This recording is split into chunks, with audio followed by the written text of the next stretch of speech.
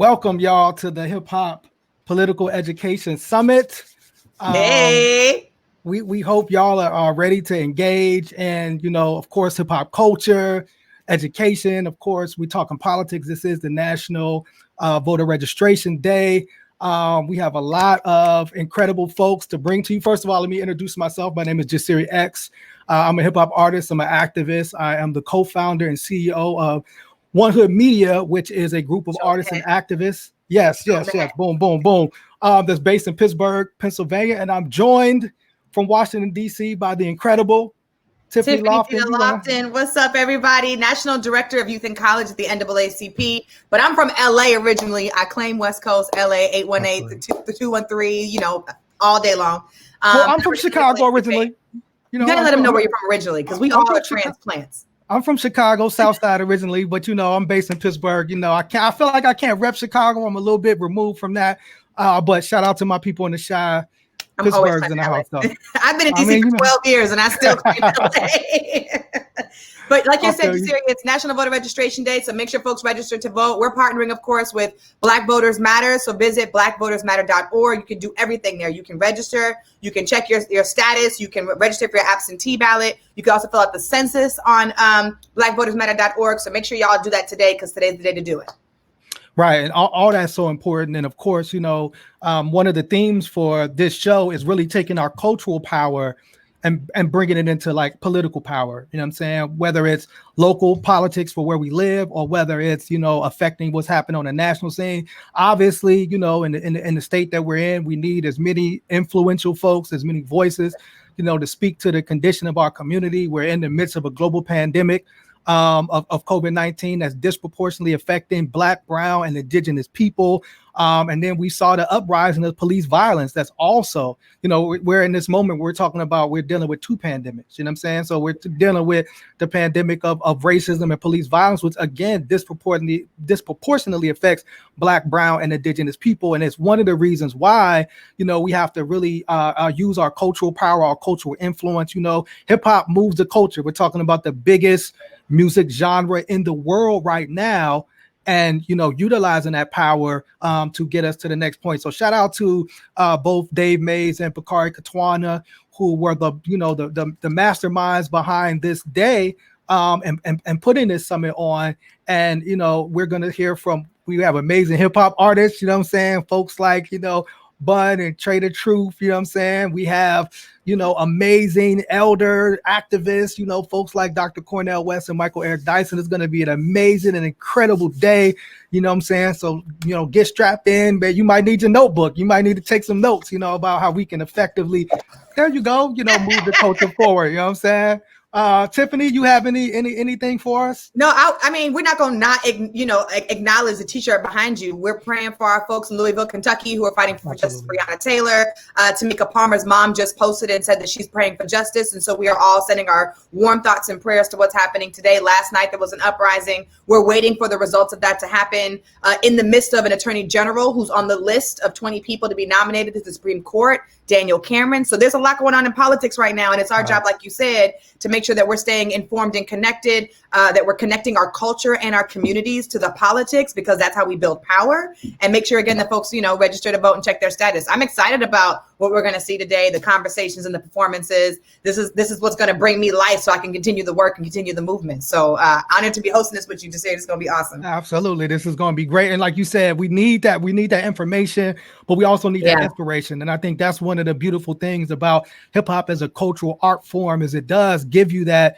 information, but it does also give you that inspiration. You're going to have both here at the Hip Hop Political Educational Summit. So tune in. We're going to pass it off now to Cliff Albright, who's the co-founder of the Black Voters Matter Fund. And we're going to be here all day. So we'll check y'all out shortly. All right. Hi, I'm Cliff Albright, co-founder, executive director of Black Voters Matter. I'm also a man that was born and raised in the Bronx, home of hip hop, BX forever. And so I can't tell you how excited I am to be able to participate, not just participate, but to be able to co-host, co-sponsor this hip hop political summit on voter suppression.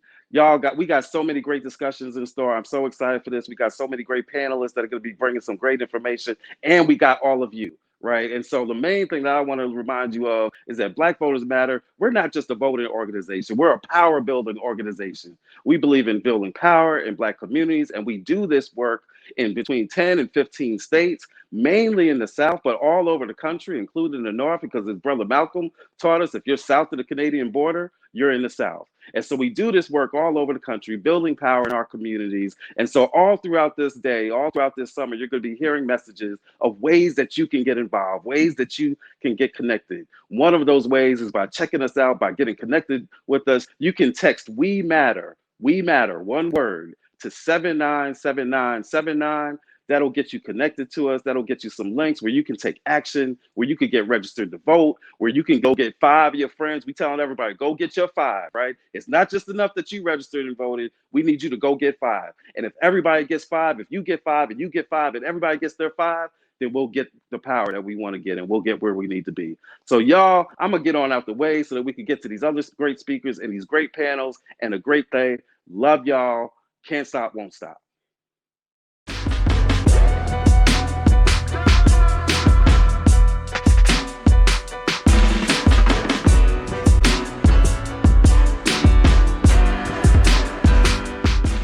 Hello, I'm Khalif Rainey, City of Milwaukee 7th District Alderman and the founder and creator of Hip Hop Week MKE, the first ever government-led week-long celebration of hip hop. Here in Milwaukee, my colleagues and I created Hip Hop Week not only to celebrate the rich history and the many contributions of the culture, but more importantly, we utilized the platform of hip hop to engage our residents on the important quality of life issues of financial literacy, health, and civic engagement. If you know, like I know, when these conversations are had through the lens of hip hop, members of our community are more receptive. For example, when DJ Envy shared his message on real estate and investing, members of our community were inspired to pursue home ownership and to pay closer attention to their finances. When Master Ace and Stickman of Dead Prez shared their thoughts on mental and physical health, members of our community were inspired to become more health conscious and live healthier lifestyles. And when Brad Scarface Jordan shared his thoughts on why he chose to run for the City of Houston's Common Council and the untapped political power of hip hop, members of our community were inspired to become more civically involved and fight for the changes they wanted to see in their community. That brings us to today, which happens to be National Voter Registration Day. And I'm proud to partner with Dave Mays Media, Rap Sessions, and Black Voters Matter to take on voter suppression. Voter suppression is fresh on the minds of the people of Milwaukee, who could vote at only 5 in-person polling locations in this past April election. Images of voters waiting in ridiculously long lines, risking their lives to cast their ballot in the midst of the COVID-19 pandemic has added yet another stain to our democracy. Long lines, reduced polling locations, foreign interference, and wide-scale attempts to scrub thousands from the voter rolls, what won't they do to stop us from casting our ballot? Today is a call to action as we hear from artists, activists, elected leaders, and members of the academic community. Let today serve as a source of empowerment and encouragement. I look forward to witnessing our results as we approach the November 3rd fall general election. Thank you.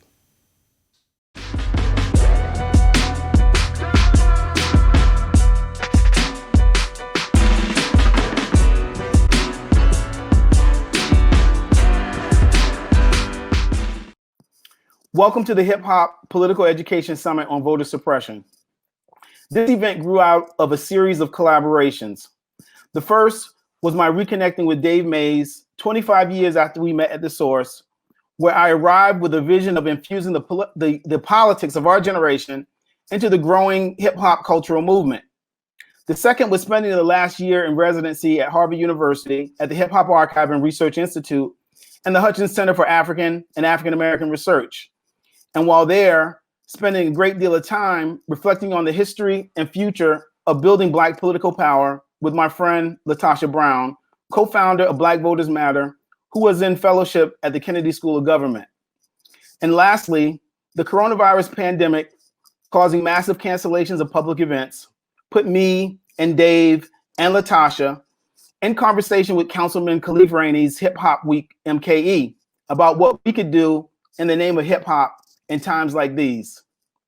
The continuing George Floyd resistance actions are a wake-up call to the reality that more than 50 years after federal civil rights legislation, entrenched institutional racism continues to negatively impede on the dignity, justice, and quality of life of vast numbers of Black and brown and poor citizens of this nation. The persistence of these issues is at the heart of why many in hip hop have for so long been critical of voting as an end-all be-all solution. At the same time, today is a unique moment in which our rights, including voting rights, the very cornerstone of our democracy, face unprecedented threats.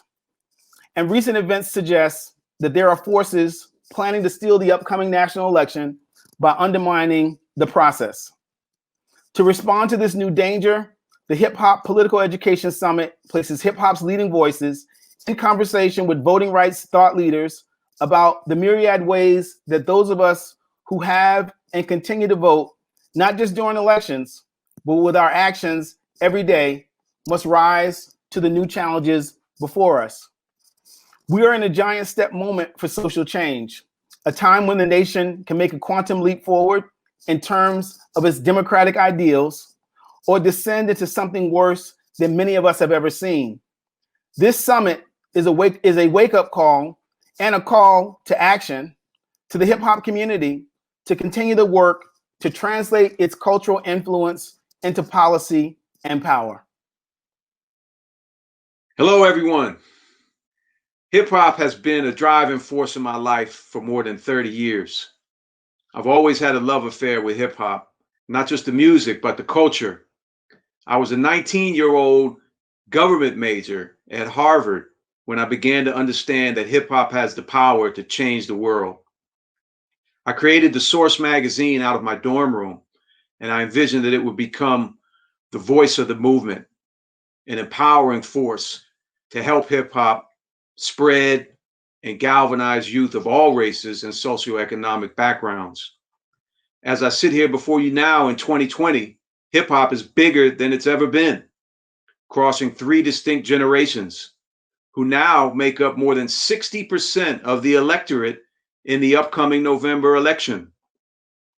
Hip-hop's potential to change the world is greater than it's ever been, which is why I was inspired to organize this summit as a call to action for the hip-hop community.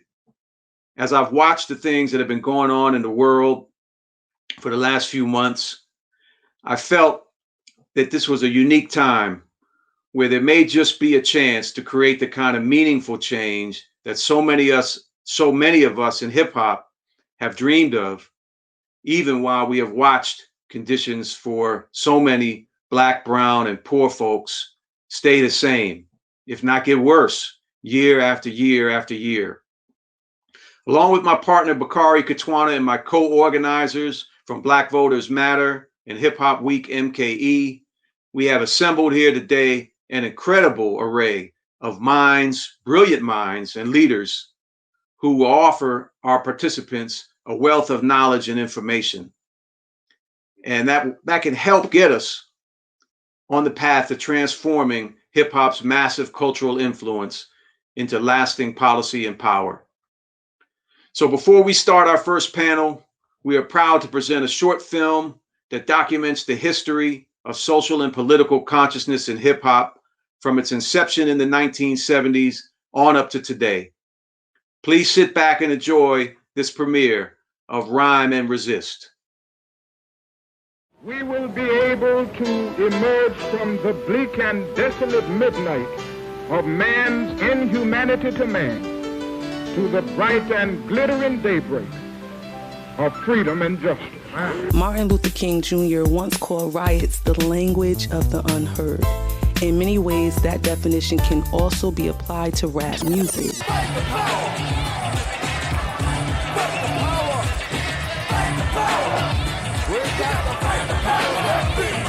Hip-hop emerged in the early 1970s, serving as a voice for the new generation that came of age after the assassinations of Martin Luther King Jr. and Malcolm X.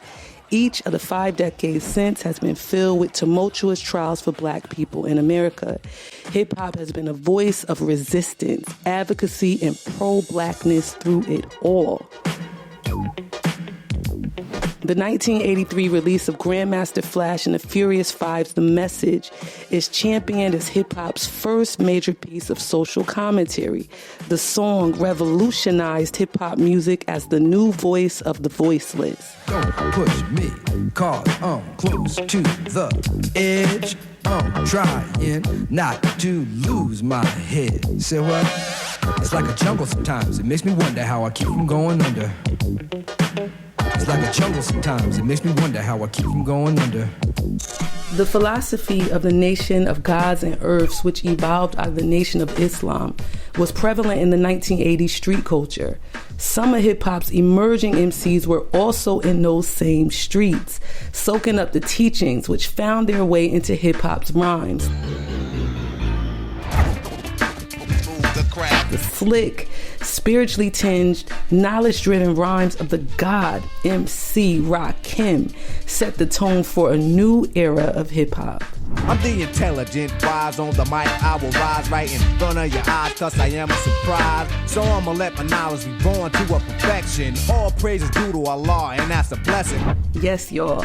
Boogie Down Productions, Public Enemy, and Queen Latifah made their mark with the seminal albums, By All Means Necessary, It Takes a Nation of Millions to Hold Us Back, and All Hail the Queen.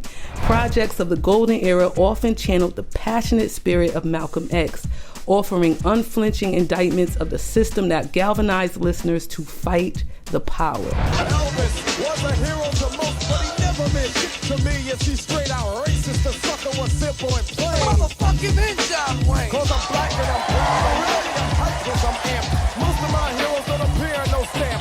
Sample look that you look and find nothing but rednecks for 400 years if you check. Down south, Houston's Ghetto Boys shed light on public schools' miseducation of so many Black youth on Do It Like a G.O. Let's talk politics. Those tie-wearing suckers make me sick. They try to ban my style and teach it. They also took aim at white music executives who were looking to take advantage of rap's burgeoning power. Rap a lot. Say, Jay, this is the president of Wide On Records. I see you still surviving, but you had to keep Willie D and them Ghetto Boys quiet. If you don't, then we will. Oh, here's another alternative now. We take 95% of your company, and you take 5%, and we'll make you famous within 10 years. They take your lifetime by yourself, because you know colored people don't stick together. Now, what you think about that, boy? Man. Listen, hip-hop advocated against gun violence via the Stop the Violence movement's self-destruction project that included voices like MC Lyte, Heavy D, and Dougie Fresh. Well, today's topic, self-destruction, it really ain't the rap audience that's bugging. It's one or two suckers, ignorant brothers, trying to rob and steal from one another. X-Clan led thousands across the Brooklyn Bridge in protest of the murder of Yusef Hawkins during the 1989 Day of Outrage. Artists were talking about police brutality in the hood for years before the 1992 LA riots popped off. Fuck the police coming straight from the underground. A young nigga got it bad cause I'm brown. Ice Cube penned NWA's Fuck the Police, which is to this day the definitive police protest song. Even after Cube went solo in 1989, the police remained firmly in his crosshairs on America's Most Wanted and Death Certificate, with lyrics that called out subpar social services and racist store owners. And then we'll see ya, cause you can't turn the ghetto in the black career. Who you calling the bitch? And contrary to popular belief, hip-hop gave support to women's empowerment as well.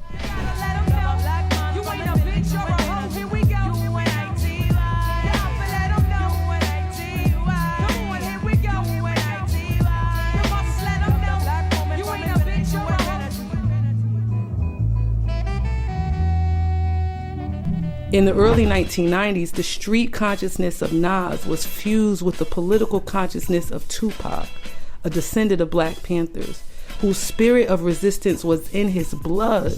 Tupac's influence continues to be felt even in today's hip-hop music. You need to get up, get out, and get something. No Don't let the days of your life pass by.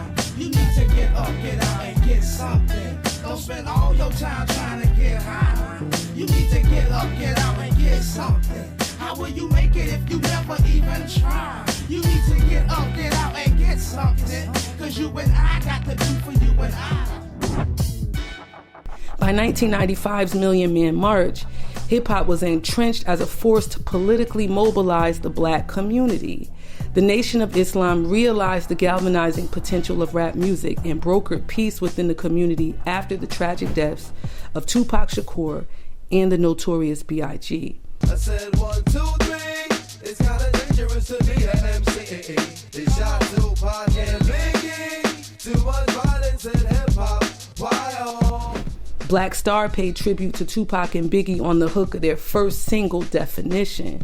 The duo of Mos Def and Talib Kweli parallel acts like the Coup and Dead Prez to keep black political consciousness at the forefront of hip-hop.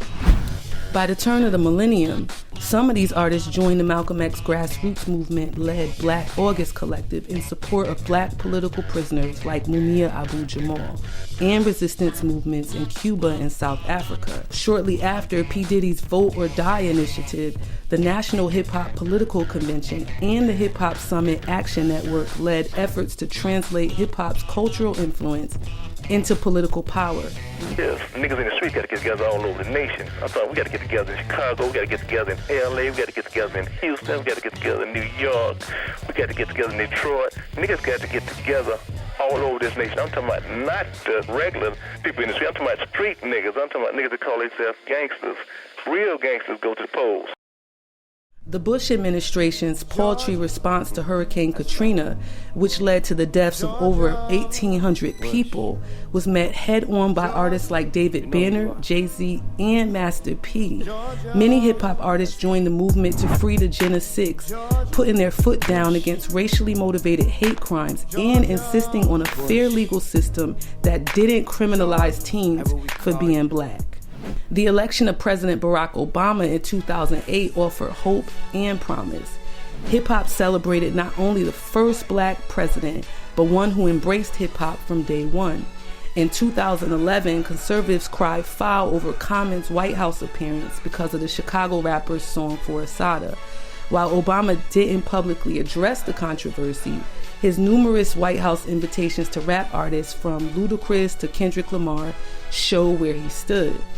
Unfortunately, the change that Obama sought fell flat when it came to stopping the senseless killings of young black men. Trayvon Martin could have been me 35 years ago. Can you tell me why? Every time I step outside, I see my niggas die. The 2012 killing of Trayvon Martin and acquittal of George Zimmerman brought a younger generation face to face with the same failure of the establishment to recognize black humanity that Sister Souljah had highlighted 2 decades earlier. After the 2014 police killing of Mike Brown, artist activists like Tef Poe, Rebel Diaz, T-Dub-O, and Jasiri X joined the uprising in the streets of Ferguson, Missouri to fight for a new day.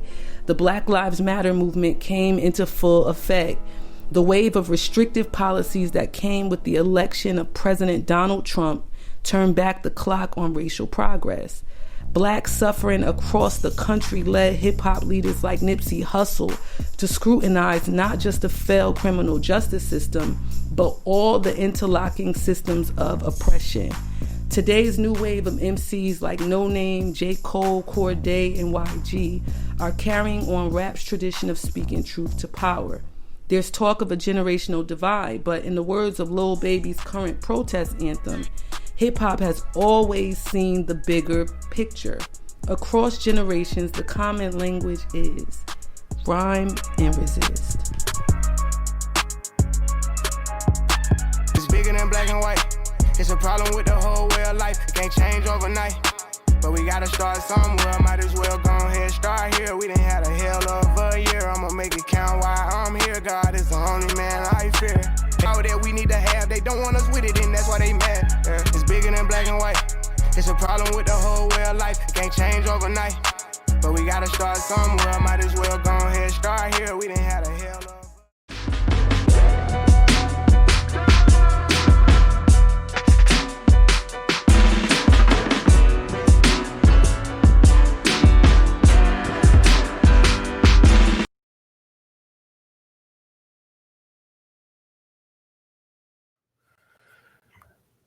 Hey folks, how you doing? This is Mark Anthony Neal. We're here for this panel this morning, launching this wonderful conversation about voter suppression.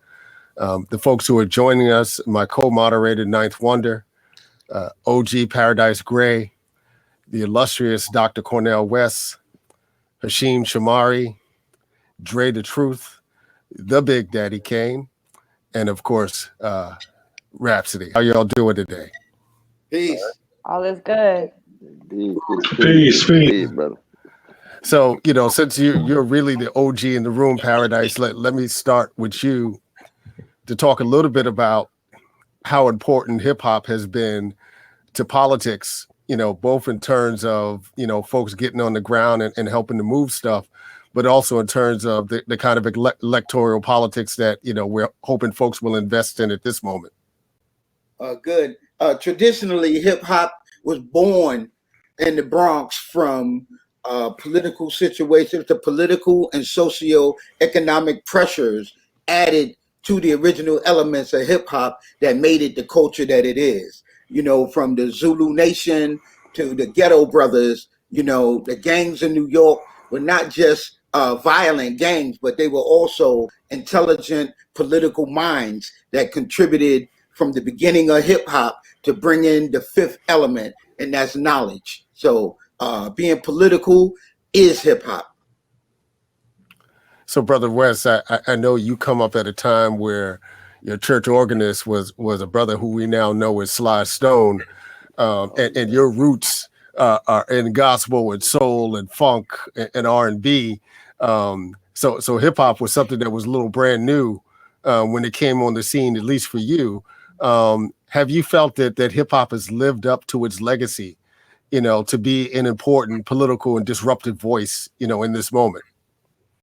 Well, you always start with the highest standards, though. I mean, hip hop is a grand moment in the greatest tradition of the modern world, which is the Black musical tradition.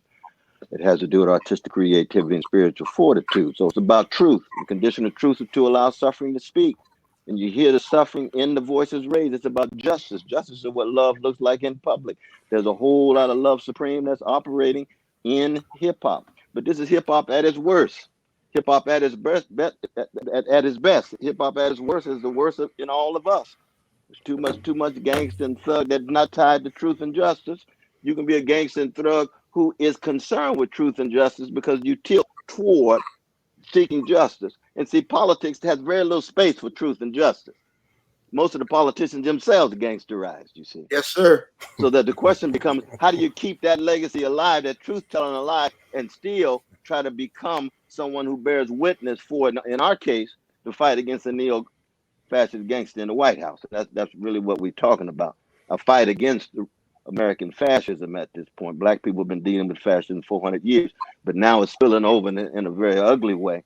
And that's why this struggle to the right to vote and keep track of voter suppression is so very important. I salute each and every one of y'all for being part of that. Yes, sir.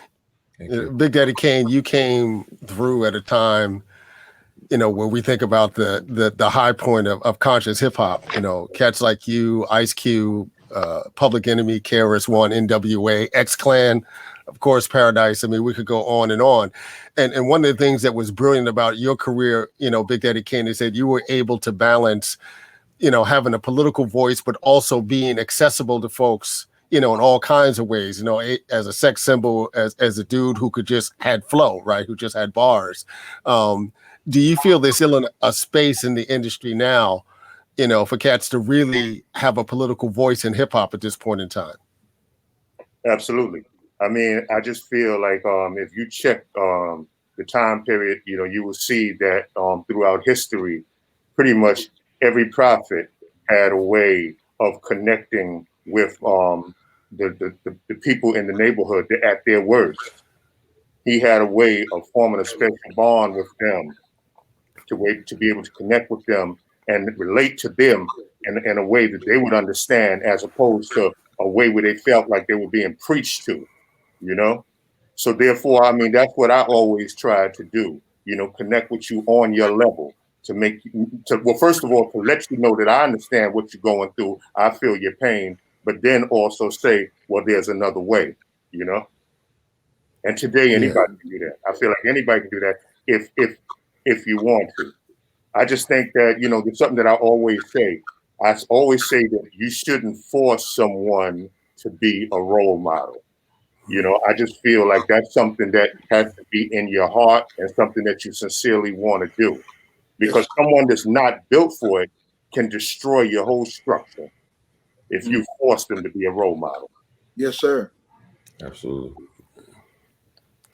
What's up, Rapsody? How are you doing today? I'm good, Dr. Neal. So, you know, you out here doing it now. And you've able to not only bring a political voice, but also to force us to pay attention to issues like gender, you know, not just in hip hop, but obviously in society that's going on. Do you feel an added pressure now to be out there and be out here, you know, to encourage people to get engaged, right? Whether it be in your music or the stuff that you're doing in your everyday life? I wouldn't say it's an added pressure because it's something that I care about, that I'm passionate about. But I think we are in a state of an emergency, and, you know, the ones that take it upon themselves to be leaders and representatives and, you know, to speak on the movement, you know, this is our time. This is what we do. This is the opportunity we have with the platform we have, with the influence, the impact that we have. Like Big Daddy Kane was saying, you know, it's honest and it's organic in me to speak on these topics. So it's not a pressure because that's just what I'm about, but it is a state of emergency. And I think we need to speak more about, you know, and rally where we can on issues that are important. You want to jump in here, Patrick? Absolutely. I was going to circle all the way back around. I'm going to start. I'm gonna start with rap. You know, we spent the last 10 years building JAMA, and we've seen that sometimes we felt like we've been by ourselves in this political game, especially talking about having a message in the music. Who do you feel? We have had allies. Who do you feel that has been some of our allies in the movement of talking about something in their record? Musically, Kendrick Lamar, you know, is one of our biggest allies, I believe. Man, let me think. Lecrae is an ally. Big Crit is an ally. I mean, are you talking? Are you talking white people? I mean, anybody. I mean, anybody. Right, exactly. Just anybody who we felt like that was helping us, or we felt like that we can look at them and say, you know, they're on the same wavelength as us, pretty much. Mac Miller was a big ally, you know, just to not forget, man. He always spoke up. You know, there are a lot behind the scenes. Carly Hustle is one of our biggest allies, who's at Apple now. And, you know, the Rap Life Live I just did where I had the opportunity to speak on Breonna Taylor and police brutality. She's a big part of that. Man, it's hard to think because I feel like, you know, we have so many, but those are some off the top of my head that I could think of. Queen Latifah's an ally. Alicia Keys, Janelle Monáe. I have some, you know, that I met at Rock Nation that have been big allies. Meg Harkins, Stephanie. So there are people, you know, in the forefront in the music, behind the scenes that, you know, have played a part in different ways, in different, yeah, you know, just different ways within the.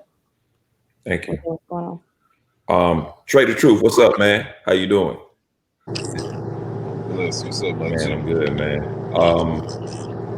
Sometimes the younger generation believe that they can't be somebody who represents the street, but also represents consciousness.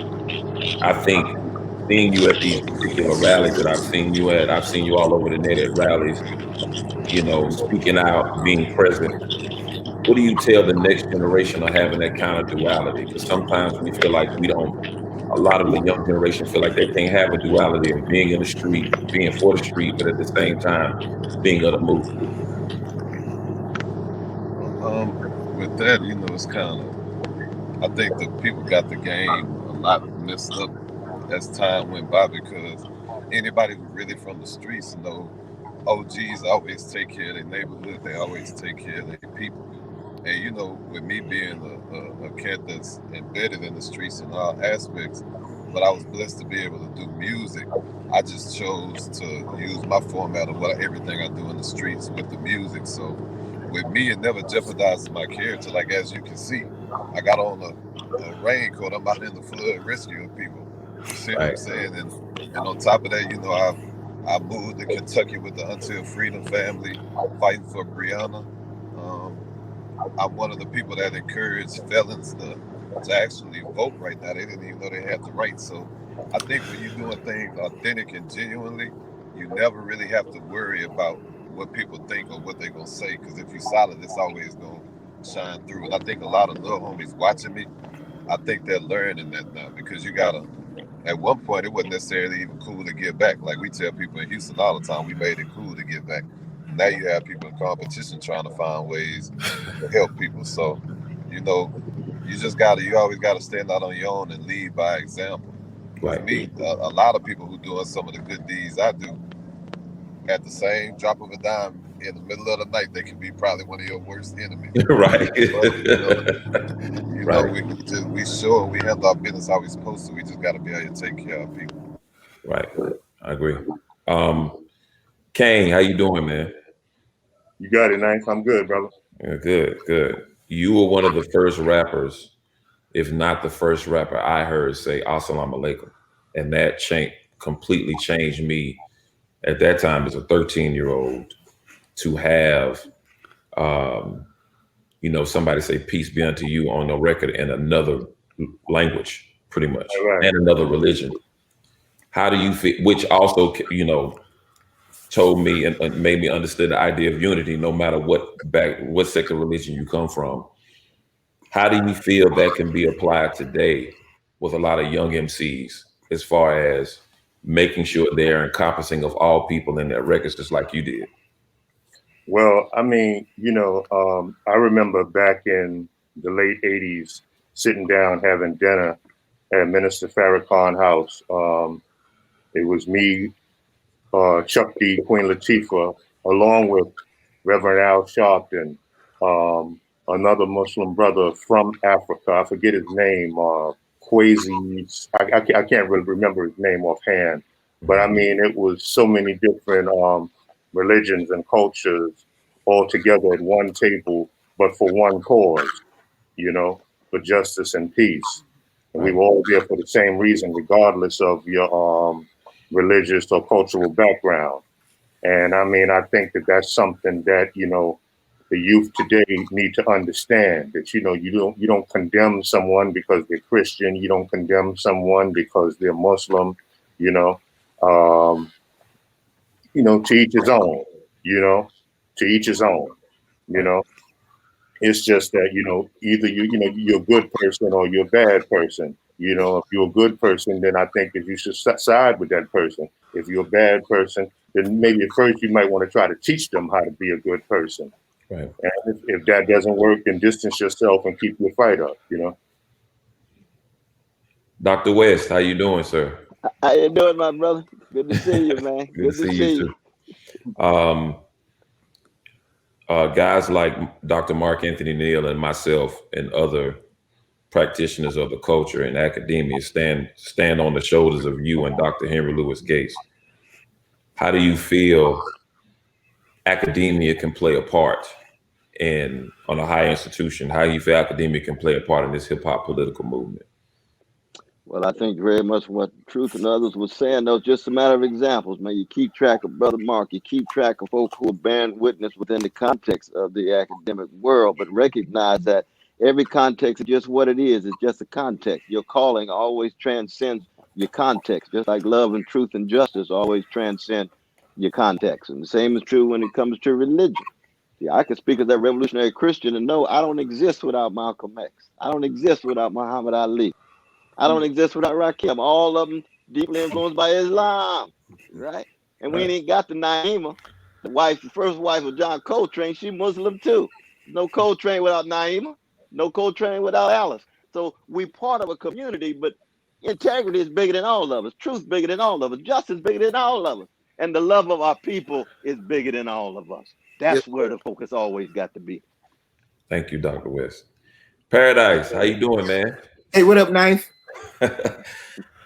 You were a part of one of the most unapologetic political groups in history, man. Outside of genre, like y'all took what Public Enemy did and took it definitely to another level. And that group I'm talking about is X-Clan, which, you know, shouts to Brother Jay and rest in peace, the Sugar Shaft and Professor X. Do you think a group like X-Clan can exist like that today? Absolutely, because the thing about X-Clan is we didn't consider ourselves a rap group first. First, we were members of the Black Watch movement. Yeah. And, you know, all praises due to and rest in peace to our elder, Sonny Carson, Abubadinka, who was Professor X from X-Clan's father. So what he did was he provided us with a council of elders.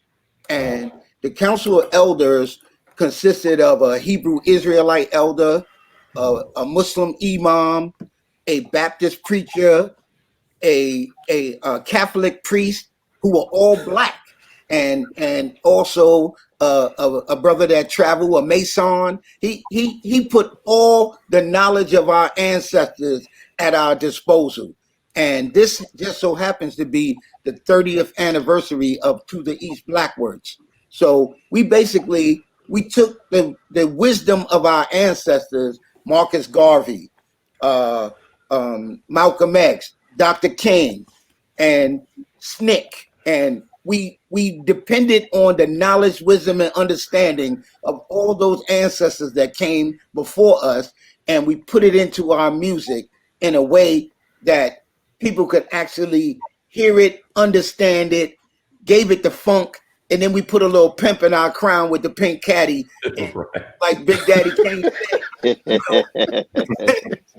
You know, we met people where they were, and we tried not to be too preachy. We kept it street, and you know, the Black Lives Matter movement, peace to y'all, but the Black Watch movement, X-Clan, and the Committee to Honor Black Heroes, we took over the Brooklyn Bridge in 1989 and in 1980. And a lot of people skip all of that activism that happened in the 90s. They go from the civil rights movement to what's going on now.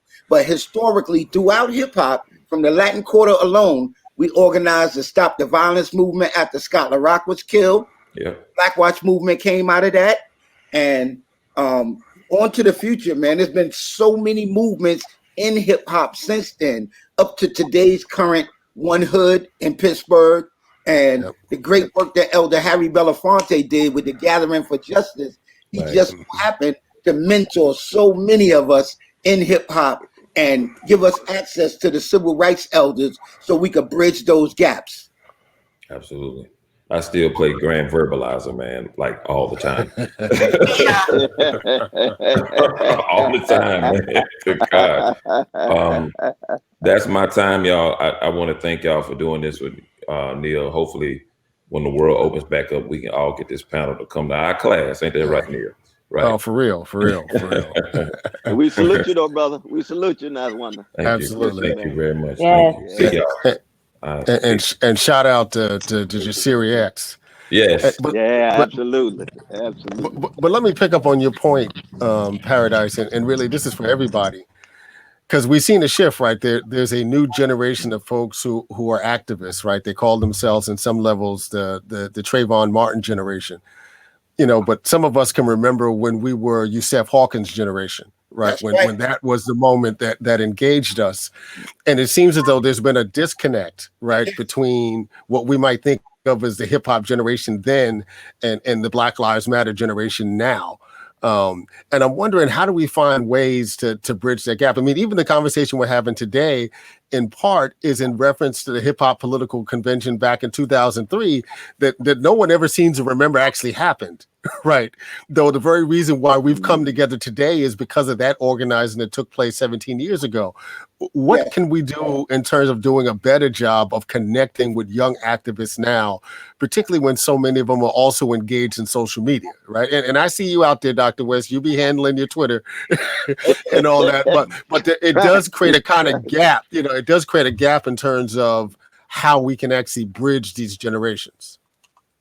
Well, the gap is bigger than hip hop, and the gap actually exists in the black community where hip hop comes from. See, everybody keep framing hip hop just as rap music, but hip hop is black culture. It doesn't come from the music industry. It comes from the streets where we live at. Yeah. Everything bubbles and percolates on the street level. And I think that we, with mass incarceration and the removal of black men from the homes, it doesn't just remove them from the crib raising the kids. It removes the big brothers in the street that used to tell me that I couldn't smoke cigarettes. The big brothers in the streets that wouldn't allow me to drink beer and these things. So the culture has changed. So the older brothers are getting killed off and getting incarcerated, and the younger brothers is running the streets and running, business in the hood. And until we address those things in our community and in our own homes, when the door closed and you're alone with your family, that's where we need to make a difference at. We need to those of us that have, we need to give more. We need to reach back out more. We used to have a big asset when it came to the black church. The black church helped us out a lot back then. The relationship between the black church and the average person in the black community is so different now.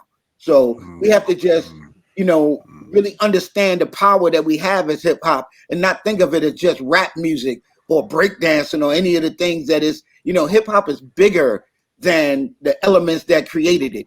Hip hop means higher, infinite power, healing our people. And we need to remember that and understand that we can't love gods that we can't see if we don't love the children that we see every day. Somebody else want to jump in this? Yeah. I mean, I remember when I was a youth, I would hang out in front of like the pool hall or in front of the barber shop. And I would be out there as a little shorty waiting for the older players, the hustlers to pull up and they, deuce in the quarters or their Eldorados. And, I'm waiting for them, not only to give me $5 to run to the store and buy them a Lucy and say, keep the change. Yeah, I'm waiting for that. But I'm also waiting for them to give me some game too. I'll be waiting for them to give me some game too, because they would always tell you something that you wasn't aware of or something that you probably never even thought of, And I just think that, back then you had an older generation that you looked up to. They were like, when I grow up, I want to be like him. Yes. I think that right now what we're dealing with is an older generation where we're now, since hip hop has what they call an expiration date and a time limit on it. Yes, sir. It's catered to the youth. So now you have an older generation that's trying to be the youth. Yep.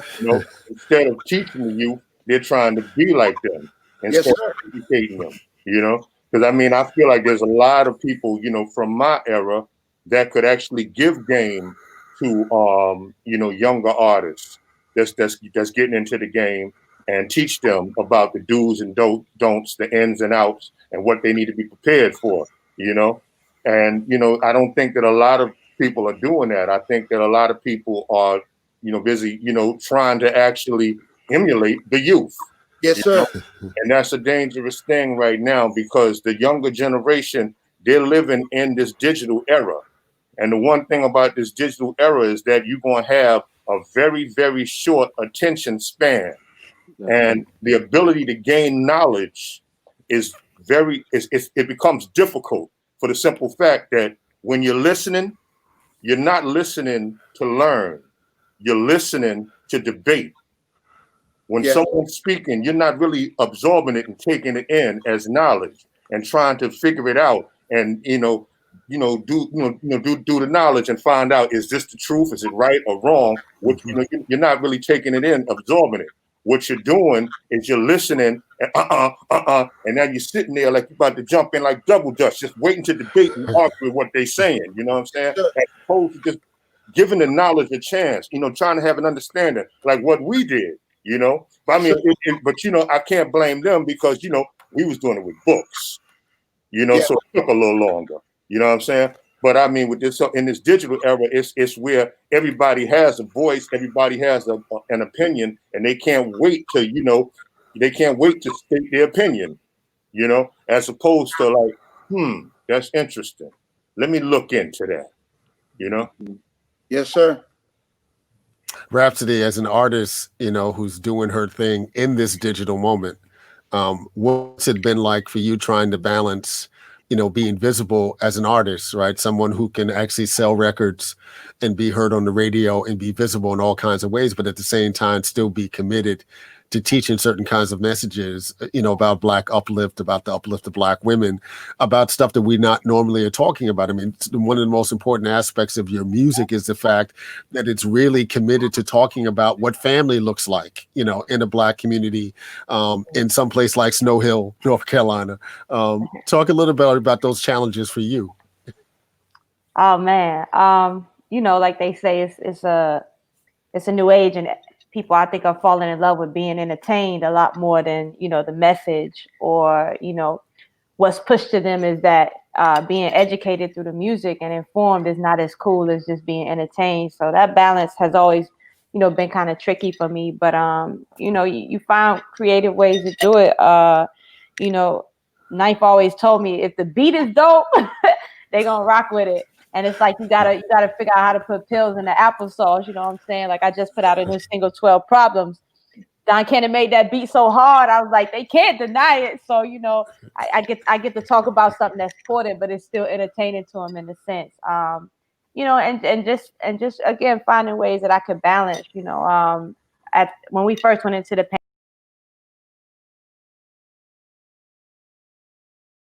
what was happening around us was so important. I put a stop to the music and I had to educate myself. I connected with Trey and Tamika and my son and Linda and Until Freedom. And I had to learn a lot about being an activist and how an artist shows up, because I was talking to one sister from the NCAA in Minnesota. And she was like, this is the time where artists and activists have to get connected again. And I was able to learn so much. And in doing that, it helped to balance out how I can show up as an artist, how I can use my voice and platform and find that balance where, now it's time to turn off the entertainment and do this and, just do what feels good. At the end of the day, I'm always just going to do, this is what feels right to me. So this is what I'm going to do. So we're all in this panel today giving back. But Trey, at the moment, like you're giving back in a for real sense. And hip hop artists have done this from day one all the time, but that's never the stories that we hear in the media, right? When we hear stuff, it's some exceptional moment or someone writing a check or something like that. But, folks come from neighborhoods and committed to those neighborhoods. And when they get a little bit of prestige and some paper, it's natural for them to be able to give back to those communities, right? And Trey literally just disappeared off the screen.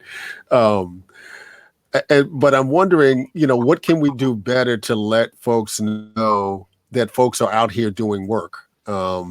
Because those are stories that, the networks aren't going to tell those stories. There aren't going to be newspaper articles about these stories.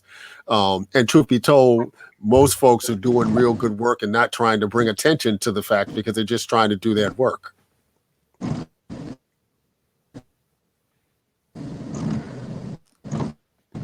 You back, Trey?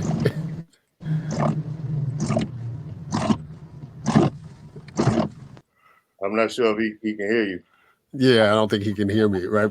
But what can we do better to get more recognition for the important work that we're doing in our communities? Because, the fact of the matter is some of these young kids, if they don't know we're doing this work, they're not going to see it as something to aspire to, in their own lives and their own careers.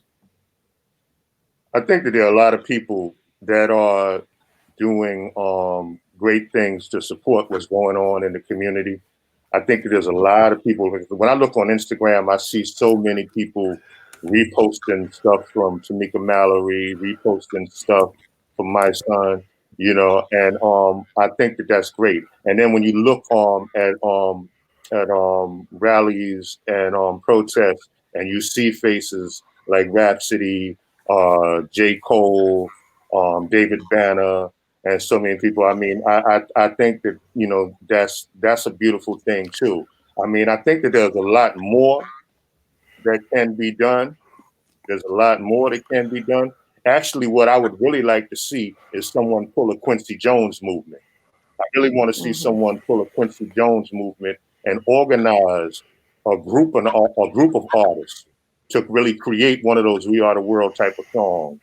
You know, I would really like to see someone with that type of power and those type of connections organized like a modern day hip hop "We Are the World." Just that, I think that's something that could really start a serious movement and really get people thinking differently. Hey Diddy, we on your channel, so make that happen. but brother Cornel, right? I think we got Brother Trey back though. We got Brother Trey back now. We got Brother Trey back. I was Brother trying Trey, to hear the question again, so I can answer your question. not a problem. But we're just talking about what cats can do to have folks to get better recognition for the work that we do in our communities. Because if the young cats don't see us doing this work, they don't know that it's something that they should be doing also. So I have an actual formula. The formula that I have is we took it, we mastered how to use our platform to show things, because a lot of times people don't know what they see. Like right now, when I get up a little ahead, if I was to turn this camera around and show you cars with water up to the top of their things, you would know what was going on. So a lot of the young kids, they can go viral in a matter of minutes, and they learn how to utilize the platform. But we just decided to utilize it in a way where we can give information, you know what I'm saying? And it does one of a few things. One, it inspires, it plants seeds, but on the other side, for the people who not genuine, who don't really care, it also puts a situation where they may be like, well, I want to be in competition and I want to show people I do this. For me, it's not genuine, but for me, it helps because I don't care about you competing. I ain't in competition. But guess what? That's 10 more people that just got help that wouldn't have got help because I probably couldn't have got to them at that time. So we just learned how to put the pressure on people with the platform to make it understandable. You know what I'm saying? It's like you adapt to any environment. When you're in the hood, you got to adapt to whatever you're going through and you make the best out of it. So we definitely learned how to use the platform to show the world. A lot of people be like, hey, well, if y'all marching, y'all helping people, why do they show it? But if we don't show it, you wouldn't know. You still be at home playing your video games, doing whatever you want to do. And you not knowing that there's people out here suffering that can't even make it across the street, let alone have food to eat tomorrow. Right. Thank you, Brother Trey. Brother Cornel, you were hard on our brother president during those 8 years, and necessarily so, right? Because it's about accountability. And if you're looking at who we were, from 2008 to 2016, all those shootings that created Black Lives Matter happened under Brother President's watch. What do you say to folks now who are looking at voting for whoever, who's like, this process really doesn't work, right? It really doesn't help us, right? That even when we had a brother like Barack in the White House, it didn't keep us from the everyday kind of hell and trauma, that we might have been experiencing even before then and clearly afterwards. What do you say to those folks who are like, I don't think this voting thing works, to encourage them to actually go to the polls? It's National Voter Registration Day, to actually register to vote and go to the polls and try to hold people accountable through the electoral process. Yeah. Well, again, you see, if we're on the road to truth and justice, then you don't lie to the people and tell them about voting. You're going to be free. You just got to tell the people the truth. A vote is a push against a gangster to make sure we can continue the road to freedom. But at the same time, you recognize that you have to create a space for voices. You see, we come from a people that lift every voice. It ain't lift every echo. If all we had was echoes in our tradition, we would have been long gone. But you can't find your voice if you don't have integrity, if you're not true to yourself, if you're not true to the people who are suffering. So, I mean, for somebody like me, the people in Pakistan, Afghanistan, and Yemen and Palestinians, you can't be dropping bombs on them and run around talking about freedom at home without some kind of critique. Yes, sir. You can't bail Wall Street out and not bail homeowners out and say that you're concerned about justice. So that's where the critique for any president, I don't care what color they are, because truth and justice cuts deeper than skin pigmentation. But at the same time, you got to defend him against folk who are coming at him because he's a black man, he's a brilliant black man, and so forth. But the crucial thing is you had to have that consistency. The witness that Brother Trey talking about, consistency. We just had Sister Pam Hutchinson die yesterday of the emotions, one of the coldest groups ever. I know Big Daddy Kane got Blind Alley on Ain't No Half You're Stuff, right. You're right.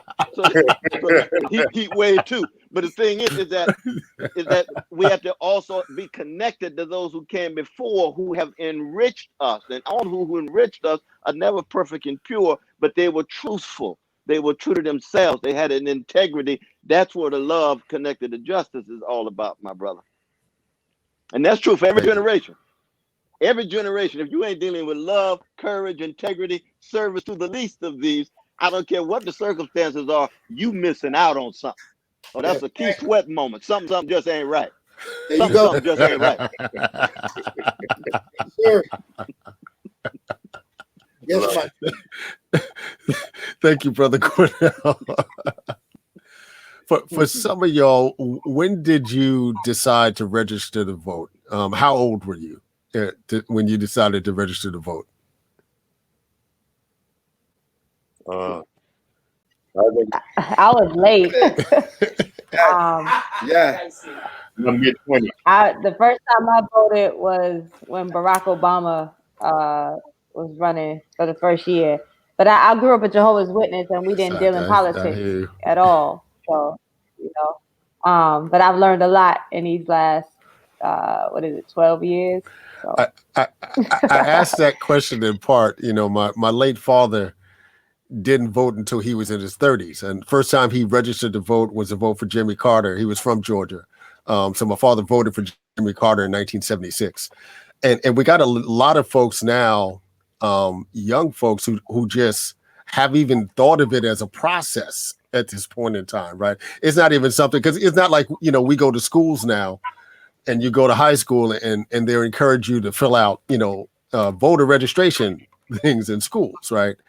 How do we reach that generation for which voting has never even been a thing for them, let alone, whatever concerns they have about whether or not they can actually see their lives be transformed via voting? Who's that question for? That's for all of y'all. Oh, I'm glad, because I got the answer. I like to quote the great philosopher. I like to quote the great philosopher Bismarck. Reagan is the president, but I voted for Shirley Chisholm. Get well, Bismarck. You get well, brother Bismarck. That's right. Real talk. But go ahead, Trey. We in the, I don't know if this generation, even though people may say what they say as far as it being wild, we also in a generation where they're naturally rebellious and they're naturally fighters. Yes. So you just have to, I know ways as well as back then how you could say what I can't do or what somebody gonna make me do, and it's gonna make me do totally opposite, or it's gonna make me stand up against whatever they said I couldn't. And I think that's what's gonna be the turning point for right now, because George Floyd, my homeboy, when he got killed, look at how the young people stood up across the nation. The world. The world. So in one sense they were standing up because everybody felt a certain type of pain, but on the other side of the fence is they stood up because they were tired and they were rebellious. I mean, if you think you're going to tell us or you're going to handle us or do us any kind of way, we're going to go against it. And I think that's something that we have to keep enforcing and keep planting that seed, because you have people that's letting I don't know if I can say this on here, but you have people who letting their nuts hang like Trump. That's openly showing they're going to do what they want to do, how they want to do it. So at this time, rather than complain about it, we got to stand up and fight. And I help them to understand that. That's why so many are ready and willing. Like lately out here, I don't know how it works as far as out there, but people didn't know that felons can vote. You know, they had me go through the jails and everything. Now, if you're not actually convicted of a felony or death on that charge right now, you can stand up and help your people. You know, because, and one other thing, a lot of people always thought, man, when we vote, we just voting for the president. I try and tell them, man, the president, they don't even really have the final say so. They have say so, but we got to get the people who are in position out of office. That's like Rapsody was saying that she was out there with me and Tamika and them. Prime example, Daniel Cameron. He was voted into that attorney general place. So we got to get people like that up out of there. We got to get the crooked shares. We got to get all the other people. That's why it's very important to vote. And I be trying to help them understand that you go out here and these people are giving you 50 years for a crime that they would give somebody a slap on the wrist behind. That's on us. We got to figure out ways to fight it. And the more that I instill that in them, that gives them more of the reason that they feel like, man, you know what? I got to stand up and fight, and I got to stand up and vote. Yes, so slowly but surely it's working. The Daniel Cameron piece is a reminder that every brother ain't a brother, and that's real talk. He's a member of Phi Beta Sigma, my fraternity. So, y'all need to kick him out. Y'all need to ban him. Look, if y'all want to kick him out of ban, you need to go get your boy. Tell him to lace up his shoes, and I'll take that thing ASAP, man. Yeah. Yeah. I want to say that, but Trump putting him in position right now. You see what I'm saying? So we have to fight against that, because now Daniel Cameron, he's not worried about what's going on with Breonna. He's about to be in the Supreme Court. Yeah, that's crazy. That is crazy. Let me ask this one question, and for those of you who are watching out on YouTube and Twitch, make sure to send your questions through the chat so that we can respond to some of these questions. But one of the things that we can talk about now, given the theme of today's gathering, what are the ways, this is for all of you, what are the ways in which the hip hop community can educate people about the reality of voter suppression, right? Because even as we get folks to go to the polls to register, we understand that there are systems and infrastructure set up to discourage us from even voting, right? You know, you look at some white communities and you literally walk in and vote and walk out. You look at black communities where they might have 1 or 2 voting precincts, and literally there are thousands of people standing online for 6 or 7 hours, you know, and it's November, right? You know, if you're talking about being in some place like Cleveland or Detroit or New York, what can hip hop do better to really educate people so that they know about the realities of voter suppression in our communities? I think we need to create our own institution. You know what I mean? We can't keep depending on other people to educate us. We need to do for ourselves. Hopefully, this whole conference here will turn from a political convention. We need a hip hop political movement for real. We need probably stop not just a hip hop party, but a real hip hop political party. You know, Ice Cube is out there trying to pull something together. Killer Mike and them is down there trying to do something. If we want young people to understand that they need to come together in unity to make a difference, I think those of us who are out here fighting and struggling, we need to link together and come together with the Hip Hop Congress, the Hip Hop Caucus, you know, the League of Young Voters. We have a lot of dots out there that are doing great work that's separated. If we could come up with a system where we could pull it together and we could use LL Cool J and Nas and Ice Cube and Killer Mike and use all of our platforms as one united hip hop platform, we win. No, that's true. Well, one, you think of the recruits role that Brother Bakari, for example, as well as Mark, as well as Jasiri X, as well as J. Cole, Erykah Badu. We got all kind of voices out there. Yes. Both in hip hop as artists and people who love the people, which means you love hip hop. Because hip hop ain't just in the abstract. That's hip-hop is black people at the highest level of genius and talent trying to express themselves in a white supremacist empire. There you go. And so the question is, you keep track of the people, and from the people will come the music.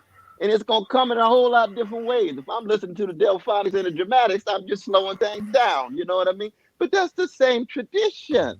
It's the same tradition. But we have to connect it to the struggle for freedom on the ground, what Brother Trey and others are talking about. See? Yes, sir. And in that way, we remain connected, but we still got our own voices. We're not talking about unanimity. This ain't no military band. This is a jazz orchestra. The jazz orchestra, everybody lift their voice. There ain't an echo. And the voices bounce off against one another. Mm-hmm. One other thing Williams is knowledge. and Duke are still one voice among other voices in the band. Yep. I You think gotta that, have the knowledge. I seen somebody post something the other day that Trump won a certain state with 100 and maybe like 111,000 votes, right? But guess what? It was over 230 some thousand that didn't vote at all. We have the power. I think the people just don't understand, and not just pertain this in solidarity. We have the power. Yep. Of overcoming anything. You know what I'm saying? But a lot of people don't necessarily have the knowledge. I didn't even know he won that little amount of votes, but it was that many people who decided to stay in their house and not vote. So I think we have to figure out ways to get this info to the people. Like Rapsody said, however you may slip a pill in applesauce or whatever, we have to literally try and figure that out, because that's the only way it's going to necessarily count. How is it like? And Trump knows that. Trump knows, look, if they not going to vote for me, but if I turn y'all against the other one, they not going to vote for him, so I'm going to win regardless. So we just have to figure out, and I'm going to be honest, I don't care for either one of the people that we vote for presidents this year. I feel we messed up either way we go, but it is what it is. You know, I'm just keeping it real with you, because they both showing me signs that they don't need to be there. Agreed. I just want to add. We only have a choice of one or two. Go ahead, Kane. What you just said was very important. You know what I'm saying? Educating hip hop about voting. That's one of the most important things, because I think a lot of people in hip hop don't know about voting, and that's one of the main things that has to be taught. You know, because so many people in hip hop, you know, their whole opinions that their vote don't count. A lot of people have a misunderstanding of the Electoral College. They don't really know what that means. A lot of people have a strong misunderstanding of what that actually is. They feel like all these here people vote for a certain candidate. You know, there's a voice that can say, well, nah, I don't want to do that. They don't understand exactly what the Electoral College means. So I think that they need to be taught exactly what that is. Also understanding how important their vote is. Also understanding where their votes need to go. Because as someone said earlier, you know, a president, you know, he ain't really in charge. So it's like something that he's trying to pass. If the House of Representatives and the Senate ain't on your side, then it is what it is. You know, so it's important that, you know, your vote is also being not just for president, but also for the House, also for Senate. You know, I think that, you know, people have to understand all those positions and the roles that they all play. You know, people need to understand that in voting. And most importantly, people need to understand that if your vote didn't count, then why the hell are they working so hard to suppress it? Exactly.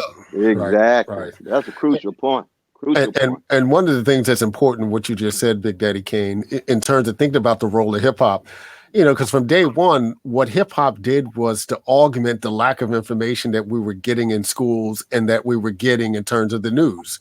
So you're not going to learn about voter suppression in a classroom if you're in 9th and 10th grade, right? Sometimes even if you're in college. So hip hop has to take up that role. And those questions are so important, as Brother Trey just talked about, because we elected a president who lost the popular vote, just like we elected a president in 2000 who lost the popular vote. And it's like, you know, what Brother Gil Scott Heron said, you know, when Ronald Reagan was elected, it was like, mandate my ass, right? That, you know, just because you won doesn't mean you had a mandate to do the kind of stuff that you were doing.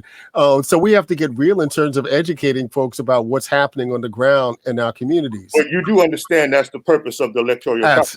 Absolutely, right. So that the people vote won't matter.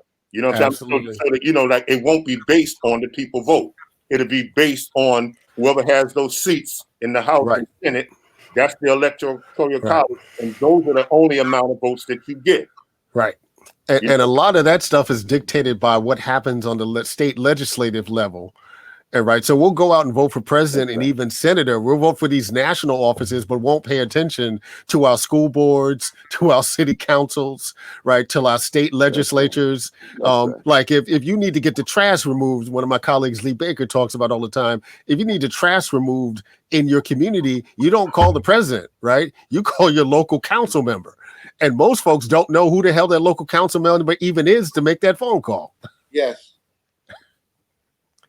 So one of the questions that's come up in the chat is what organizations in hip hop now do you see that are doing some really important work around voter suppression?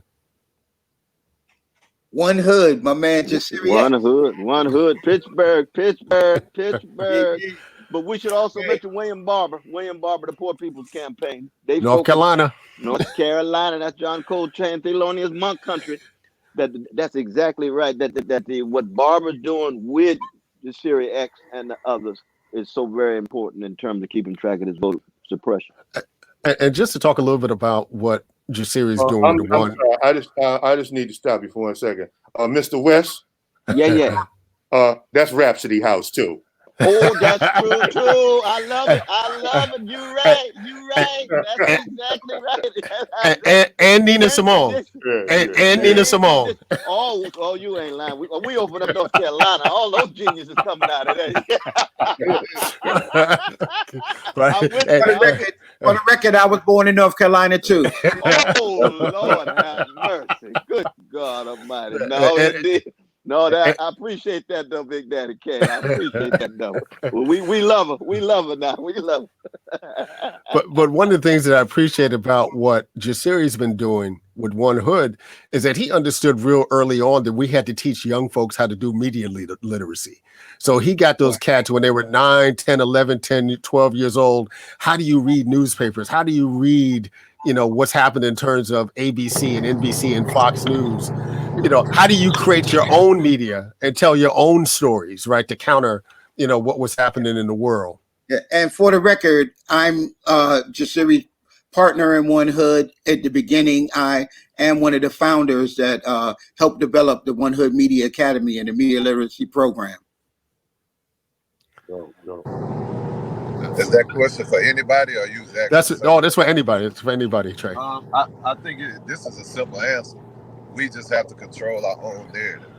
The problem is we don't control our narrative enough to where we allow them to instill certain stuff within our brain. And it even happened to me to where I look at something and I be believing it, but I only believe it because that's the only thing I was given.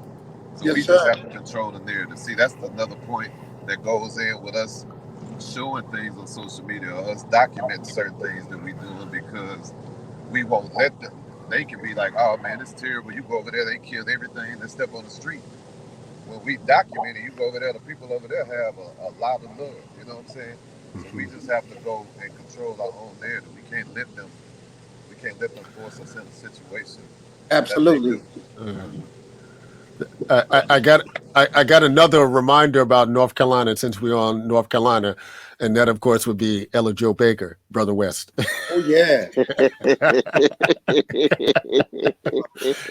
so we got some traditions popping off down here. Didn't the Ella Baker Center start a program where they were teaching people? I think in hip hop that we need to create a program where we use to educate artists and educate people similar to like the Highlander School that taught Martin Luther King Jr. And you know what I mean? We need to be intentional about these things because when I notice like artists like Nas and LL, and there's a lot of artists who want to be more involved, but I think that we should have talking points and education system that we use to help people who want to do more, who may not have access to community organizing skills and things like that, Absolutely. Yeah, I mean, I think we have to think outside the box, right? What would it mean to create, Saturday or Sunday Highlander schools, in our neighborhoods, right? To teach people about the history of the civil rights movement, to teach them about the history of Black music, to teach them how to, use responsibly social media and things like that.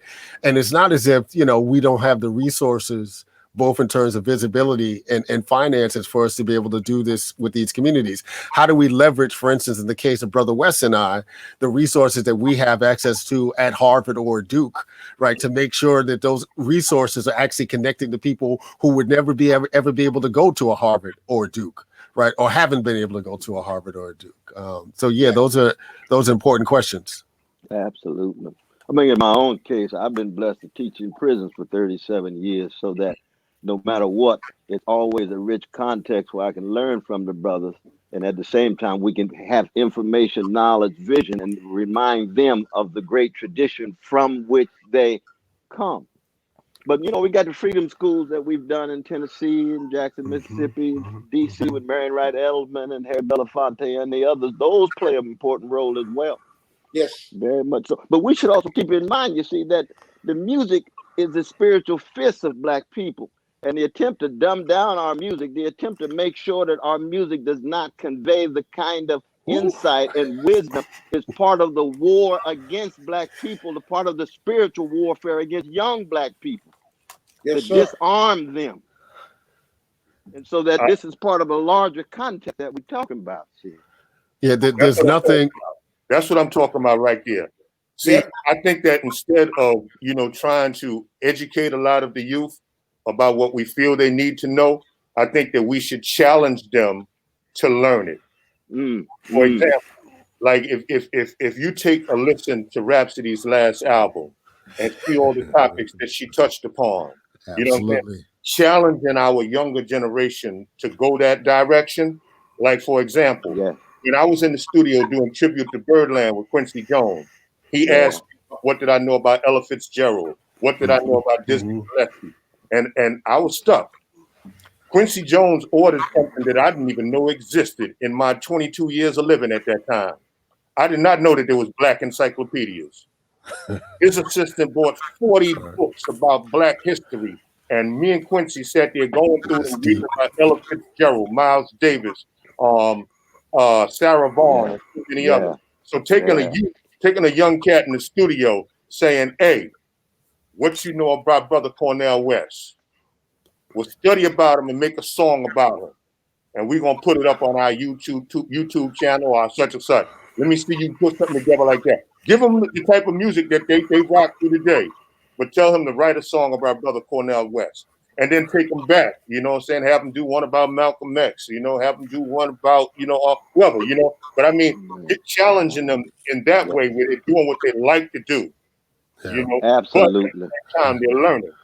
I mean, and challenge in love. You challenge in love. When Quincy sat down with you, he said, now Big Daddy Kane's in the vanguard. He's on the creative edge of what's going on. And he's going to be connected to those who are on the creative edge in their day. So the challenge in love opens up to folks. And Rapsody's a living example of what we're talking about.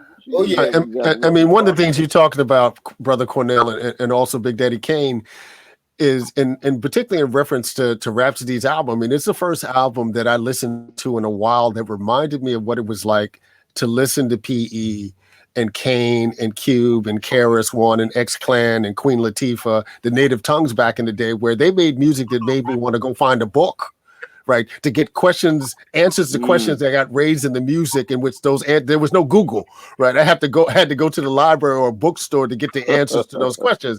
Now the young folks now can go to Google, right? But we're not making enough music that encourages folks to think beyond what they're just simply hearing, but to dig deeper. Oh yeah. No, I graduated high school because of Melly Mel from the Furious Five. That's real talk. Because you know you need 8 credits in social studies. I refused to go to American history and global studies because I felt that you're just trying to teach me about, you know, how great America is, how great you made America. Right. You understand me? And I would refuse to take those classes.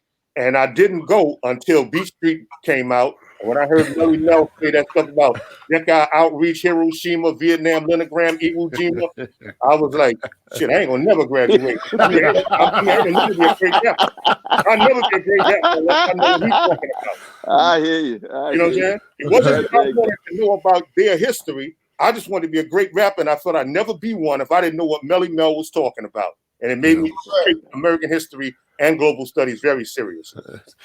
Brother West, you were talking about teaching in prisons, and I'd like to think for a moment about our brothers and sisters who are incarcerated or just left the situation of being incarcerated. Because while we're talking about voter suppression, there's also a very real attempt to disenfranchise Black voters, particularly if they had been incarcerated at some point in time. How do we bring folks, right, who are disenfranchised, how do we get them to a state where they can re-engage in the process, even if they might not necessarily be able to vote, right? Because voting is just one arm, right, of the process, right? There's one arm in the ways that we keep people accountable.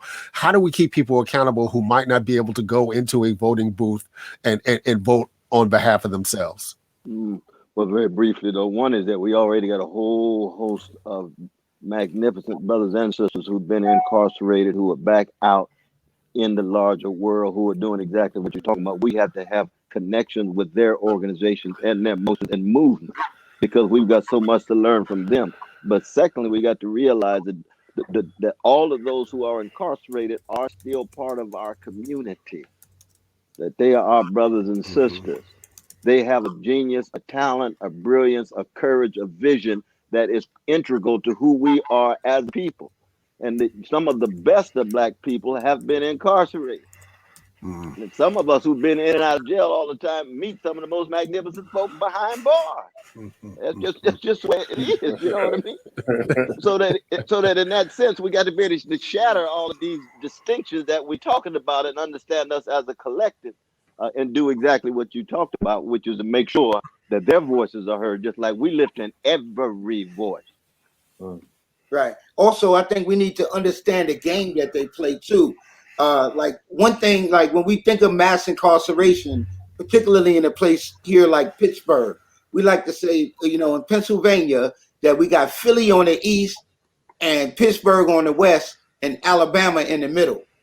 And what they do in Pittsburgh, when they arrest a Black man in Philly or in Pittsburgh, they don't incarcerate them in Philly or Pittsburgh. They incarcerate them in that middle area that we call Alabama.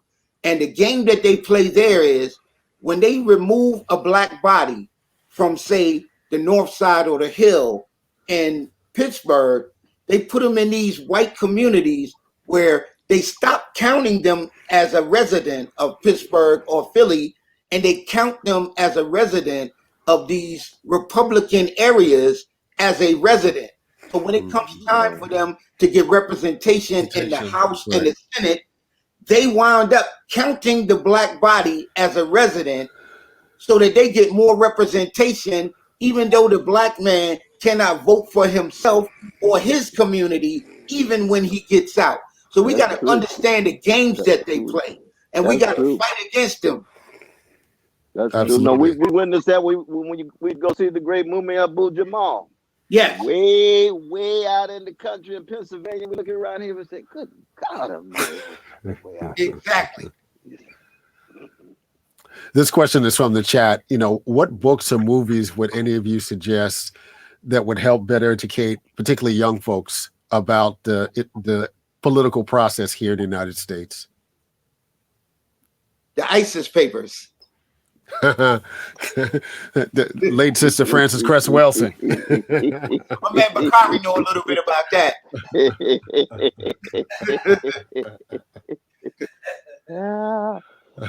I would probably mention Brother Michael Dawson's work as a political scientist. He and Adolph Reed are two of the leading figures to write about politics, to give people a sense of what the political system operates. Because a lot of times when we talk about the president not being in control, the fundamental question becomes, well, who is really in control? Well, very much so. It's the Pentagon folk who dropping the bombs around the world, AFRICOM expanding in the African continent. They say they're fighting terrorism, but they're basically protecting corporate interests. And it's Wall Street, and it's Silicon Valley. It's big money and big military. That's who really is the real government vis-a-vis the president.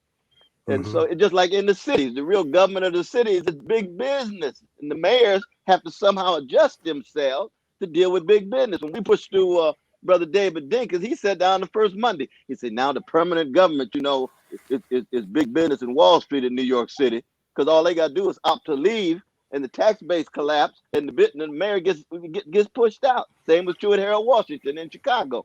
So you just got to tell the people the truth about who's really behind most of these politicians, all the lobbyists, all the big money in Congress, and the president's walking in and recognize, oh, I see, I got to defer to so and so. I got to defer to so and so, and that's where the question of spirit come in. They're gonna find out how courageous you are. They're gonna find out how intimidated you are. They're gonna find out how scared you are. Oh yeah. And they don't want no courageous folk up in there. They don't want folk who really ain't intimidated. No, they want these accommodating folks. He said, I mean, so it's a spiritual and a moral thing as well as political. This is a question from Rap Turner in his chats. How do we really galvanize and encourage folks who have decided at this point in time that they're just not going to be engaged in the process? What can we say and what can we do? Because, like Trey mentioned, it could be 50,000 votes that decide an election, right? What do we do with those folks who just simply have decided that they're not going to be engaged? I mean, I think that, a lot of people have to understand what's going on right now in the country, because to me, this is really not about politics. To me, this is not about, Republican, Democrat, this to me is really all about racism, because at the end of the day, the majority of the Trump supporters, they're fine with him lying about, cutting their taxes. They're fine with that. They're fine with him not really taking care of their pre-existing conditions under the Affordable Care Act. They're fine with him lying about that. They're fine with him downplaying this here whole virus. They're comfortable with all of that as long as he continues to support what they hate. This right here. As long as he continues to support what they hate, they cool with anything that he may be doing that might be damaging them. So to me, this is more about race than any politics. And I think that a lot of people need to understand that that's what we're heading into. And you're welcoming 4 more years of that. Not saying that if he goes, things are going to go back to being normal or things are going to get any better. It's going to take a whole lot of reconstruction. But, at least, you putting an end to that. And I think that that's one of the most important things that people need to understand, because this is bigger than politics, this election. I'm sorry, if anybody disagree, I'm sorry, but this is bigger than politics. This ain't about the Republican Democrat. We better understand that the death of our democracy is at hand also. You know what I mean? Talk about getting back to normal. They're killing everything that used to be normal. They don't have any honor, any respect, any of the things that we're supposed to be striving for, the promise of America. We know that we've never experienced the full promise of America, but at least we've been able to keep bending that arc that Dr. King talked about, that arc of justice towards the truth and towards honor. If we back out, they're not going to do better for us. You know what I mean? They're just going to do worse. If you look at our people in Haiti, they got our people in Haiti eating dirt plus salt and grease as food. They don't care if we have food or water or anything. So a lot more than just a Republican or Democratic vote is at stake here. Yeah. I mean, here's the deal. Let's just look at, the slogan, Making America Great Again. And help me understand exactly when America was great. Was it in the 80s when crack cocaine was allowed in the country and had all of us strung out? Was it in the 60s when we was dealing with segregation? Was it in the early 1900s when women couldn't vote? Was it in the 1800s when we were slaves? When was America great? Was it when they were killing the Native Americans and the Indians? It was never great for us. So it was. When was America great? That's true. What time period is this cat talking about? That's true. I think Sister Rapsody tried to get in. Sister Rapsody tried to get in. I know y'all speaking the truth now. Y'all speaking the truth now. Y'all speaking the truth now. I mean, just to add on to that, I think it's important too to remind them why it's important to vote. racism is one too, and we're very focused on the presidential part. But again, like Trey said, it starts at our local levels too. And there's so many things that affect people in their everyday life that, they may think like, oh, this, whatever, I've been dealing with racism forever, I can continue to deal with it. But what about, if your children can get free lunch, or who your commission is, or if you can get Medicaid or healthcare, or even to the young people who love TikTok so much. It's like TikTok is getting taken away from y'all. Like, right. Let me tell you something you do care about. Or, if we can have shipments from China in for people that sell lashes and lace fronts, remind people of so many reasons why they need to care. That's right.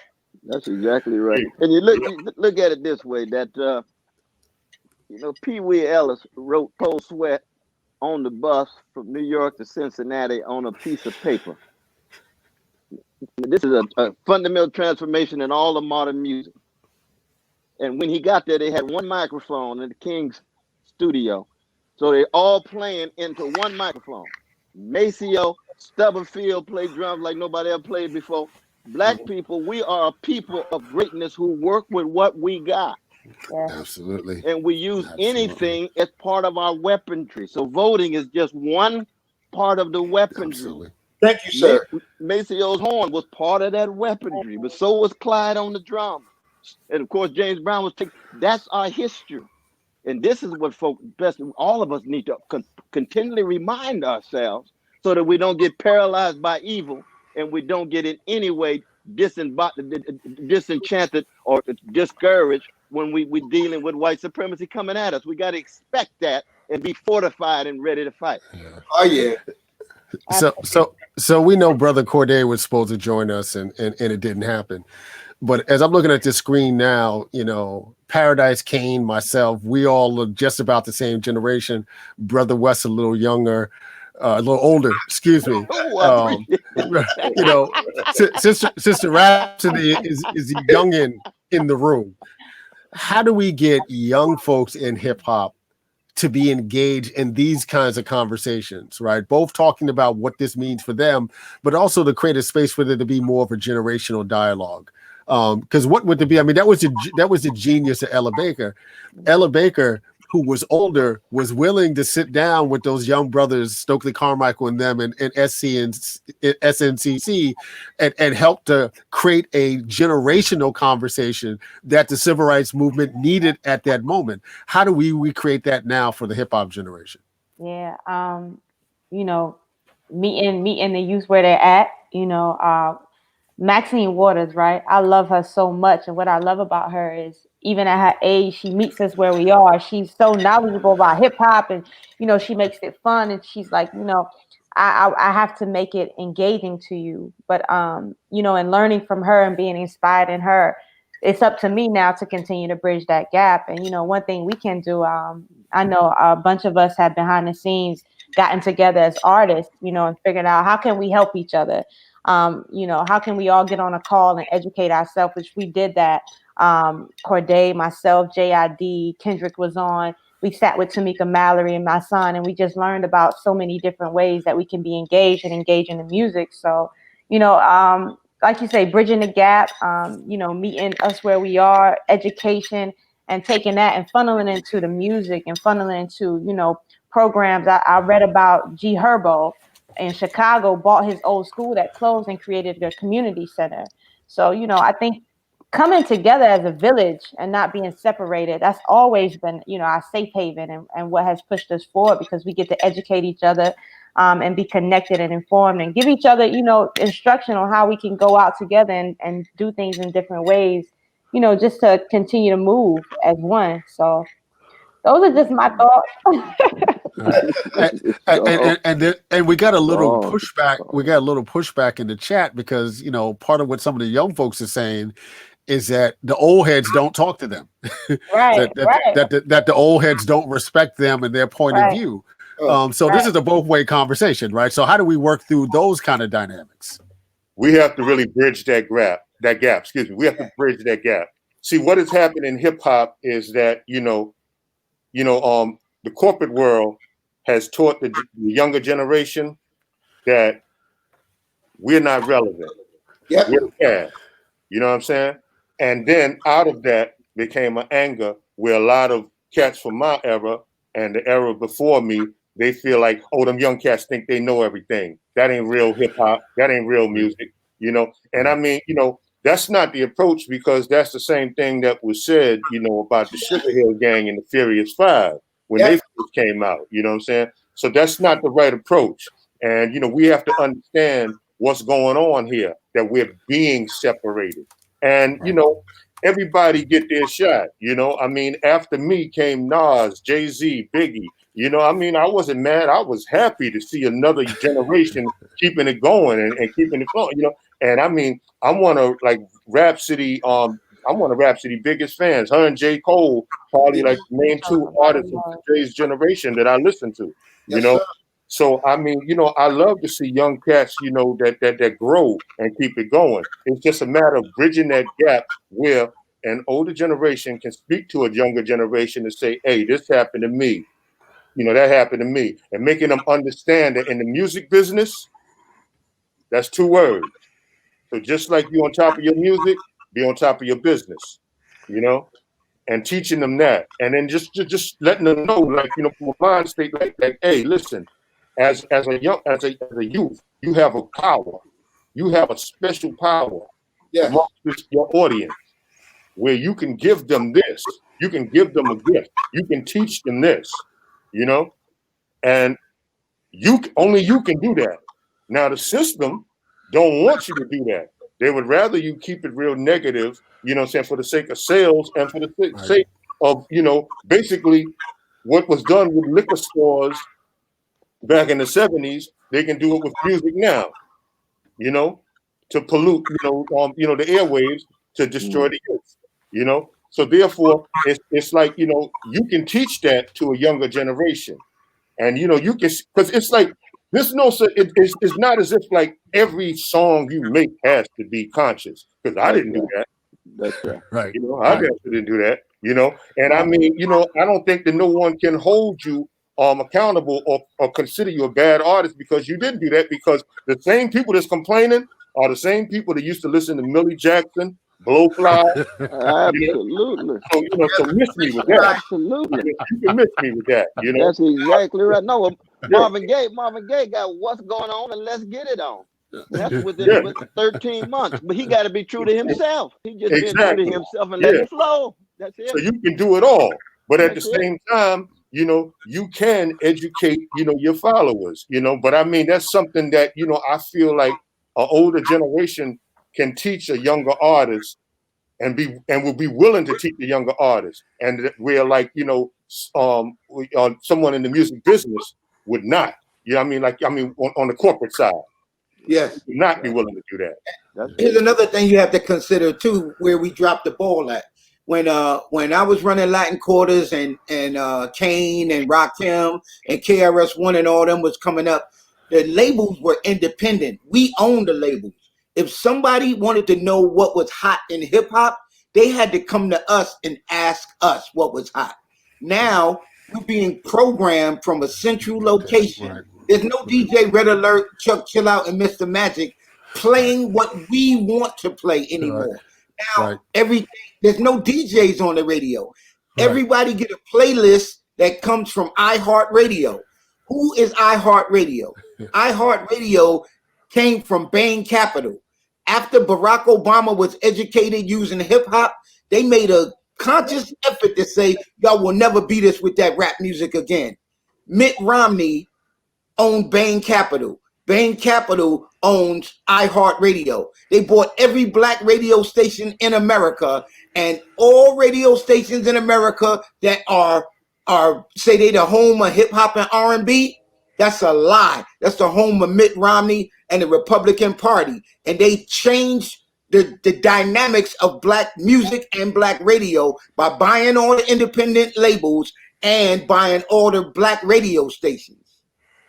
You're reminding me, Paradise, that some of us grew up and were raised on Frankie Crocker and Vaughn Harper in New York, who were literally teaching us on the radio every day. I got this one last question before we bounce. we'll come together in these kind of moments. In this case, 6 weeks before the election, we come together when there's a moment of crisis, right? Whether it's George Floyd or COVID. How do we sustain these conversations in the moments where there's not a crisis, when there's not an election coming up, right? How do we keep this going? Well, Brother Mark, you do it all the time with your show, though, brother. You do it Thank you, all sir. the time with your Appreciate show, that. Beautiful Way. We try to do a tightrope. We had Sister Rapsody on. She was magnificent with Trisha Rose and others. We just try to be consistent in our witness. That's all. We just keep the love flowing, like the Isley brothers say, make it a caravan that forever is on the move. And so there's not just during the crisis, we can come together to talk about the crisis. But the reality is, Black folk been living under catastrophe and a crisis for 400 years. 400 years. Every day. Brother Paradise, I want to thank you. Sister Rapsody, hopefully we'll see you back in NC sometime soon. Big Daddy Kane, and of course, Brother Dr. Cornel West. And also shout out to Ninth Wonder and Brother Trey. Thanks for joining us this afternoon. This has been a remarkable conversation, and peace all to y'all. Indeed. Love y'all.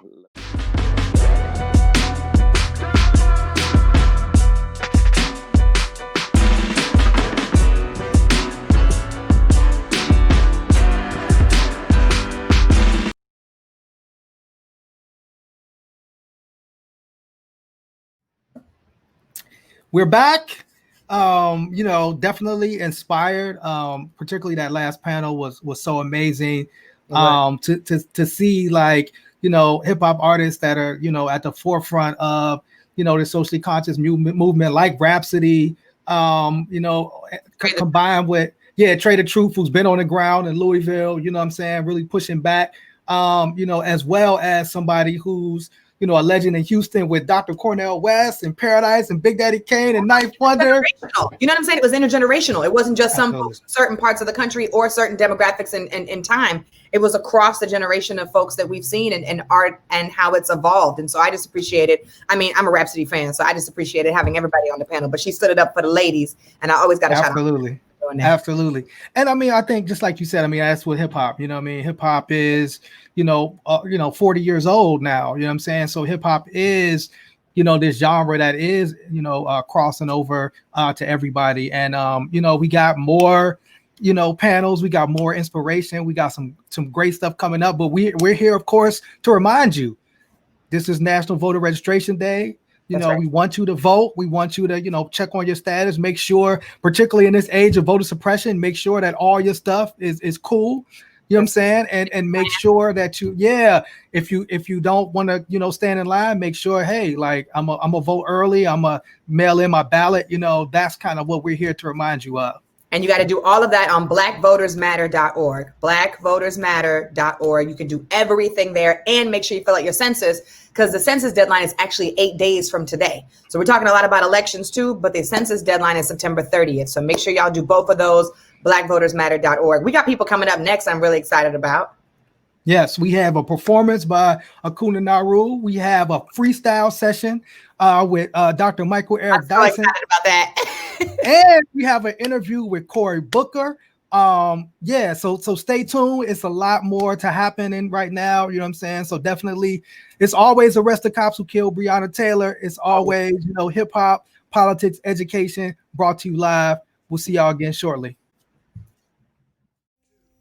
Yo, this that shit for rap addicts club. Malcolm told you the bullet, the gas balance, power in mathematics club. Rap like a sister who walked divorce, marriage. Talk to these fools and stuff. A cause damage, need a bigger albino Ralph Angel on my mattress. Whisper in my ear, twerk for me, get ratchet queen and sugar cane, no half stepping on the magic. Black as a nigga recounting what had happened, Lord, to call lyricists. Back on the atlas, back in the sound waves to one set the balance. Facts with that heat wave, keep order being gathered. Talking about the blackest jewel, we gotta have it, come on. Y'all want us to smooth it out, right? I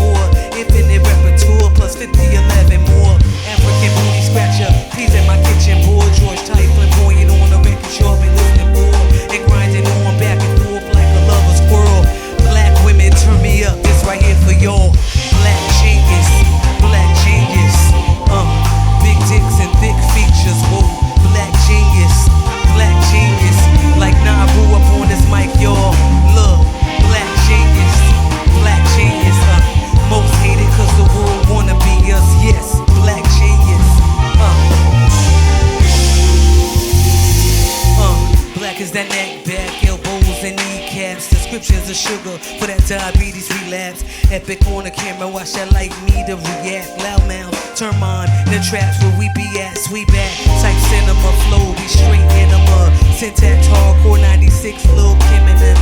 Rap non-linear time, space continuum. Duke Ellington showboat and outswing the pendulum. Pandemonium hype when who strikes the pen again. Contenders with ape shit when faced with the pen and shit. Head non-guard rap with a neck brace and bandages. Approach the wall to take your hat off when the candles lit. Went the day I came, held me close at the border. Then the water broke us an angel cord. Precious Lord, the paths cross last callous hands wave sad. Travel fast to a light source. Check it out, y'all. Black genius, black genius. Connect a line twist with two fingers out. Black genius.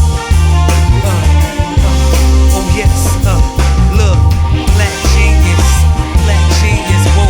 Most hated cause the world wanna be us, yes. Black genius, yes,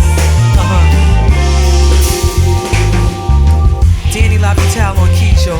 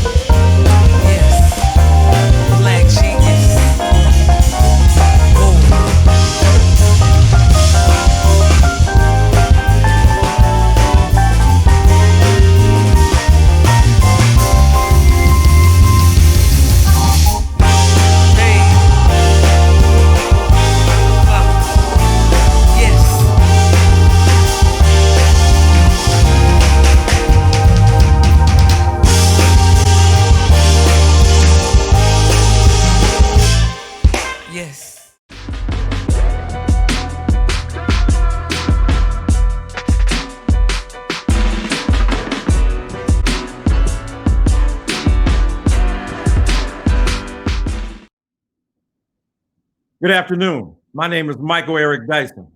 I am proud to join with you and the thousands of other people watching around the nation on this National Voter Registration Day to remind all of us that voting is more critical now than ever. Are they attempting to deny us the vote? Of course. They have been from the jump. Are they engaging in systemic attempts to block and prevent the flourishing of the Black vote? Absolutely. Are they trying to suppress our vote? Without question.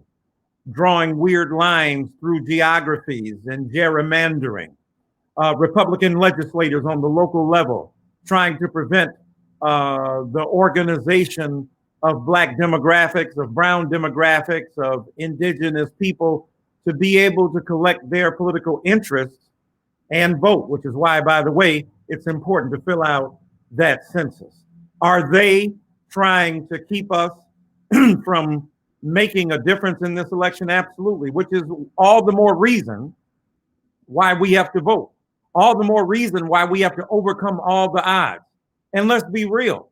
We've been working against the odds from the get-go.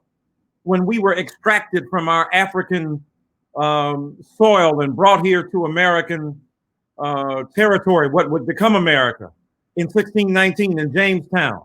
We've been working against the odds. We've been working against the odds when they enslaved us and made us the fodder in the cannon of American capital. We have been the cog in the machinery of American empire.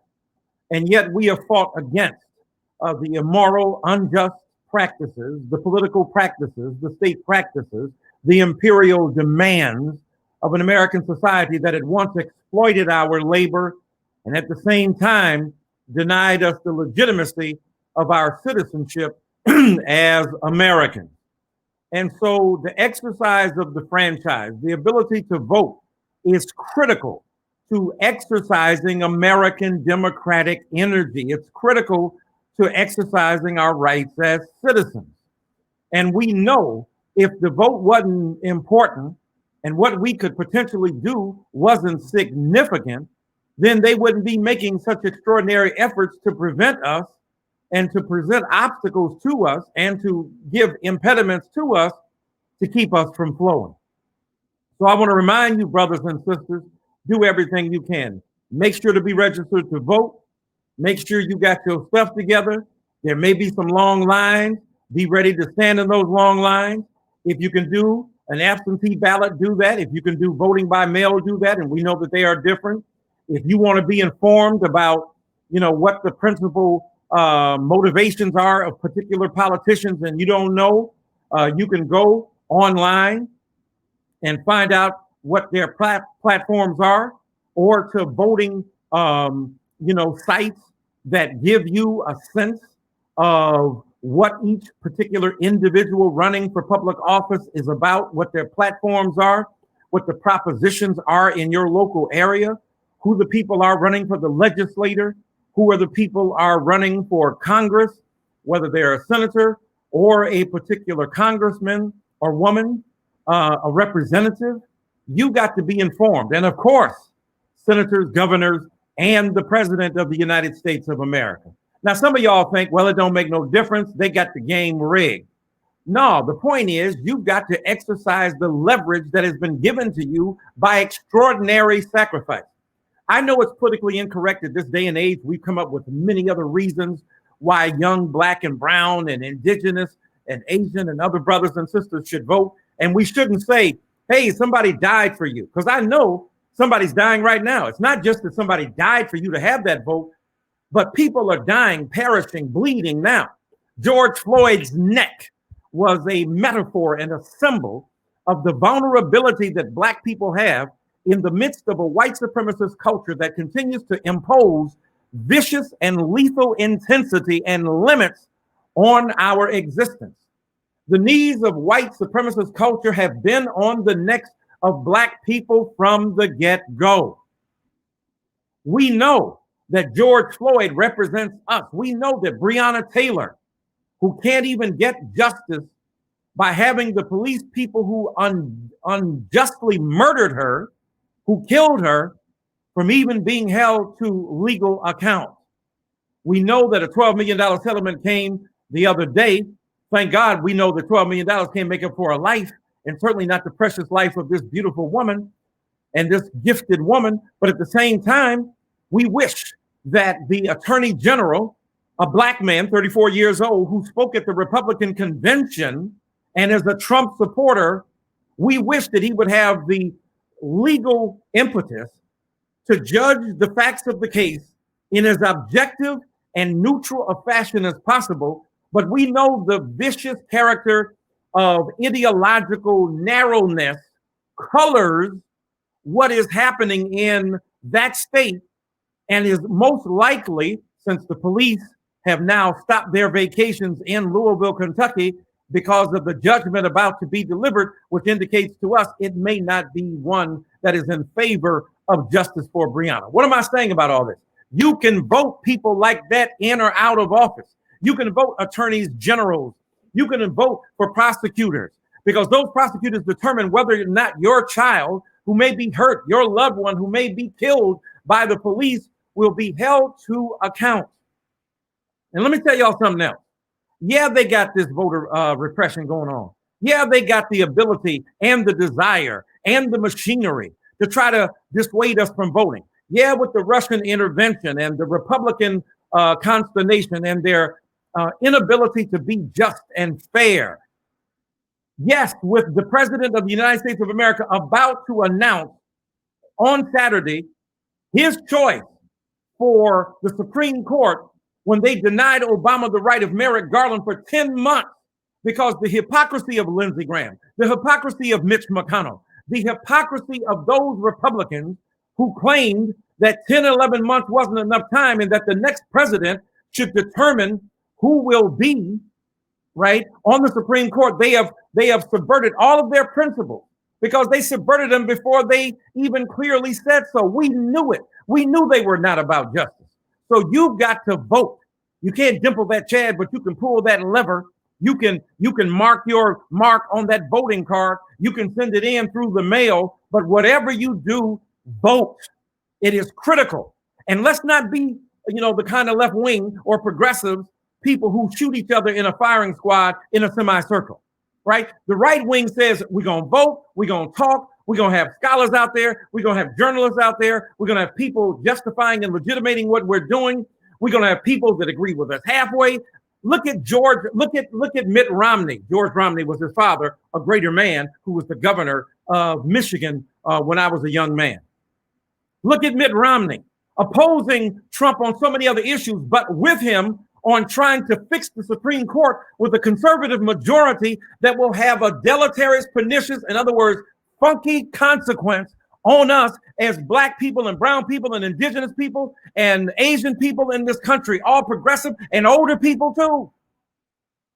So think about that. The coronavirus has killed now 200,000 people, but the malfeasance of an American democracy led by a president who stands up every morning to excrete the feces of his moral depravity into a nation he has turned into a psychic commode, a man who has no willingness to engage, quote, the other side, who doesn't realize he governs the entire nation, who plays to his base, and his base is often low. His base is often baseless. His base is base in the sense, not how low can you go, but in terms of its moral and ethical perversion and its failure to embrace all human beings as fellow citizens of a democracy whose intent is to protect us. So as I end here, I tell you, you got to vote.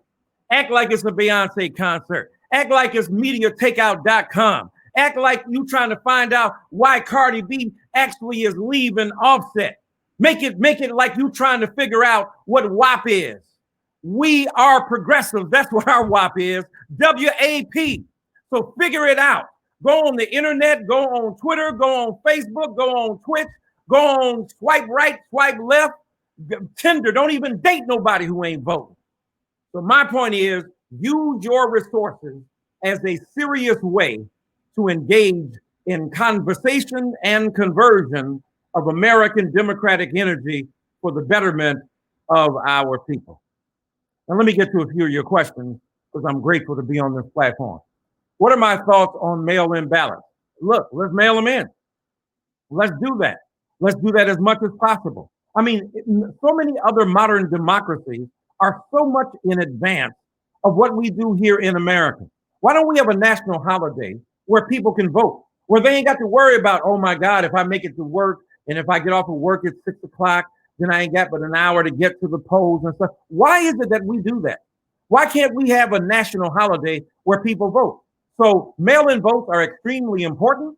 Absentee ballots, which are different, are extremely important.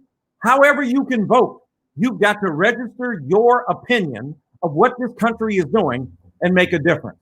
What do I think will happen if Trump loses? Will he fight or leave? Oh, he's going to try to fight. He's going to try to come up with all kinds of reasons. But at the end of the day, what we have to believe in and reinforce is the rule of law. Now, he subverted that. You know, these oligarchs and plutarchs and rich people and folk who are pouring in money. And don't think that it's just poor white people who are supporting Trump out of the politics of racial resentment. A bunch of rich white people are supporting Donald Trump because they think their pocketbook is worth the prejudice he perpetuates. And so let's not get it twisted. He will try to fight the process, but at the end of his time in office, we've got to have the American government, the American people, have their will registered, and those who are responsible in law enforcement, ironically enough, will ultimately, if necessary, have to remove him. What role do elected officials have to ensure that we can all vote? A lot. That's why you got to hold these people accountable. All right. They ain't getting elected just to get reelected, although many people are. The elected officials have to hold up high the bloodstained banner of truth telling about this issue. And in terms of the vote, this is why the vote is critical, the people you get into office, but it's also important because The people you put in the White House determine who goes on the Supreme Court. And if this is a close election, you know that the Supreme Court is there to give that vote to Donald Trump. So it is extremely important. It's circular in a way. The people you elect, especially at the top of the ticket, shape our perception of who is a good person on the Supreme Court.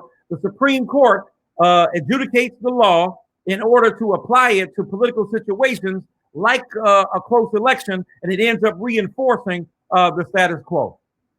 What I think about the government trying to slow down mail-in ballots by hampering the post office. It is vicious. It is wrong. It is deeply and profoundly problematic.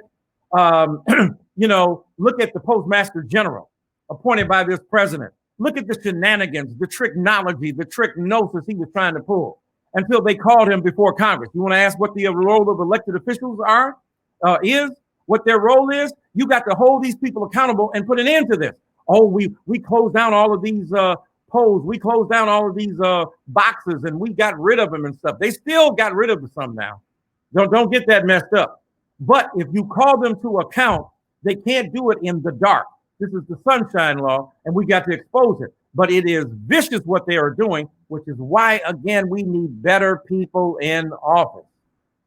What should voters do if they show up on election day and are told that they are not registered to vote? See, this is what we're trying to prevent. Have your proof in hand. Have your ID, have your voter registration, if you can, and have somebody come with you, if possible, who's able to translate, so to speak, your desires, because everybody ain't got the ability to stand up for themselves, right? Most Americans, I don't care what your color is, don't have that kind of competency or that kind of kahuna, those kind of kahunas, when somebody in official culture is telling you, I'm sorry, here's the list, and you can't vote. No, first of all, you tell them that's not true. And if you know you voted, if you know you're registered, then you insist upon your right to have them check a record and that others must compare their lists with other lists, their physical list with going online. But the best thing is where they can find out your ultimate registration. But if you don't have, the best thing is to have the proof in hand, if at all possible. This is why we are reinforcing this message now. Don't wait till the last minute. Don't go there and thinking you're going to get a chance to vote and don't have your stuff ready. And I know Senator Cory Booker, who's coming on after me, can talk about that. So for me, I think it's extremely important for us to remember that voting is our right. It is also our responsibility. And what we have to do is to make certain that we are engaging in the most sustained attempt to register our viewpoint, to vote our conscience, to raise and elevate the consciousness of others, and to make certain that we get more people in office who will protect the vote, who will protect the people than those who attack it. That's why I'm glad to introduce to you the Reverend Dr. Professor Cory Booker, one of the most spirited orators, conscientious legislators, and powerful political figures that we have. He ran for the presidency. He is a senator in New Jersey. He is a conscientious public intellectual who articulates the values, the visions, and the virtues of American democracy with elan, with aplomb, with skill, with eloquence, and with power. Thank you all so much for having me. God bless you. Vote.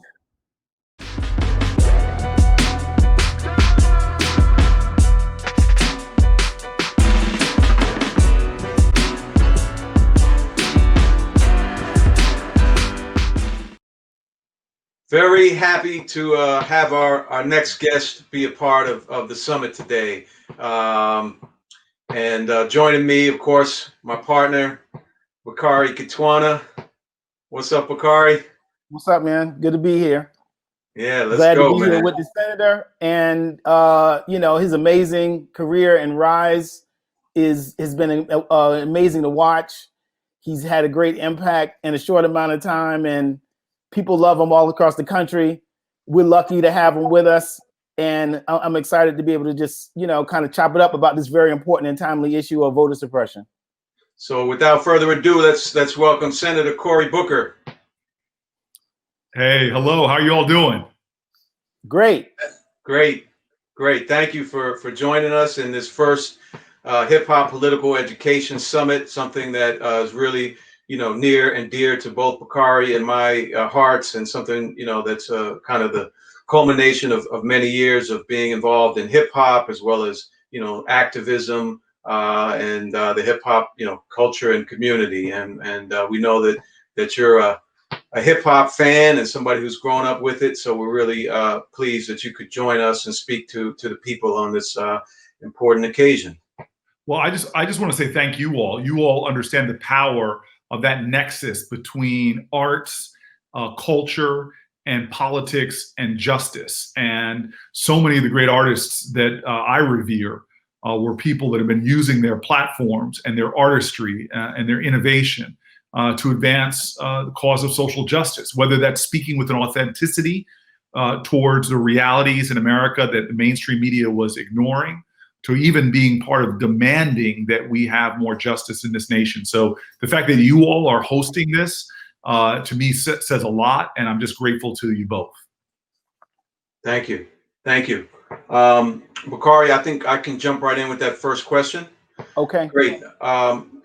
Senator, historically in hip hop, I would say there's been a certain degree of apathy towards voting and the political process. I think it comes from a feeling that, things haven't changed for folks, in the hip hop community and in our inner city communities, impoverished communities. A lot of the awful things that are part of those communities for so many years have persisted over and over and over again, despite whoever is in office. Would just like you to address sort of how would you speak to the hip hop community and address that issue of apathy? Well, first of all, I understand that there are the seduction of cynicism out there. And I live here in Newark, New Jersey. I live in the central ward of Newark, and Black and brown community. I think I'm the only senator that lives in a community like this. And, I have this conversation a lot with folks who are like, well, what difference does it make? And what impact will it have on my life or my community? Now, as a guy that was a mayor of this city, who's been battling at times when there's Republican administrations, just to get critical resources for our schools and our children, knowing what's at stake for our healthcare and the retirements of our elders. There is so much that's on this ballot. And the other thing I'm just going to say, I'm going to lay it plain. In this election, if you can't motivate to vote, I wouldn't call that apathy. I would call that you being complicit in your own oppression and that of more vulnerable people. And I want to lay it plain on you. This election is going to decide whether we get thousands of people out of prison or not. As a guy who was in the trenches fighting for criminal justice reform, I know with the Biden presidency, we're going to make a lot more advances than we were able to make because of the resistance on the right. If you are somebody that doesn't think that your health care is on the ballot here or the cost of prescription drugs, maybe you live a privileged life. But here in Newark, there are people who are having to ration their insulin because it costs too damn much. That's on the ballot right now. What about just the fact that we have 3,000 jurisdictions in America where the children have more than twice the blood lead levels, the poisoning of lead, than Flint, Michigan has? That's on the ballot right now. Environmental justice. These are fights that we are going to win if we are able to do this. To even just like you all, I know folk in my community here, my neighborhood here, who work full-time jobs, but still need food stamps to feed their families because the minimum wage on the federal level has been raised in such a long time.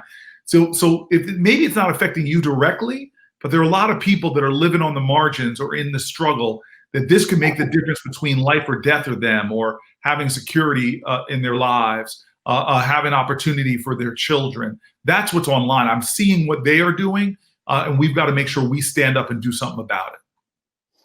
One of the things, Senator, that people within hip hop have long talked about is, and phrased it as, their vote won't count. And I feel like in this election, even though everything you're saying is correct, there still is very much the threat that people's vote won't count. So how do you get people to see past that and get on out there and do it anyway?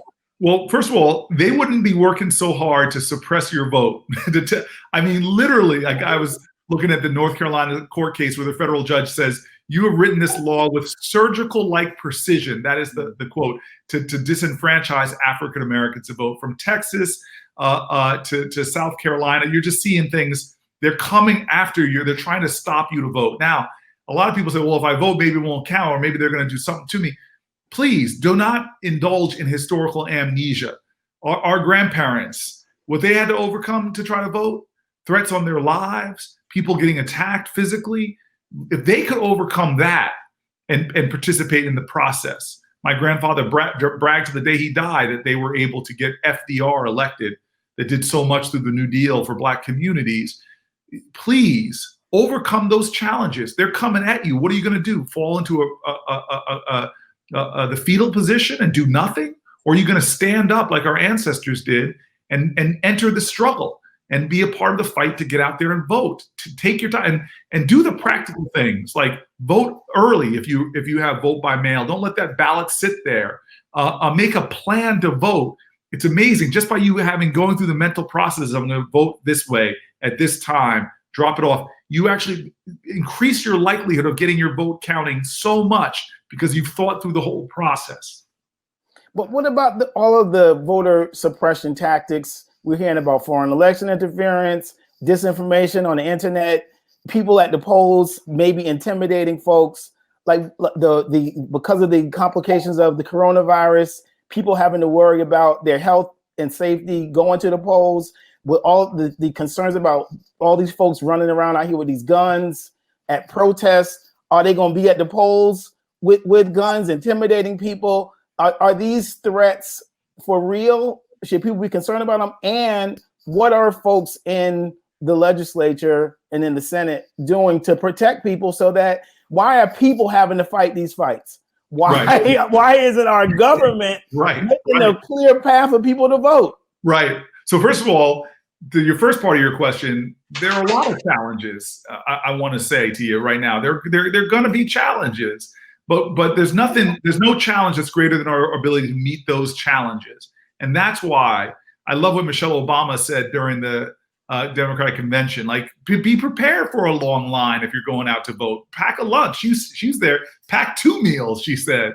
Be prepared for some kind of challenge or inconvenience because your vote is so important. That's why they're erecting these challenges and inconveniences. The only way to respond to that is like our heroes of old did, from John Lewis to Ella Baker, people who were willing to mass mobilize people to affirm our rights and win important political battles. So I hear you on all these things that might happen, but none of these challenges are greater than who we are when we come together, stand together, work together to overcome them. And take responsibility, by the way, for bringing other folk to the polls as well. Now, your second point is a really good one, which is like, hey, Cory, why aren't our political leaders doing more? Well, first of all, we've been able to do a lot to get more resources in some of these early COVID bills to get states a lot more money for their vote by mail program. So there's a lot going on. There are legal fights going on all over this country. You may not hear about it in the news, but people like Stacey Abrams and her Fair Fight, her organization, to even the NAACP, we're involved in court cases all around, fighting these out, leading in, and we're winning a lot of them, winning a lot of fights to make sure that polling places aren't closed or the lines aren't too long. So there's a lot of people out there working really hard. But one of the biggest barriers to us doing the kind of things that can make voting even more open and access even more easy really is the political reality right now that the United States Senate is controlled by Mitch McConnell, who has literally said, I don't want to make it easier for people to vote. Right. He's talking about not wanting to support the Voting Rights Act because he thinks it's going to help Democrats. Well, no, it helps democracy. And so the way you respond to that is voting people like him out. It's not just the presidential race. Go in there and vote for president, but you got to work down the ballot too and vote for senators, congresspeople. Look, as a guy who's been working on criminal justice reform issues, vote for prosecutors and judges and people that are going to do the kind of criminal justice reform that we want them to do. I know this from the Democratic Party. I've watched us finally move after years of being a part of back when I was in law school watching Democratic leaders support things like the crime bill. We've been able to move the Democratic Party way up so that now they're leading progressive change. You have prosecutors that are running for office on the whole platform of getting people out of prison. So you've got to be a full course Democratic voter. Please get out there and do it. Right. One other thing I want to ask, and then I'm going to turn it back to you, Dave. You mentioned, Senator, you mentioned Georgia as one of your examples. Earlier this week, I think there was a report that came out of the ACLU that said 200,000 eligible voters were dropped from the voting rolls in Georgia in 2019. 200 people who were eligible to vote taken off the rolls. And then you had between 2016 and 2018, according to the Brennan Center, they did a study that said 17 million voters in states across the country were dropped from the voting rolls.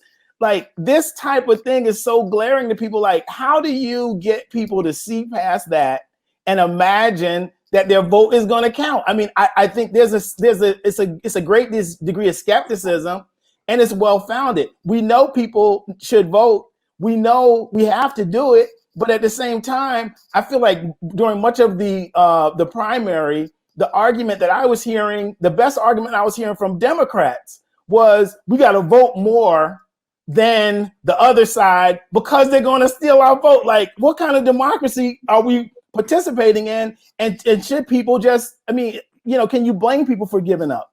No, I can't blame you for giving up, because our ancestors didn't give up. They didn't give up, so how can we? We're not breaking chains. Right. We're not, getting Bull Connor releasing dogs on us. So don't give up. Yeah, they've taken people off the polls. Stacey Abrams lost her race by just tens of thousands of votes. But you know what she did the next day? She went out to register more people to vote in Georgia. And right now, if your name was taken off the polls, you know what you could do? You could re-register, because they're going to find all kind of excuses to say, oh, this person has moved or whatever. On my Instagram, I was scrolling the other day, people making it easy for you. I know y'all saw that on Instagram saying, hey, check to make sure you're still voting. Don't just scroll through to figure out your next picture or some kind of whatever. Make sure you're registered to vote. There's still enough time to do that. Take that simple action. They are trying to stop you. And where they can't stop you, they're trying to rely on your apathy and your inaction.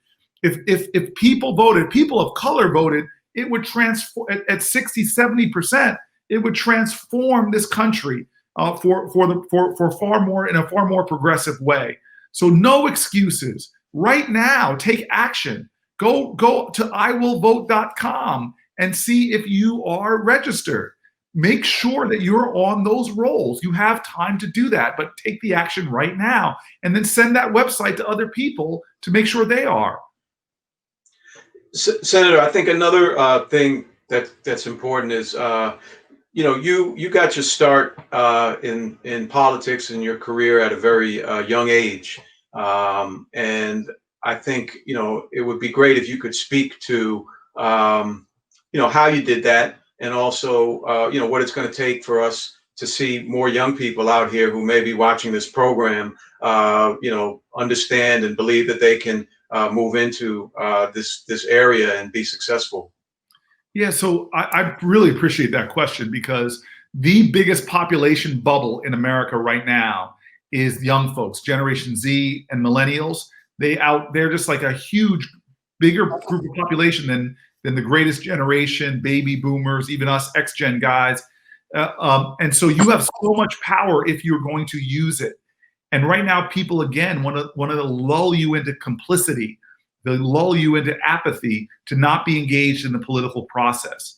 And that's not just voting. It also means running for office. And so I became the youngest person ever elected in Newark's municipal history, and ran against a guy 40 years older than me. And the way we won is we outworked our opposition.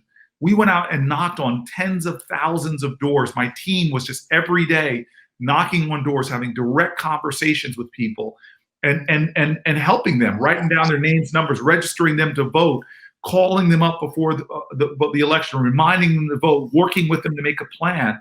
And we upset the machine here in Newark.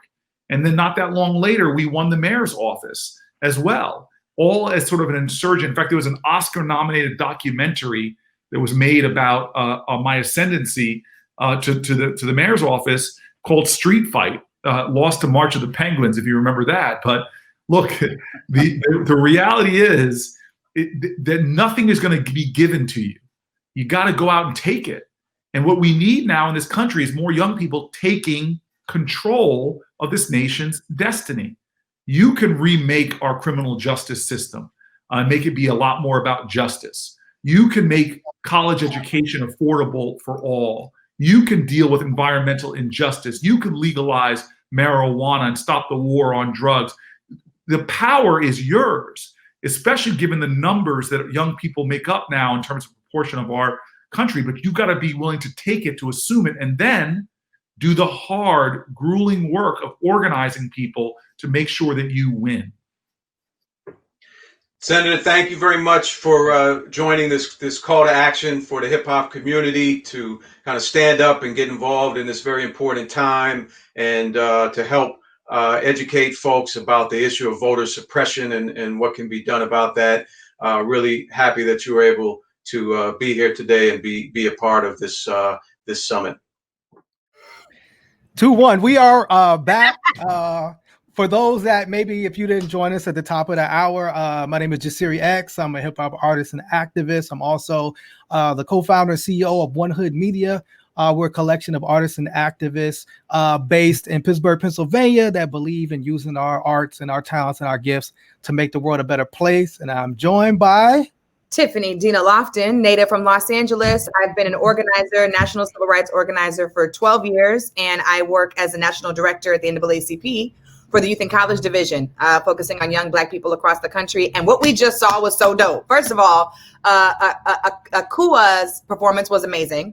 And then Michael Eric Dyson's freestyle. I'm always ready for Michael Eric Dyson's freestyle because that brother is so passionately deep and so complete. Like, he covered all of the bases and was not afraid to talk about the truth or say anything.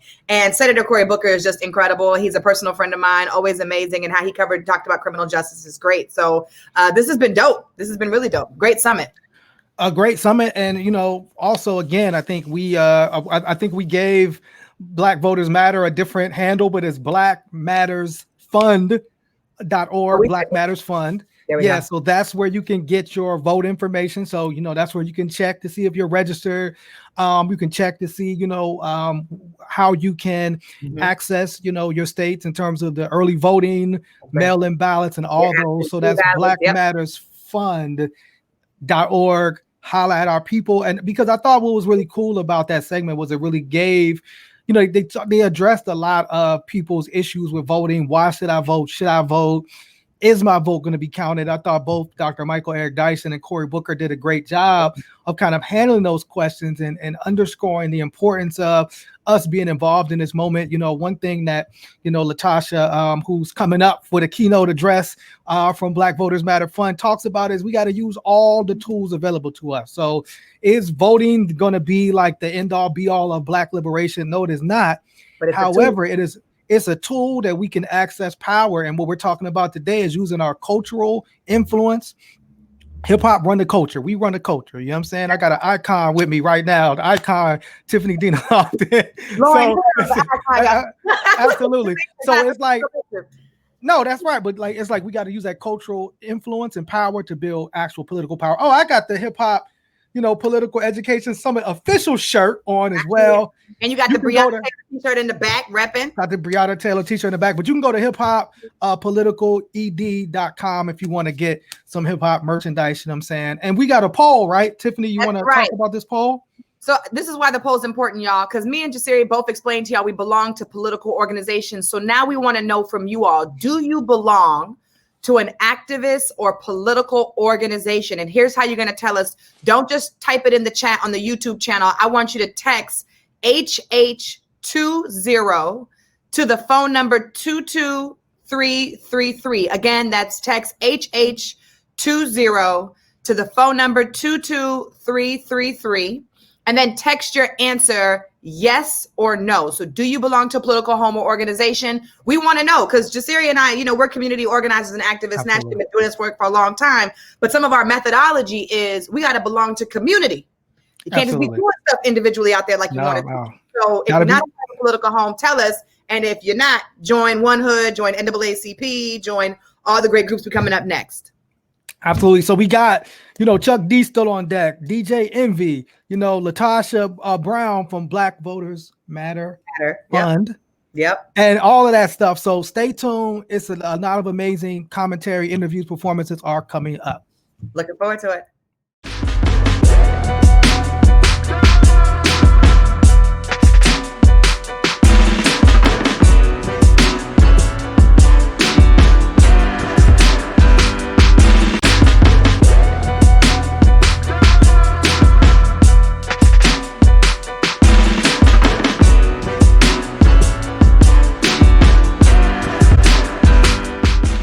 Hey, what's up, everybody? I'm Lieutenant Governor Mandela Barnes, proudly serving as the 45th Lieutenant Governor of the state of Wisconsin. And I'm so excited to be joining such an outstanding lineup of speakers and contributors for the first ever Hip Hop Political Education Summit. This event is so critical because hip hop encapsulates so many of the issues that have been at the forefront of our political discourse, whether it's racial justice, fighting for social and political change, or breaking down the systems that have failed so many people in our communities. And most importantly, bringing back power to the people where it belongs. And this session is particularly important because the need for our people to exercise the power of their vote. It couldn't be more clear as we're seeing firsthand the consequences of elections and the impacts of failed leadership from too many elected officials. Right now, we have a president who seems to care more about his polling numbers than he does about people's lives. We see a president whose racism and incompetence has left Black and brown communities to suffer the harshest impacts of this pandemic. Here in Wisconsin, our legislature refuses to take action on any of the crises that we're facing, from COVID-19 to systemic racism to police brutality or even the climate crisis. And during our April election, there were only 5 polling places in Milwaukee instead of the usual 160. We saw those same legislators block our attempts to postpone the election, which led so many in our communities to have to decide between their health or their right to vote. And now, as we mourn the loss of icons like Justice Ruth Bader Ginsburg or John Lewis, people who fought to uphold so many of our rights, perhaps most importantly, our voting rights, we see members of the U.S. Senate, along with the president, already planning to replace her before people have even had the opportunity to have their voices heard in this election. Now, I know it can be easy to feel like your voice doesn't matter when you see these leaders blatantly disregarding the will of the people, and you see those same folks making decisions that put people's lives in harm's way. But that's exactly how they stay in power, and that's exactly how they further entrench so much inequity that already exists in our systems. We're talking about people who work diligently to inspire cynicism so that people stay home. It's one of their many voter suppression tactics, and it's one that you can't challenge in court or overturn through legislation. But I'm showing up here today because I want to tell you that you do have the power to change things with your vote. And who we elect absolutely matters for you, it matters for me, and it matters for all of us. We can't sit around and let political leaders who want nothing but the status quo silence your voice or stop you from playing a role in shaping the future.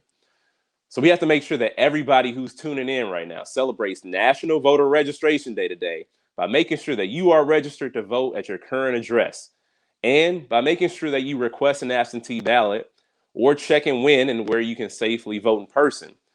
It's also important that you also help someone do the same. Right now, we're up against forces that are already planning and preparing to disenfranchise people in this election. So we got to make sure we're several steps ahead of the game. We have to get things taken care of early to make sure that our votes are counted. And we also have to remember that voting in the election is only one part of making your voice heard. And it's only one part of participating in our democracy. But it's a critical one. But I remind you, not the only way. So no matter who wins this election, we have to keep on organizing. We have to keep on fighting for a more just and equitable world that we all desperately need. So I want to thank everybody for being here and being engaged. And I want to thank you all for bringing this amazing group of people together to celebrate the power of our people, the power of our culture, and the power of our voices. Look forward to seeing y'all later.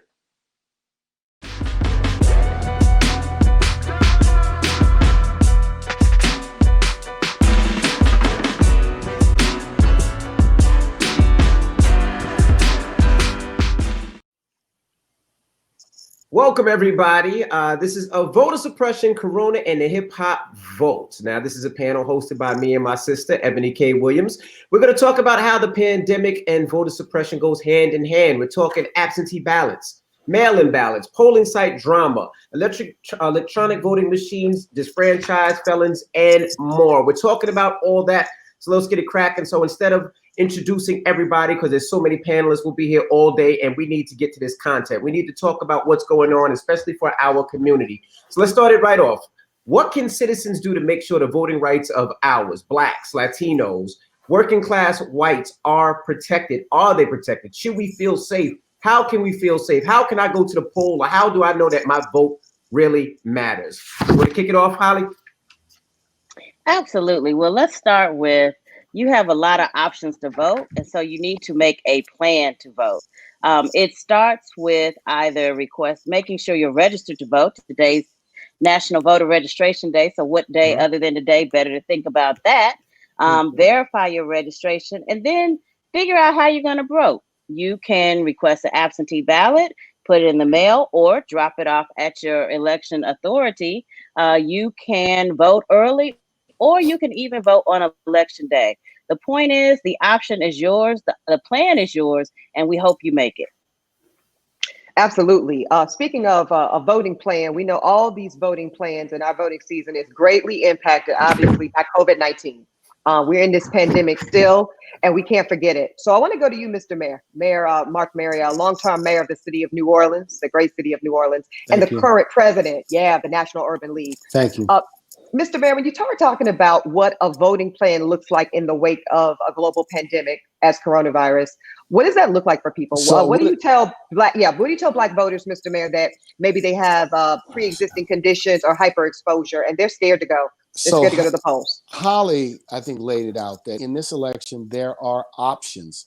So the first thing you want to do is make sure you're registered. And that means making sure you're registered correctly. If you've moved, if you've changed your name, if there's been that type of change, you may need to re-register to ensure that your registration is valid. If you're in a state where you're purged if you don't vote in 2 years or 4 years, you need to double check your registration. That's the first element of a voting plan. The second element is know your options. And the options are different state by state. Do you have an early voting option? Do you have a mail voting option? Do you have an absentee voting option? And then what are the rules and the times that polling places are open on election day? And then decide when you're going to vote. Decide if you're going to vote by mail. Will they mail you a ballot, or do you have to request a ballot? When you get the ballot, be sure, does the ballot need 2 witness signatures, 1 witness signature? Does the ballot in some states need to be notarized? You have to know the nuances of the situation in your own state. Thirdly, so you may say, I'm going to vote by mail. Or secondly, you may say, I'm going to vote early. Know when early voting begins, when it ends, and where the early voting locations are. They're different from the voting locations on election day. If you say, I'm going to do neither one of the above, I'm going to wait till election day and vote. Make sure you know in advance where your polling place is located and make a decision. And I would encourage people to go to the polls early, bring a mask, bring some gloves, bring a bottle of water so that you can socially distance as you go to vote. If you are someone with senior citizens in your family, assist them and take them and make sure if they want to vote in person. My mother, who's 87, will not vote by mail. She will early vote, and she'll go to early voting, and she wants to be there the day of. So she's going to make arrangements with one of my sisters to drive her down there. So she's there. She likes to be early. She likes to be first. She recognizes that she may have to wait. The final thing is know what is on the ballot. Right. The presidential election is not the only thing on the ballot. Right. There Oh, are wait. Senate races, It's- House races, in Woo. some places, state legislative races, in many places, judicial races. Yeah. Go into the polling place, bring a sample ballot, bring a piece of paper, bring something so that you don't get confused when you get into the ballot box or into the machine or at the booth in terms of what you're going to vote for. One of the advantages of voting by mail is the ability to take your time filling out the ballot, to sit at your kitchen table, hang out in your bed, sit at your desk at home, and then you might say, I've got these two people. I don't know which one I want to vote for. Text somebody, Facebook somebody, call somebody. Hey, look, give me an idea about these folks who are running. In some places, you can pull one lever and vote a straight Democratic ticket. Right. In some places, we have nonpartisan elections. So the people who are, whether they're Democrats or Republicans, they're running against each other. You have to be prepared. We have a ballot fall off problem in the Black community where people will go in, vote for one or two things, and leave everything else blank because they say, I didn't know what to do. I didn't understand. I didn't recognize any of the names. Be prepared. Come up with a plan. Help people in your family develop the plan so that we are prepared to vote. This is a consequential election. And number two, beware of phony information. The Russians are trolling the internet. They've dressed themselves up like Black activists. They've dressed themselves up like woke people. And they're saying, don't vote, it doesn't count. Vote on the internet. The date of the election's been changed. Beware of this psychological warfare directed at Black people in this election cycle. It's here and it's about to intensify. And we got to be woke in a huge way because trickery and deception, they used it in 16, they're rolling it out again. Quick follow-up, Mr. Mayor, before we move on. You brought up your mama, and I like her style. I'm the same way. I got to go in person too. But it's a serious question, though, right? A lot of people just can't make it in person. So can we trust the mail-in ballot process? So that's why we have a lawsuit that we filed yesterday in New York. A federal judge issued an injunction against the Postal Service, ordering them to make every mail-in ballot priority first-class mail. We are going to do everything possible across the board, not only us at the National Urban League, but many states and many others, to make sure that the Postal Service does the right thing. So I would say if you have a concern about the mail-in ballot, make arrangements to bring the ballot to the drop box at the elections headquarters. Make sure you know where it is. Make sure you understand where it is. And we're going to try to help educate people about where those drop boxes are at reclaimyourvote.org, which is our website that provides information about voting. So if you're concerned about the post office, now, here's what we got to be sure of, and I don't want to complicate things. Some states require the mail-in ballot to be postmarked. Now, if I was faced, and I vote by mail where I am, I would go to the post office, go inside, get in line, and watch the postal employee stamp my ballot. Got it. Stamp my ballot if that's a concern that people have. Now, So what we about- got to do everything in our power. And let me tell you something. We're going to be vigilant. We're going to be watching the Postal Service. We're going to be watching the post office. We're not going to let them rip this election off by fiddling with the Postal Service. Right. Right. Now, what about the misconception about felons? And if you're a felon, you can't vote. Because we have a lot of brothers out there that did stuff young or that created a crime. And sisters. And sisters. Rule, so Thank you. This is And important. sisters. The rule on felons is different state by state. So we got to be educated on this issue with respect to what happens if someone has a prior record. Now, sometimes people may have only a misdemeanor record, but think because they may have been in jail that they have a felony record. We got to be aware. So there are resources out there. And I think here's what I want people to do. Ask. Ask. So Shakira, you do this work. So I want to jump in on this. There are approximately 70 million people in the United States who are living with a current or prior felony conviction or a criminal conviction, including misdemeanors. Every state, as Mayor Morial indicated, has different laws with regard to that. I want to kind of walk through like the impact of that and what that means and really talk about just being super real and honest. Nobody tries to take, steal, trick you out of something that has no value. So back to your original opening point, Envy, it's like it does matter, because if it didn't, wouldn't nobody try to take it? I want to start there, right? And really kind of walk through the various challenges that our communities have faced, Black, Latino, First Nation, working class white folks. The Voting Rights Act passed in 1965, and it prohibited racial discrimination at voting. What it did not do was prohibit the scenic route of racial discrimination via voting by criminalization. Because we have so many people in this country who have criminal convictions, we have the #1 incarcerating nation in the entire world.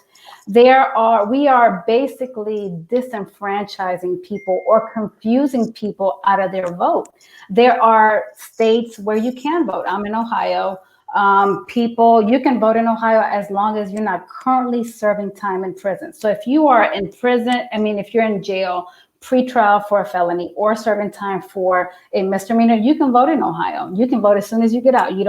Doesn't matter if you're on probation or parole. Every state is different though, right? Because every state is able to write their own laws. The impact, however, is that we have a lot of confusion. People don't want to vote or are afraid to vote because they don't want to get in trouble accidentally committing a crime, right?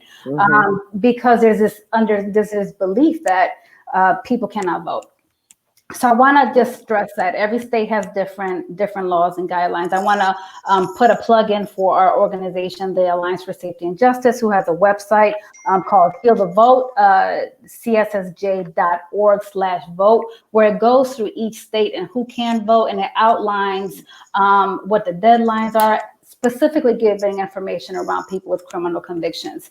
I also want to add in and bring in the conversation and the whole piece about census, right? So you have this huge demographic of people who either cannot vote, are delayed in voting, confused in voting, and then you add in the fact that people who are incarcerated are counted in the district where their prison is once they are incarcerated. So that's just the incarcerated demographic. That means that federal funds go into that district. Now, about 90% of everyone who is in prison or who has been incarcerated for a state or federal offense is someone who has pled guilty, has not gone to trial.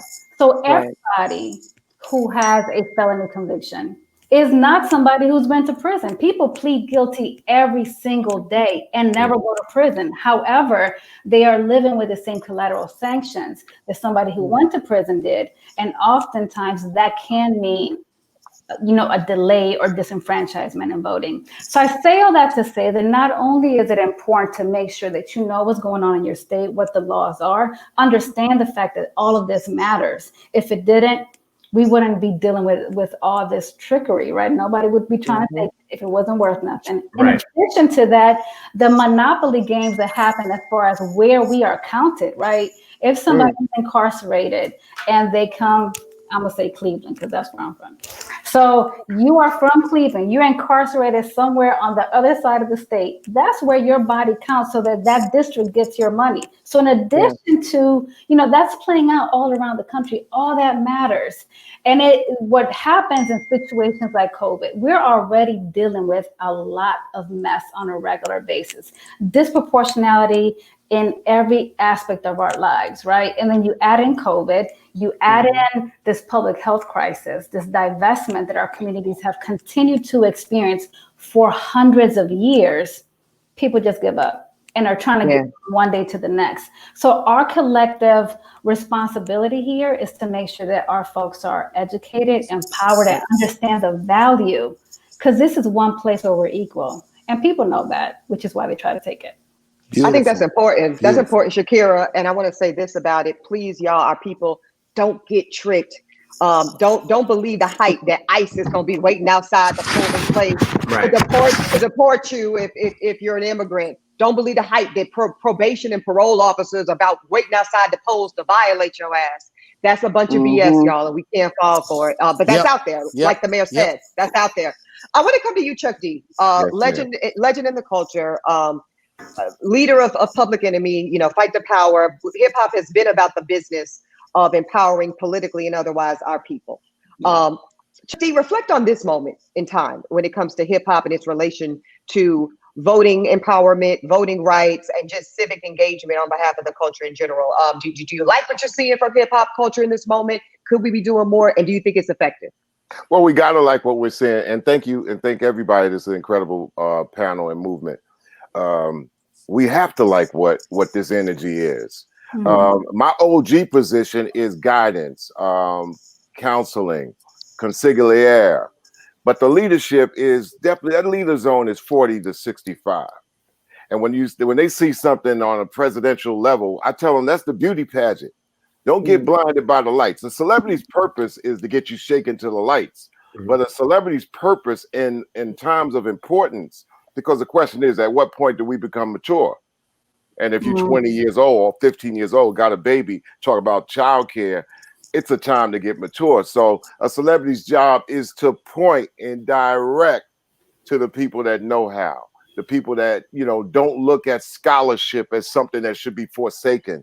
Don't look at education in this manner to be forsaken and ignored, or tenureship. Those are important. I think another thing is that preparation, especially in this time, is basically to say that you got to get rid of this no huddle voting desperation thing, which has corrupted us in the past. This no huddle thing don't work in this time right now. And the celebs have to know that they cannot fall into the program of being a weapon of mass distraction at this particular time. Pass it on. Technology has also been used as a toy more than a tool in our communities. So you do have people across the board who are listening too much with their eyes. And the mayor broke it down to all the details. This is a celebrity's purpose. It's the genre's purpose. And we can't say the genre is adolescent. I turned 60 this year. I've been part of the genre, and I have followed the genre for 40 years. So the hip hop generation is by default connected from 0 to 65 anyway, if you want to look at it. But my thing is, if people are listening through their eyes, then it's the celebrity's purpose to move that with the fullest of energy forward, instead of trying to be something they're not. And I break it down to simplify, to truncate. That's what a songwriter is. That's what a culturalist does. It takes life and says art is short for artificial. I'm going to truncate it to something that you're going to understand. And I'll break it to you like this real quick. There's a side that you're on, and there's a side that hates you. You're black and they say that black lives don't matter. That's hatred. So that should simplify your voting decision. Another thing, if you don't vote, it's like washing up in the morning. You don't have to wash, but don't go around saying something stink. It ain't a 1 month thing. Go ahead, man. You gotta break it down. You gotta break it down to folks the way it's got. All right, now. Okay. Here's another point. I'm gonna give you credit though. November 4th is very important. Right. November 4th to January and February is really as critical as it is in this no huddle time of Red October. I'm just saying that it's the artist and culturalist job to point to people on this panel, the mayor. They're not going to BS you on what they're talking about. Talk to a real person. Don't rely on a gadget. If you rely on a gadget for information and education all the time, you got to co-sign it with a person in front of your face. And you got to also give true information to a person inside of your face, in front of your face, like you're 80, one. My mom is 81. So I have to have a personal exchange with her to be able to let her job and preparation be easy. I got a title coming out and an album. This last note I'm saying.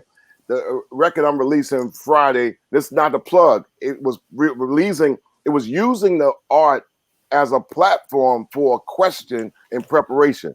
What you gonna do when the grid goes down? Basically, what it says is prepare yourself for any tricks.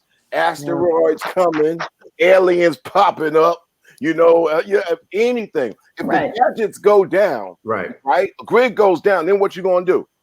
So it's like beware any trick, beware anything, and preparation right now, getting that vote in gets us out of that no huddle type of thing that looks attractive in a football game, but it's chaos life, Stay ready so you ain't gotta get ready. Beautiful. Amen. Absolutely. That's right. That's right.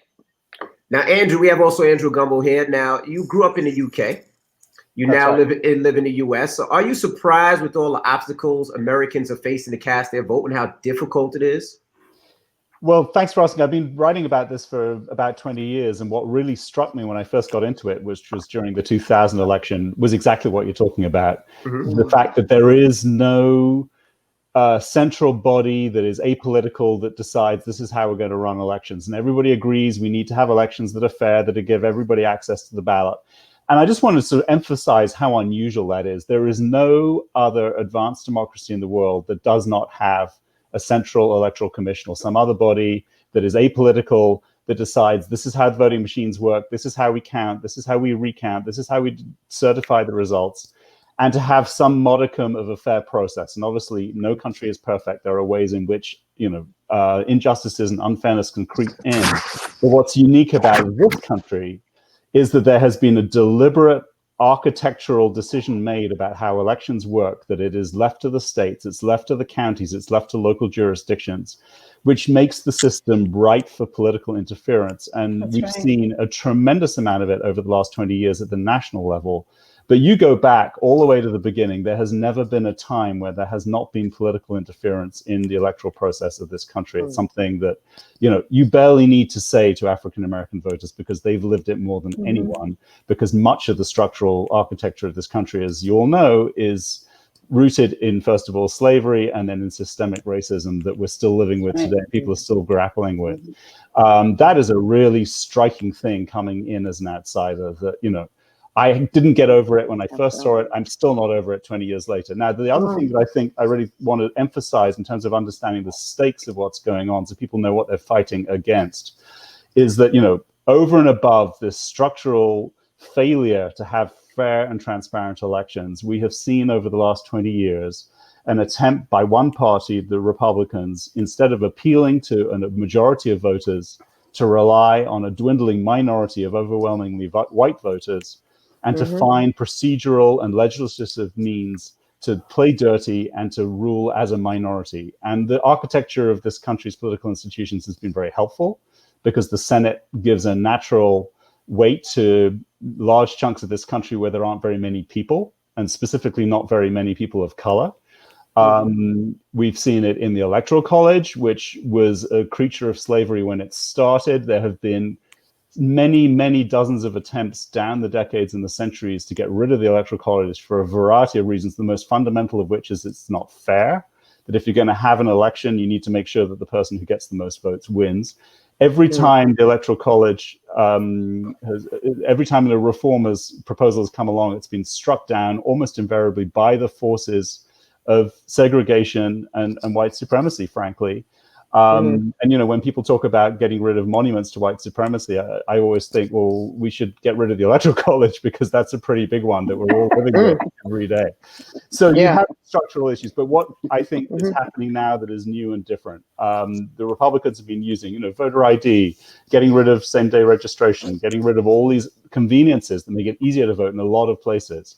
that is directly targeted, again, because of the Electoral College, at the swing states, at students in Wisconsin, at Black voters in Georgia, in Florida, and on and on and on. And then you have this national element that is new because of Trump, and because he is an overtly political leader of the country. He uses partisan politics in his day-to-day language in a way that no previous president of either party has done. That's right. He wants to use not only the rhetoric of the bully pulpit of the president as a way of undermining confidence in the system and in skewing the election in his direction, but he's also using the levers of power of the federal government to help him do that. The post office being a prime example.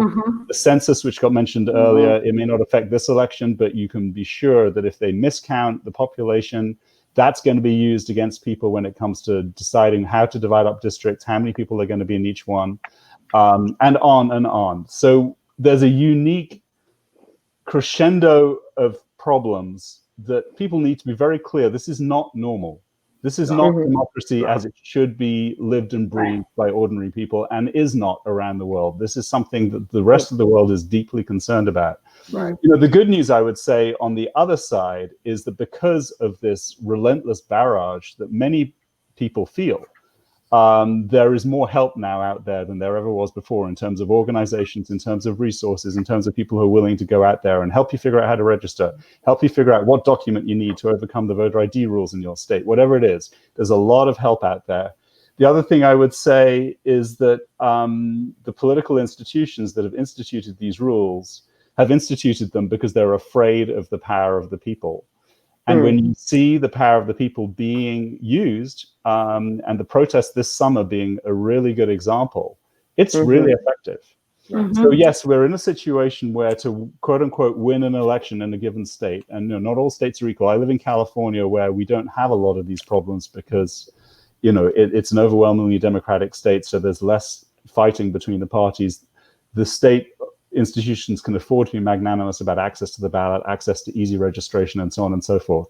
But in many parts of the country where you have these problems, if people stand up and make sure that they are counted, whether that's standing in line on election day, refusing not to go away when the polls close and they're still in line, making sure that they're in the streets if things become unjust after the election, my sense is that that is singularly effective. You know, in Florida in 2000, you had a fake riot that was drummed up by the Republicans in Miami-Dade County when they wanted to close down the count of the votes. They collected, 20, 30 people? And that was enough to intimidate the crap out of the local election administrators. If people who care about democracy, who care about representation, who care about making sure that everybody's vote is counted, show up on election day and then keep showing up, I think that is going to be the key to make sure that if there is a majority for one party or another, if there's a majority for one position or another, that majority ends up being respected despite all the efforts to undermine it. Quick point, Andrew, something you said that was extremely important. You talked about the power of the vote. And I really think we got to really be aggressive in correcting a false narrative that can sometimes be amongst our people, that voting is somehow passive, right? That it's a passive. No, it is the most active, right? And actually the late great John Lewis said it, right? The most active and aggressive form of political power you can avail yourself to is at the ballot and at the polls. So I just want to make sure that we continue collectively, everybody on this panel, we all do this work, that we are enforcing, especially to our young people. It's nothing passive about voting. It's an extremely radical act in which we exemplify power. Holly, I want to ask you something. Can I say one more thing about that as well? Go ahead. There's a feeling, you know, a lot of people in this country feel that politics is like team sports. You know, you win, you lose. And I don't think politics works that way at all. Right. And if people show up, that sends a statement. If you lose narrowly, but there's a massive surge of popular support for a position or a candidate, that has a tremendous impact. Look what's happening in Georgia right now. You know, Stacey Abrams didn't get elected governor in 2018, fairly or unfairly. We can have a very short argument about that, almost certainly unfairly. But the fact is that she spawned a movement, she's keeping that movement going, and she's converting the energy of that movement into voting rights. And that means the rights of everyone. It means the rights of Republicans to be heard too. It means respecting the process. And the other thing I would say very quickly is that whereas the people who run this country may not respect democracy the way we would all hope, a large majority of the citizens in this country do. And you need no better proof than what happened in Florida with Proposition 4. Here's a state where Republicans have won elections over and over. They may have rigged the rules. They may have built in an unfair advantage. But the fact is there is a lot of support for the Republican Party in Florida, however you cut it. However, when the question came up of should people, once they have served their sentences, be able to cast a ballot, the answer was overwhelmingly yes, from those same people who vote Republican election in and election out. And I think it's well worth remembering that there is a popular sense of what democracy is that is different from the way we are told about it by the people who would want to undermine it and get rid of it. All right. Right. So, Holly, I have a question for you. I want you to help us connect some very important dots here. Brother Andrew just spoke about the 2000 election, and let none of us forget, y'all, the presidency of the United States of America was decided by the 9 justices on the Supreme Court. That is who decided who would be our president for 4 years. Right. So let's bring it back to now. We just lost Supreme Court Justice Ruth Bader Ginsburg. Okay. So we're all seeing the hysteria that's going on now with this court vacancy. Trump has already put 2 nominees on the Supreme Court in less than 4 years, in one term. If he gets another 4 years, Holly, speak to the consequence of I mean, I know, because it's real. I'm not gonna say what I want to say, but it's effing real. Speak to the consequence of the Supreme Court and the U.S. Senate, because the senators are who. What are we talking about today? The fact that what's his face, Romney's ass is going to go along with the fact that even though it is unprecedented to put a nominee through in an election year, he's game because the U.S. Senate controls who's on that court in many ways. So just connect those dots, please. Chuck D reminds us of the confluence of hip hop and elections. And the answer to your question reminds me of a long ago hip hop structure that was created. Vote or die. That's literally the moment that we're in right now. If you think that you could be if you think that you can be impacted by COVID, your life, we already heard the statistics that Mayor Morial shared. Who do you want in charge of when the vaccine is available? Think about things like that.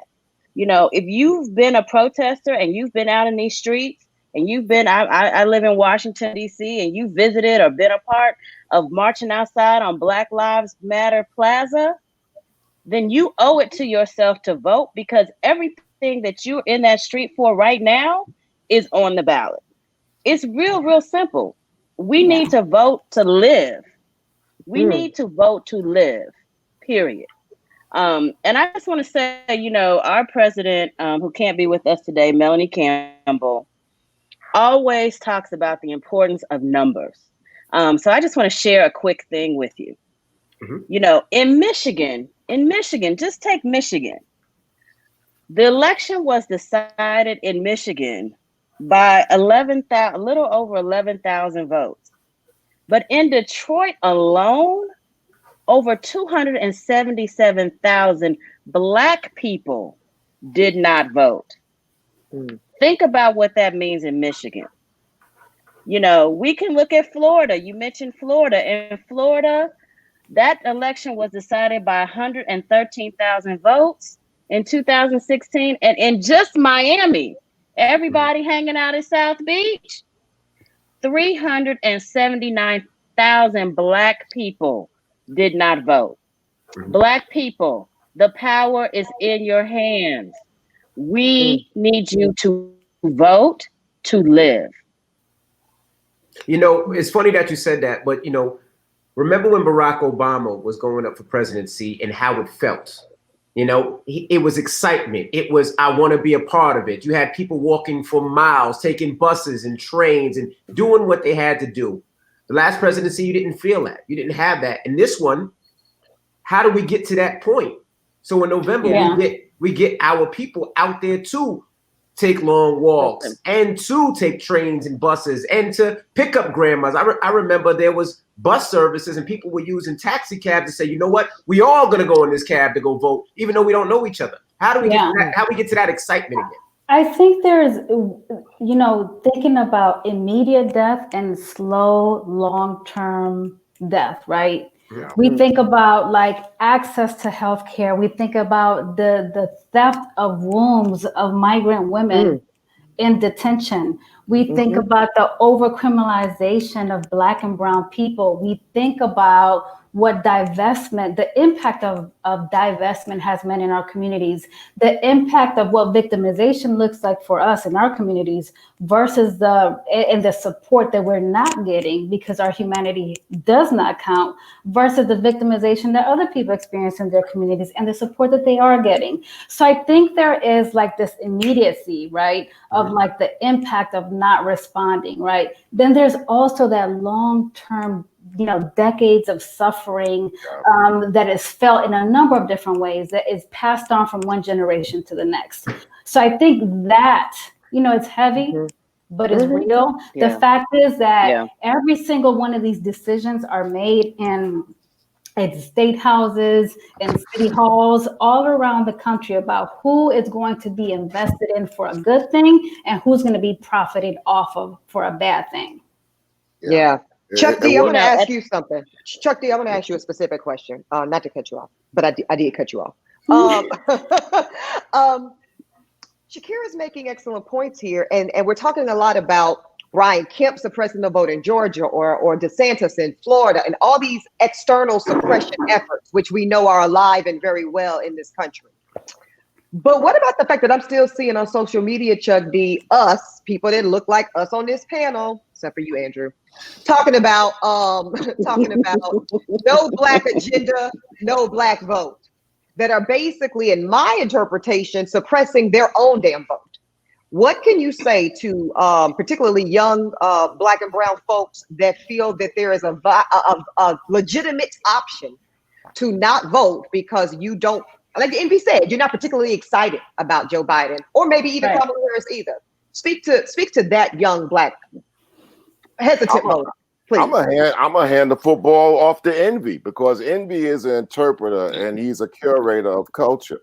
And if they're gonna be cued in the little Boosie or whoever for a minute, or even Tekashi, 6ix9ine or whatever for a split second, he's got to figure out how he could get it in. And in a time of desperation, if he considers himself of the community as opposed to just talking to the community or to the generations, he's got to get in that interpretation real quick to say, okay, y'all might not know what fascism is, but this is what it looks like. Because fascism is November 4th with people that basically say you don't matter.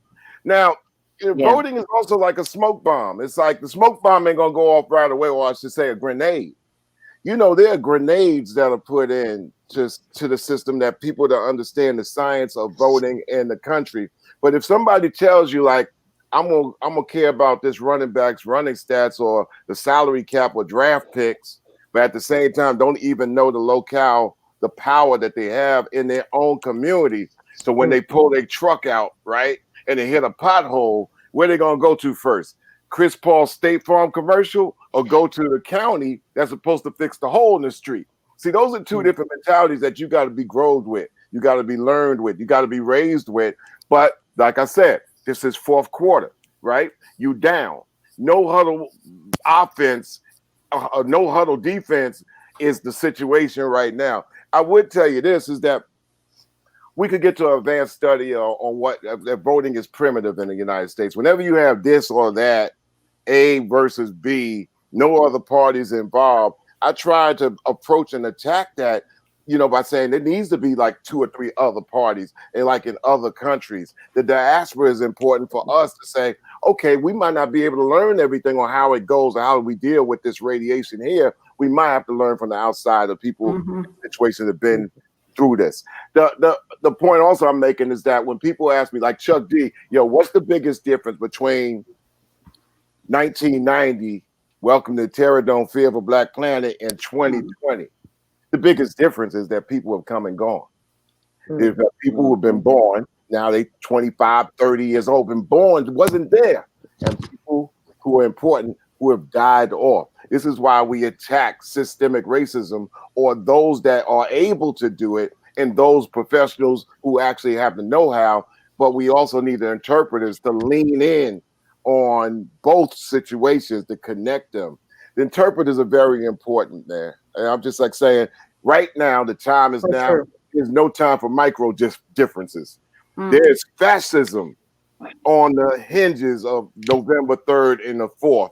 And even if if the beauty pageant brings in the person that we voted for, understand this one thing. I voted for President Obama, but I knew I had one of these. President Obama was not a Messiah. He wasn't Jesus. He just bought me some time.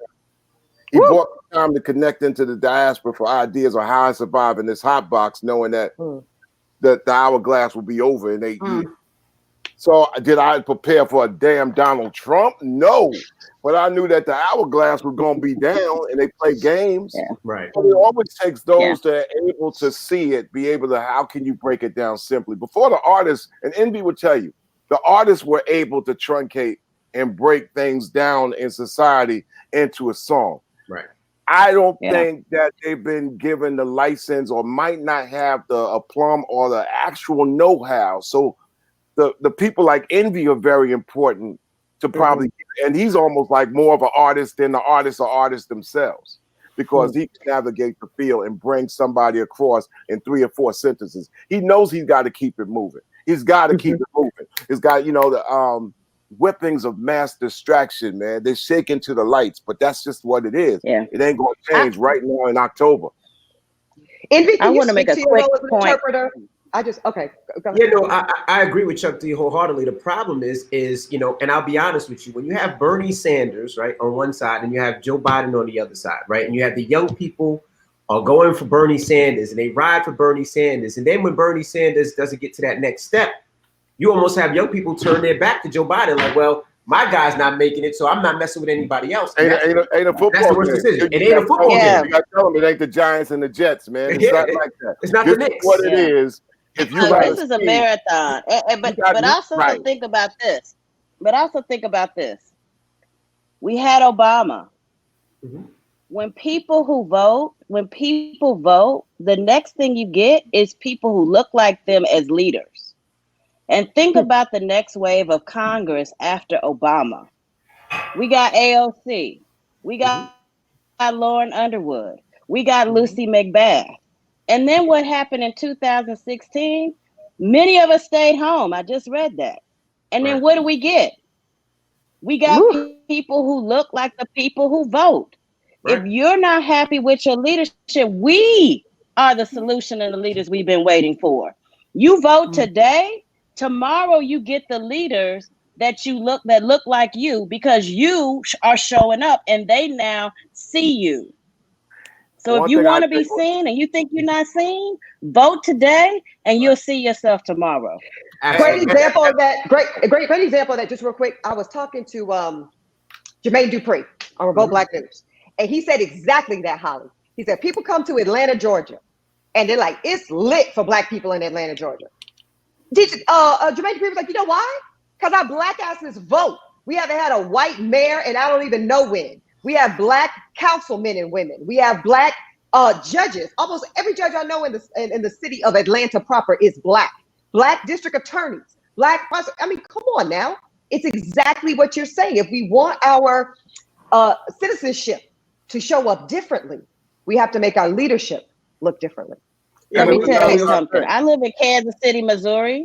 We are not a Black majority in Kansas City, Missouri. We have had 3 Black mayors and 2 Black congresspeople. Why? Because in Kansas City, Missouri, we have a Black political powerhouse, and we vote to exceed our numbers. When we vote, they pay attention. That's what I'm saying. So Kansas City is more like America than Atlanta, unfortunately. And I'm using that example to say we represent 12% of the population, but we have power when we vote. That's right. Great example. It's been like that a long time too. In Kansas City, you go back in the 20s and 30s of being some of the first places that Black folks bought property and they said we have this right because we own a piece of this place. But if you detach histories, and we become like locked in our own counties and our own quote unquote, that's being in a plantation state. And in a plantation state, you have no control over economics, education, enforcement in the environment.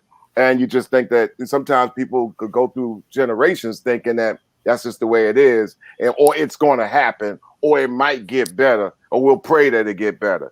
No, it's that forward movement. And I just, right now, going into October, simplifying this, it's the side you on versus the side that hates you. And they got to be clear. No ifs, ands, or buts. They will kill you and kill your mama and laugh. And I hate to put the generalization ubiquitous they on it, but there's a demographic, that a constituency rather, that has bought into believing that they could be the they, and why not?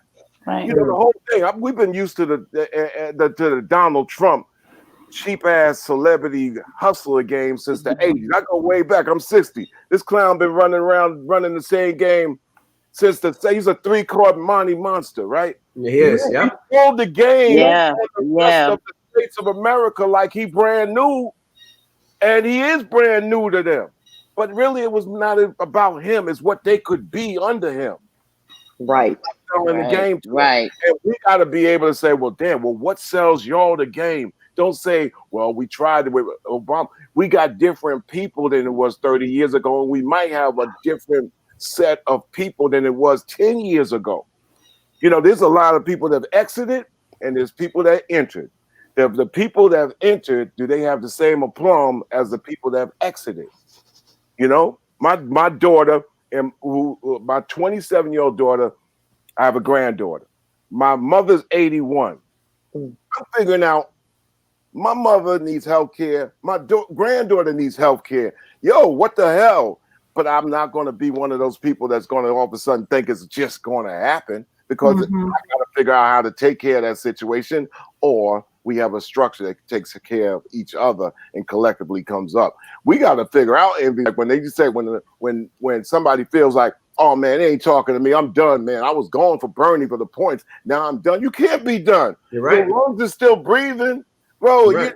You know what? You won't get kicked out of where you live and be a squatter if you don't figure it out. But you know what the mayor said? The mayor said that was perfect. Is we listen to these people online and we don't do our homework. I've heard so many different things. Kamala Harris did this. She arrested parents. All she did was prosecute black people. I hate her. I'm not going with her. And then when you start breaking things down, it's like micro difference. And here's another thing. I'll say this as my final point. Stop. I always go to young people and I say, youth ain't no excuse. Because if they 15 come to me, I'll be like, yo, it ain't no excuse. You older than many. So if I weigh and put a 9-year-old side to side next to you, next thing you're gonna come to me is with some tenure and seniority, because you don't want to be put in the same box with the 12-year-old. So don't tell me the youth. Same thing as somebody 29. I was young, so it just went past me. It's not an excuse though, because you older than many, you younger than some. Matter of fact, we blame the system on not educating you on being a leader at that age of 29 and 30. And if anybody says anything to my OG status and all that, when I get into these conversations, I'm like, well, match my energy when I was 30, dog. Right. Damn right. Yep. So I'm just like saying, we have to be able to say, y'all ain't youth. Y'all are younger adults, and the youth under 18 might be youth, but they got one of these when they turn 18. Because they could be sent to war in the quickness. And impending fascism says there's impending war. The dollar ain't worth the paper it's printed on. It's backed by an ass whipping. And the world is scouring on where they could get that ass whipping to get that money to back their paper. So we got, somebody that feels that they ain't got the time to listen. We as artists know that you might not try to hear me, but you're going to face your God mirror anyway. And when your God mirror hits you right straight up in the face, and I got the language to break that across to you in seconds, then we know that we'll be in a better place. But we're not in a better place now. We in no huddle situation, Red October, fascism on the corner. and the rest of the world, like Andrew was saying, is looking in. On the east side of Manhattan, Midtown, is a building that might as well be turned to lofts because ain't nobody been there in 30 years because they made it obsolete. The last time I was at that building, I saw Gaddafi speak for 2 hours, knowing the government's going to knock him off, or the powers that be was going to knock him off. The building's obsolete because the importance of it is that at least in the past, although it could have been a facade or conspiracy theories or whatever, it made this place at least accountable somewhat to the words that it printed on paper, like Dr. King said. When you make the rest of the world obsolete, you cut off the rest of the world. We get the diaspora cut off. They could do anything to you. Once they go, vulnerable. they could do anything to it. That's why you're vulnerable. Those that have the know-how don't apologize for your scholarship. Don't apologize for your brilliance. Don't apologize. You cannot attack the ignorance, which don't mean stupid. You can't attack it with silence right now. You can't. Indeed. And what the young people did, and they're local, they said, I'm going to take this old ass statue down. This might be my only power. Why do you think Trump just said, you know what? I'm going to give you a 10-year straight out sentence for taking another statue down. It's like, what? For real? So that talk today. So we got to figure out this conversation, and at least in a vote, to get that out and then be prepared to clean up for 10 years. Absolutely. So here's what we know. We got a lot of passion, a lot of major gems being dropped today because this shit is important. It is Red October. You said it perfectly, Chuck D. So we got some final words from Chuck D. I want to invite Shakira, Holly, and Andrew to give us just a couple closing remarks before we go about continuing this important work. Shakira? Sure. So thanks everyone. Really appreciate being on with you. I'm really honored.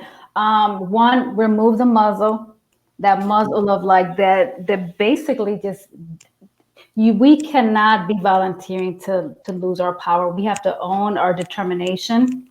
We have to understand the value of our vote. We also have to get this. Spending money does not make you free. Spending money does not make you free. We have to get free. We have to own that and understand the power of our freedom, the potential of our freedom, because there are generations of people who depend on us to do so. Your neighbors, your brother, your uncle, your mother, we're all going through some form. We're all carrying some weight based on somebody else's decision. And us not participating means that we are endorsing. We are accomplices to whatever is happening if we're not engaging, if we're not trying to knock it down, if we're not trying to put something in place and learn how to get rid of it. That's all I got. All right. Perfect. Yo, you know, this panel has laid out the reason. I look forward to other artists to continue the motivation.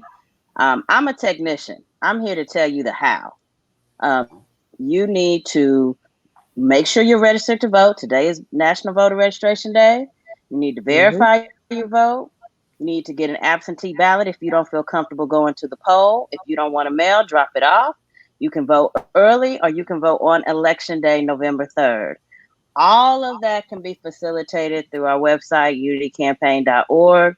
But at the end of the day, that's what I'm here to have you do. So hopefully this lovely panel has provided the motivation. I'm here to talk about the tools. All right. I wanted to just say one quick thing to pick up on something that Chuck D said about the mountain, the avalanche of misinformation that's out there, the kind of sewer that has been created of confusion and fake news and everything else that's out there. The one point I'd want to emphasize is that this is a structured industry, that there is an election industry, billions of dollars are being spent specifically to turn people off voting, to confuse them, to give them ideas about candidates that aren't true.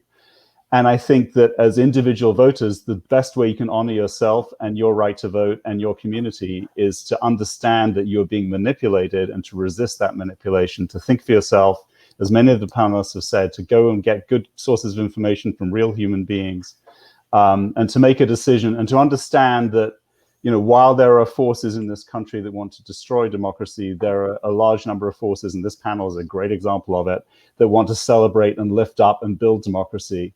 And I think it's very important in this election, as everybody has said, for everyone, absolutely every last person to stand up and be counted, not for this candidate or that candidate, for this presidency or that presidency, but for the very principle of having a democratic society in which our individual voices count, and to just resist this avalanche of money and special interests that want to turn you off and make you think that it's all a waste of time. It's not.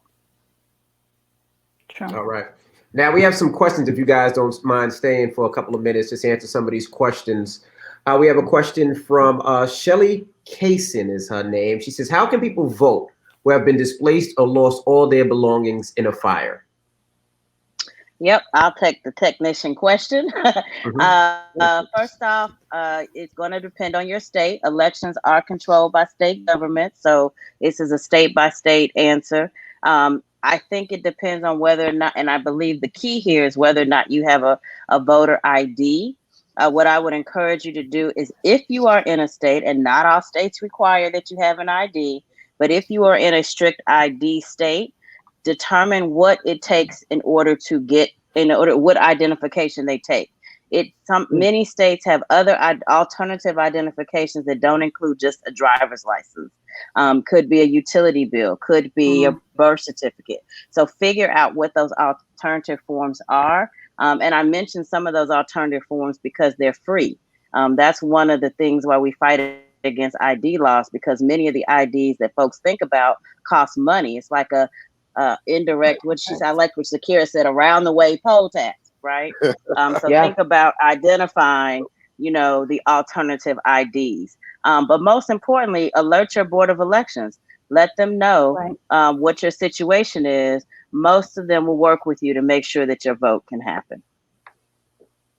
Excellent. We got another question here from Brother Kenneth Jones. If Hillary won the popular vote, which she did by, I think, over 3 million votes, how did Trump win? This is going, of course, to the spirit of the Electoral College. Shakira, Andrew, Chuck D, want to take that? No.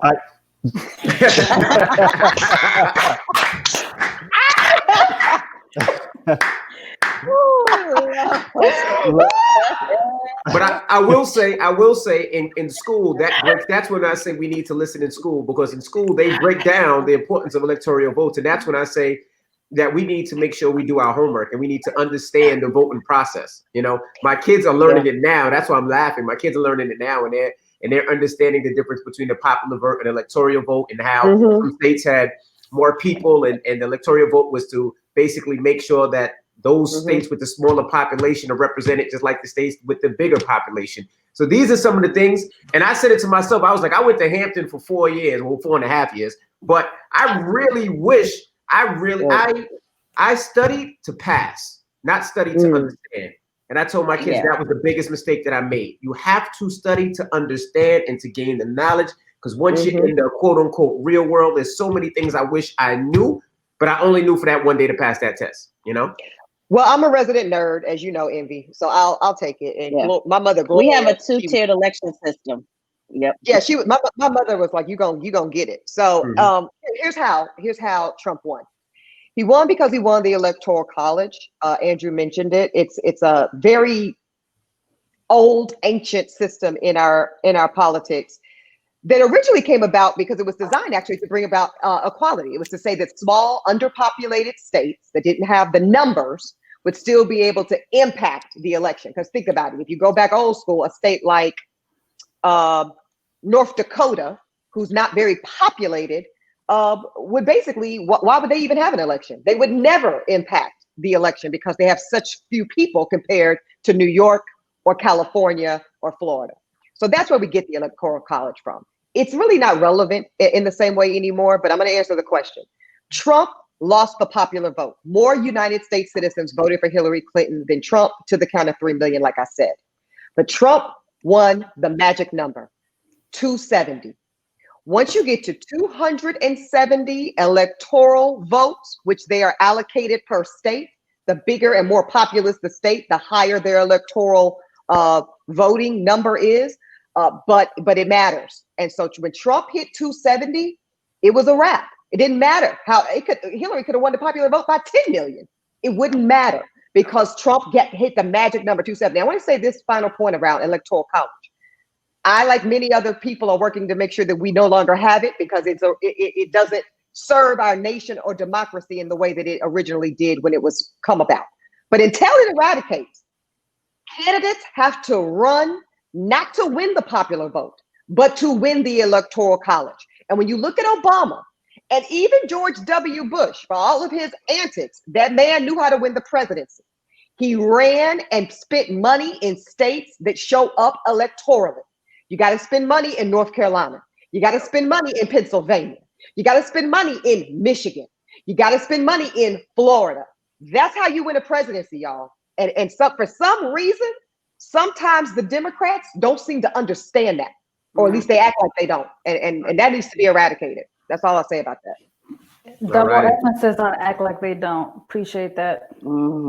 Absolutely. What'd you say, Shakira? I missed it. I said double emphasis on act like they don't. Oh, act like they don't. Act like they don't. I'm Act like they don't. I appreciate you saying that. Yeah. It's they showed their arrogance. The Democrats showed their arrogance in 2016 and did not move to the urgency of what was getting ready to wash up on their shore. And that shore had been brewing for the previous 8 years just because. Right. With no real clear reason, just because. I've been in every state in the country. I've driven on every road in the country 100 different times and pay taxes in 4 states. Trust me, there's areas that we sometimes think that our vote or our population or a census that brings up 15 to 20% of the population. You could drive for 3 days and not see a person of color, and especially no black folk. So we got to keep in mind of who we are, how we need to stay collected to one another, whether we have these micro differences or not, because at the end of the day, it washes out on animosity by just looking at a television and saying, wow, it appears on TV that black folks in every commercial, they throw money at the camera, they got it like that, and I'm broke in Arkansas, and I'm broke in South Ohio. And I'm tired of that and hearing about this person's $20 million salary where our foundry just closed down. You know, I'm like, they build and they feed on that. And they fed on that in 2016. And all right, they might have got, Hillary got more of a popular vote or whatever, but it was a brewing dynamic that just exacerbated the last 4 years, even more so with Trump winding up the hype machine. This is a dangerous time we're in right now. It's also, let's not forget that people were just not motivated by Hillary. I mean, that's just right. Exactly. It's like so they play games. Can't leave that behind. And people are still getting laid off. People are struggling more now than they were 4 years ago. And are going to continue to struggle because this has really been a dynamic about the less than and more than in terms of like what people got. And in this idea of wanting to aspire to be part of the more than, people vote against their own interests. People act against their own interests. And in a way of kind of trying to exclude themselves, I don't want it as bad as they got it. So I'm gonna be over here and aspire to be one of them. But that is not a pathway for you either. There is no way for you to get over there either. To divide us from the beginning of time. The strategy of division does not win. What wins is collective action. Yeah, that's right. Right now, voting gun to the head versus assassin at the back door. Right. That's what it is. It's gun to the head, assassin at the front or the back door. You figure that one out. You got some time to figure that one out because it really will get messy after November 3rd, no matter which way. Just stay conscious, stay present. And those that want to sleep, you go down near the furnace and lay next to the furnace. Then just don't get in the way of it. Right. You know what I'm saying? And more is not always better sometimes because you put 100 people in a room and give me 10 martial artists, I'll get out of the room. You know, 90 other motherfuckers, they'll run into each other. So, leave the scholarship up to the scholars like Holly in this regard, and defer to her and kind of do what she says right now. And then when you get conscious enough, come January, you want to stand out in White House grounds, frozen, while they elect the next person or continue this dude in there now, then, then let that be that. But right now, follow instructions or die. Yeah.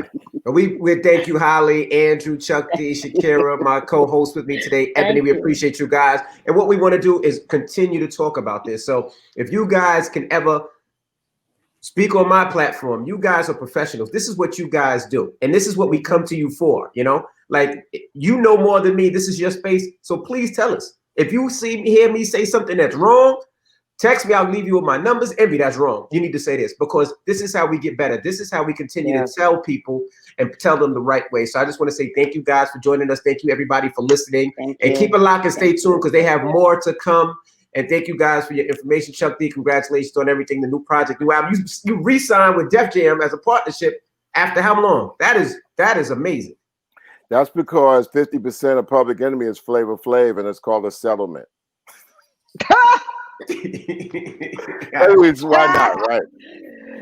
All right. Love it. Shout out to DJ Maceo with Twitch as well. And we appreciate you guys, and thank you for joining us. Great platform. Thank you, guys. Bye. Thank you.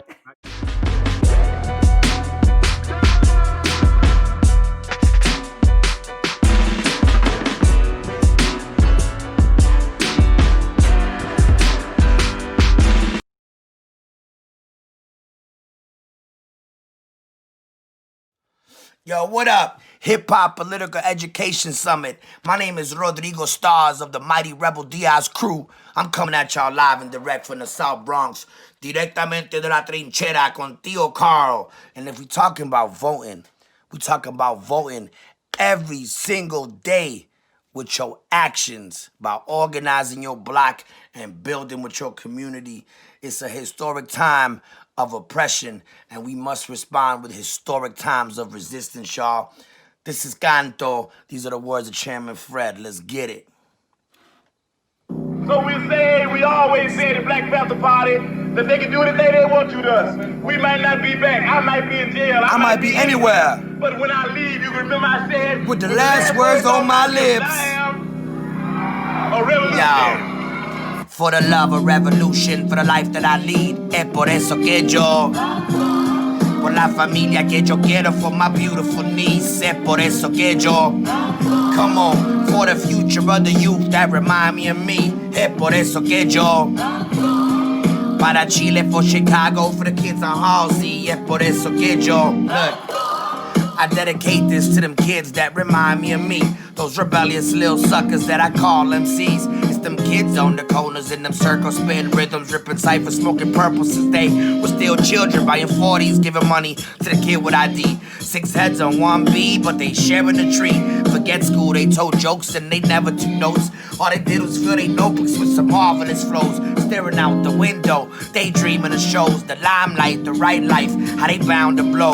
It's a dream that they all share, who gonna get there? Found a reason for my rap and I ain't gonna fake it. I want a crib for my mom's on the beach in Viña. Yeah, por eso que yo. Yeah, I wanna open up a school in the Bronx by the river. Yeah, por eso que yo. Come on, I'll be happy with a crib and some land in the back. Yeah, por eso que yo. Yeah, sit back, smoking the L, dipped in cognac.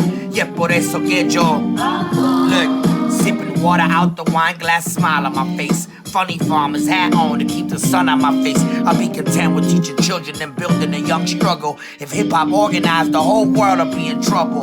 Trump run for cover, you be getting bum rush. Grandmaster Caz is the president, we all co-crush. It's graffiti on the wall, but it's not advertising. Just a warning from the youth about the future uprising. Not surprising that we seeking freedom. I don't believe him, I'll be happy with a Cavalier. Like my dad drove, the living room with chandeliers and a matching carpet. I choose to rap cause sometimes it's my only option. It's my freedom of expression, it's the voice of the oppressed. Yeah, por eso que yo. Yeah, it's the power of the word, man. You gotta use it, yeah, por eso que yo. Look, Cause I truly do believe that I'm the seed of revolution. I rap, therefore I am part of the vocal contribution to the causes worldwide. Fight the struggle within. Organize, read books, practice discipline. Use the culture as a weapon that's unknown to them. Speak slang in the language that's code to them. Make music, breakdance, write your name on the wall. Write a paper theorizing how they kill Biggie Smalls, include Pac and Malcolm X, how they killed them all. Be a leader on the block, we taking over the game. Cause instead of game banging and acting selfish, we like some Panthers in the morning. Serving breakfast for the love of revolution, for the life that I lead. Es por eso que yo, por la familia que yo quiero, for my beautiful niece. Es por eso que yo, come on, for the future of the youth that remind me of me. Es por eso que yo, let's go. Para Chile, for Chicago, for the kids on Halsey. Es por eso que yo, yeah, y'all, peace.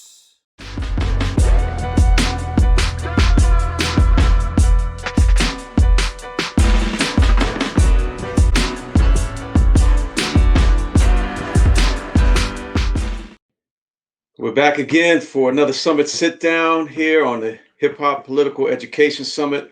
Really, really exciting stuff going on here today, Bakari. What do we got coming up next? Next up, we've got Brother Desmond Meade with the Florida Rights Restoration Coalition. Really excited to have him on here. Felt it was impossible for us to really do justice to the issue of voter suppression without talking about the pressing issue of incarceration. This is an issue that's touched so many people in our generation, one of the defining issues of the generation, and touched so many people within our community. And so we're glad to have Brother Desmond Meade with us. The first question I wanted to ask you, brother, is if you can talk about Amendment 4, the initiative in Florida that you were heavily at the center of, and what tell us about it. How did it end up at the Supreme Court? Well, first of all, Brother Bakari, thank you so much for really having me. Amendment 4 was a landmark victory that we achieved in November of 2018 when we passed Constitutional Amendment 4, the Voting Restoration Amendment. And what it basically did was restore voting rights to people with previous felony convictions. And so once they completed their sentence, they had the right to actually register to vote and participate in our elections. We re-enfranchised over 1.4 million Floridians, and that is one of the largest expansions of voting rights, right, in over 50 years. And so we were really proud of that accomplishment. However, after we were able to pass Amendment 4, we had a legislature here in Florida that decided that they wanted to codify the requirements to be able to register to vote. And they created this law that outlined all kinds of fines and fees and costs that a person would have to first satisfy before they're able to vote.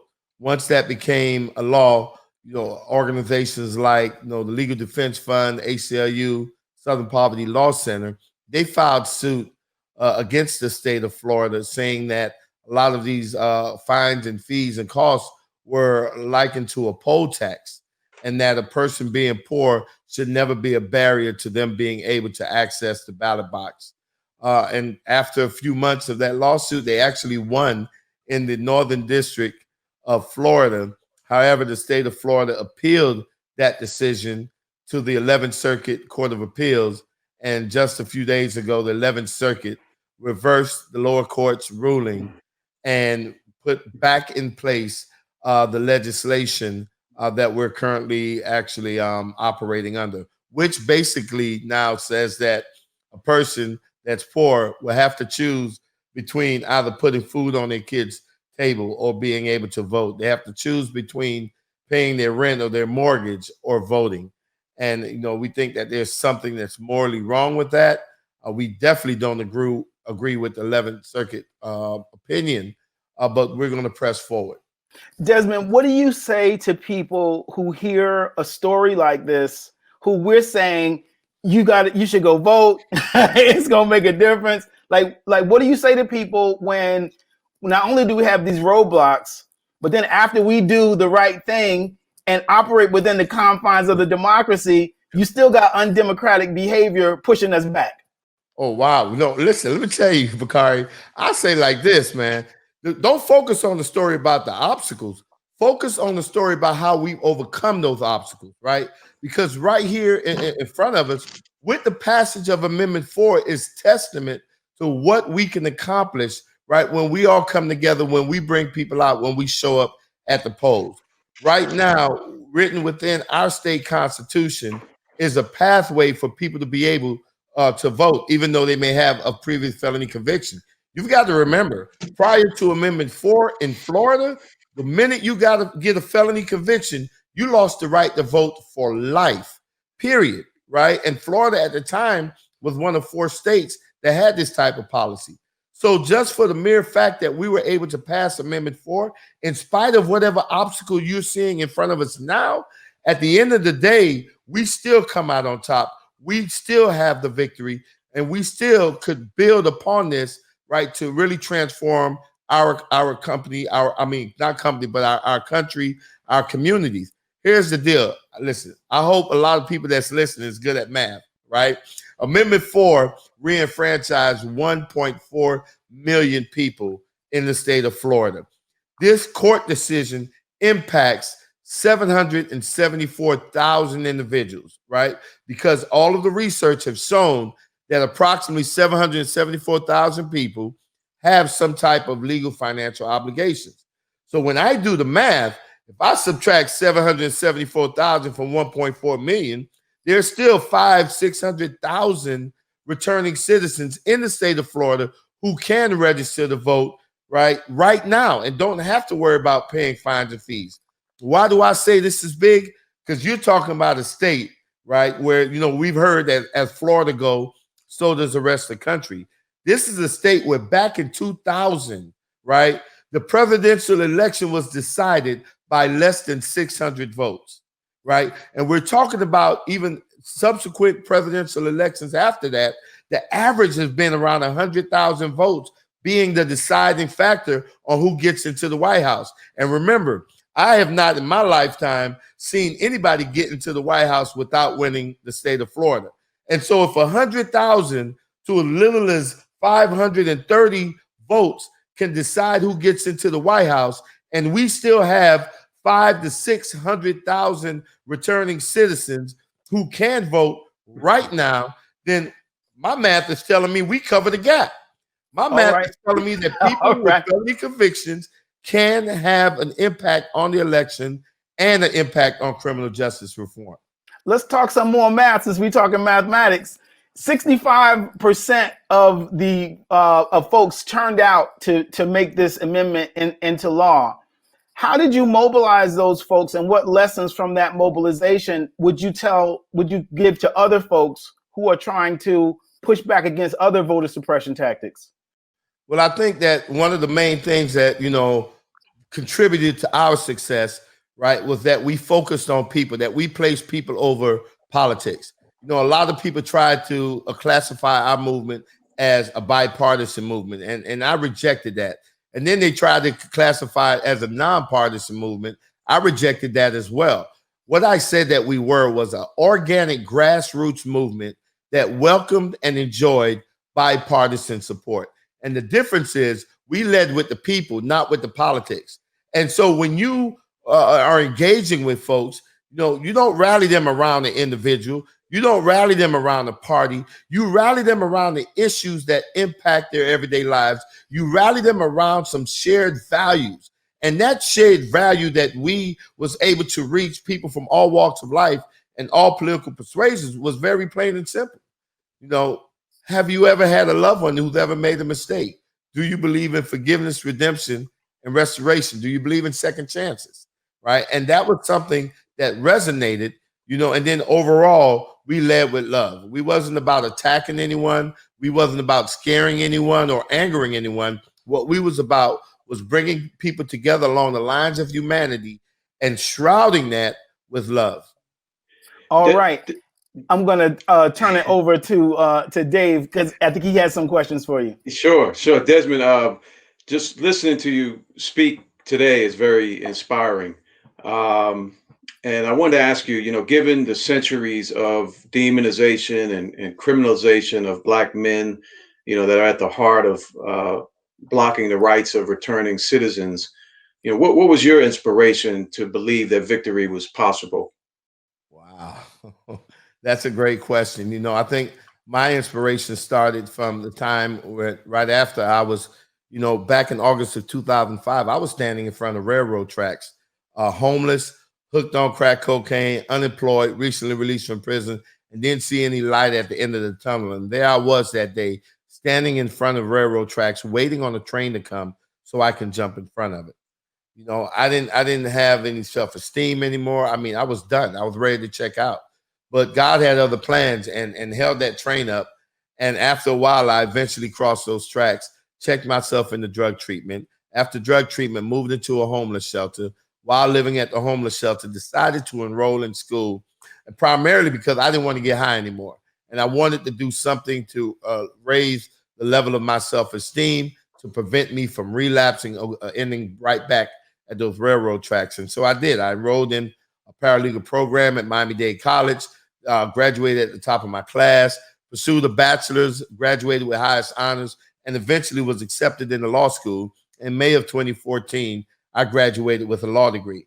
However, in spite of all of that I've been able to overcome and the accomplishments that I've been able to achieve, because I lived in the state of Florida, I couldn't even practice law until my civil rights have been restored. And when my wife ran for office in 2016, I couldn't even vote for her. And so when I looked around and seen so many people who have served their time and who just want to really successfully reintegrate back into their community, wanting to be a part of democracy, that was like, that's ignited a fire within me, understanding when I looked around that the very same people that were told that they, didn't amount to anything, just like I was, right? The very same people are the ones who will be the leaders in transforming our country. I'm a person of faith. When I look at the Bible, what I always see is God take the least among a group of people to bring about the biggest change. And so I really do believe that happens, and I've seen it. It's materializing all across this country and in the state of Florida as well. But I know at the end of the day that it's people with felony convictions, it's people who have suffered the most pain that's going to bring about the change that this country so desperately needs. Man, that's great to hear. I got a follow-up quick question before we wrap up. The Free Meek movement led to the creation of reform. And I want to ask you, how do probation and parole fit into the puzzle of voter disenfranchisement? Wow.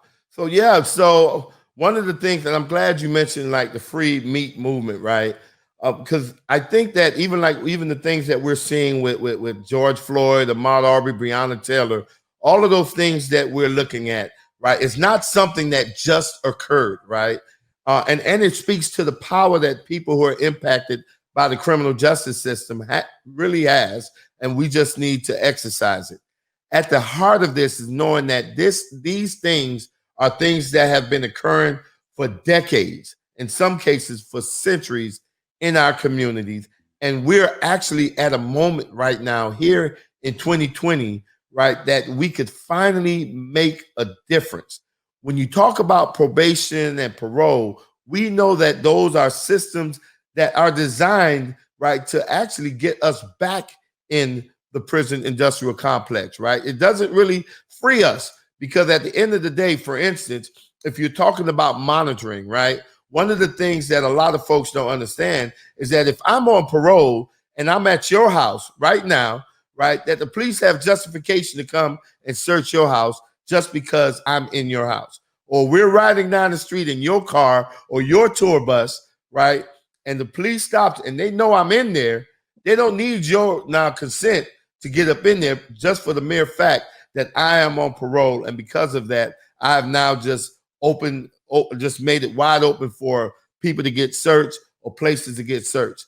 And so I don't want, to be the one that actually jeopardizes the freedom of the people who I hang around. And so I know, like many of us, be like, man, forget about that parole or probation because it's a setup. Let me just do my time so I can get the state out of my hair so I can be done over and done with. And so what I believe is that we can actually engage in some even alternative routes. And these are some of the ideas that's coming from people who've been working in this field for quite a number of years. Man, first of all, let's shut down the school to prison pipeline. That's number one. Let's not criminalize so many offenses that are not as serious, right? And instead seek treatment, right? I'm a person that had a drug addiction and I was homeless, right? I went to prison because I had a drug addiction and I was homeless. And let's be real. So if we solve the drug addiction problem and solve the homelessness problem, then I wouldn't be entering in to the prison system. And then there's so many other areas of mental health. You know, we know that, especially in the state of Florida, we have a history of trying to house people with mental health issues in prisons instead of mental health hospitals to help them get the necessary treatment. And so there's so many ways that we can address these issues. What I'm excited about, though, is that the very same people that's been silenced, the very same people that's been overlooked, are now the people that can cover the gap, that can make the difference on the direction that this country is going. They're the ones that can elect the district attorneys, the public defenders, the sheriffs, the judges that even sit in judgment over us, and the mayors that appoint the police chiefs. And so we have an opportunity now to really take a hold of this system, tear down this injustice system, and create something that's more humane and equitable. Desmond, I just want to thank you, on behalf of Bakari and myself, and I think on behalf of all the viewers who are probably watching this as well. It's been really, really great to hear you speak, and really, really important. And we'll continue to support all of your efforts going forward. And thank you. Thank you, sir. Thank you so much for having me.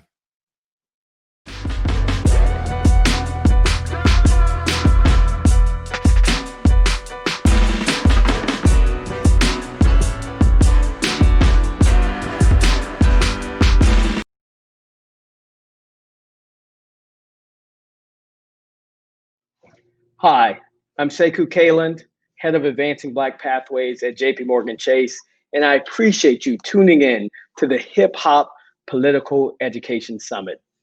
Advancing Black Pathways was proud to partner with Dave Mays Media in producing this event because we are committed to supporting causes that will help us create a more inclusive society. Our focus with Advancing Black Pathways is to help the Black community not only close the racial wealth gap, but also close historical gaps in educational and career achievement. As you prepare to go to the polls less than 2 months from now, understand that it's not just your preferred presidential or Senate candidate on the ballot. Government policies that will impact your pathways to wealth are what's on the ballot. So your vote is your economic voice. And it's an unfortunate reality that 155 years after slavery ended, Black Americans still face significant barriers to the ballot box. Nationwide, 1 in 13 Black adults cannot vote because of a felony record. And in Florida, Virginia, Kentucky, the numbers are worse. 1 in 5 adults in those states are disenfranchised because of a felony conviction. If you're Black, odds are you'll have a different election experience than someone who is white. I mentioned the racial wealth gap earlier.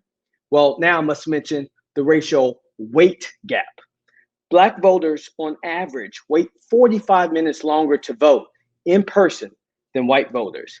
It's even worse for Latino voters. They're forced to wait 46 minutes longer than the average white voter to cast a ballot. And voter ID laws across this country are another barrier to the ballot box for Black and Latino voters. Before 2006, not a single state required photo identification to vote on election day. But today, 33 states have some form of voter ID requirements, despite extensive research showing that voter fraud is extremely rare in our country. And research also shows that the states with the strictest voter ID requirements have lower Black and Latino voter turnout. There's a renewed focus in our country right now for ending systemic racism. Ending the voter suppression tactics I've mentioned must be part of the dialogue in our path forward as Americans. We must be vigilant about protecting and expanding the voting rights of Black and Latino Americans. Our ancestors paid the highest price for us to enjoy these rights, and the future of our country depends on our ability to vote. So be sure to register to vote if you haven't already, and you can do it online in 40 states. We're counting on you. So thank you and take care.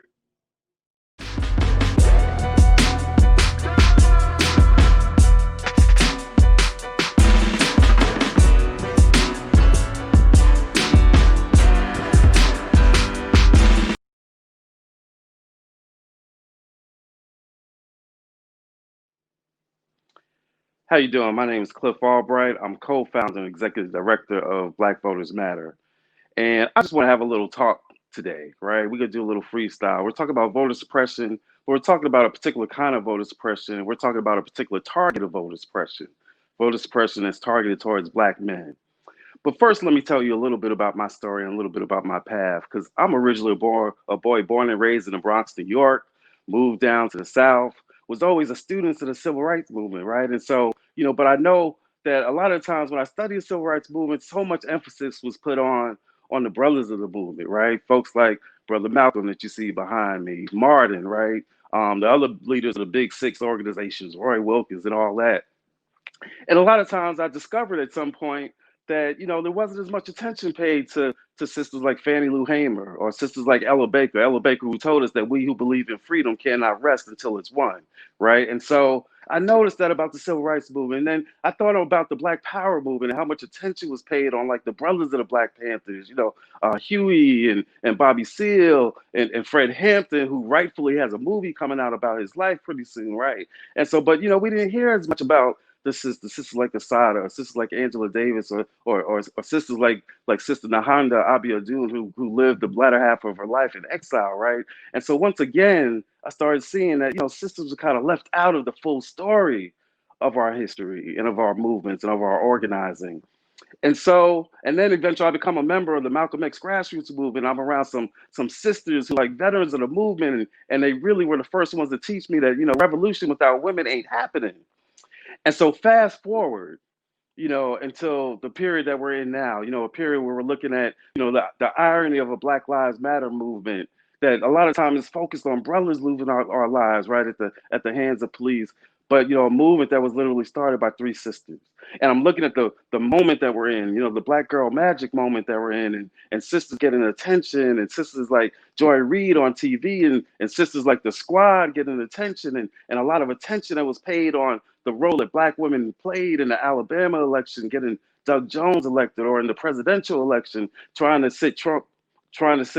vote in a way that really represented our lives, right? Showing that we mattered. And so, I look at the attention that sisters are getting out, and I'm honored to be in this space and working with so many incredible sisters, including Sister Latosha Brown, my dear friend, sister comrade, and co-founder, that y'all are going to hear from a little bit later, right? And so I think about how it feels good to be in this moment.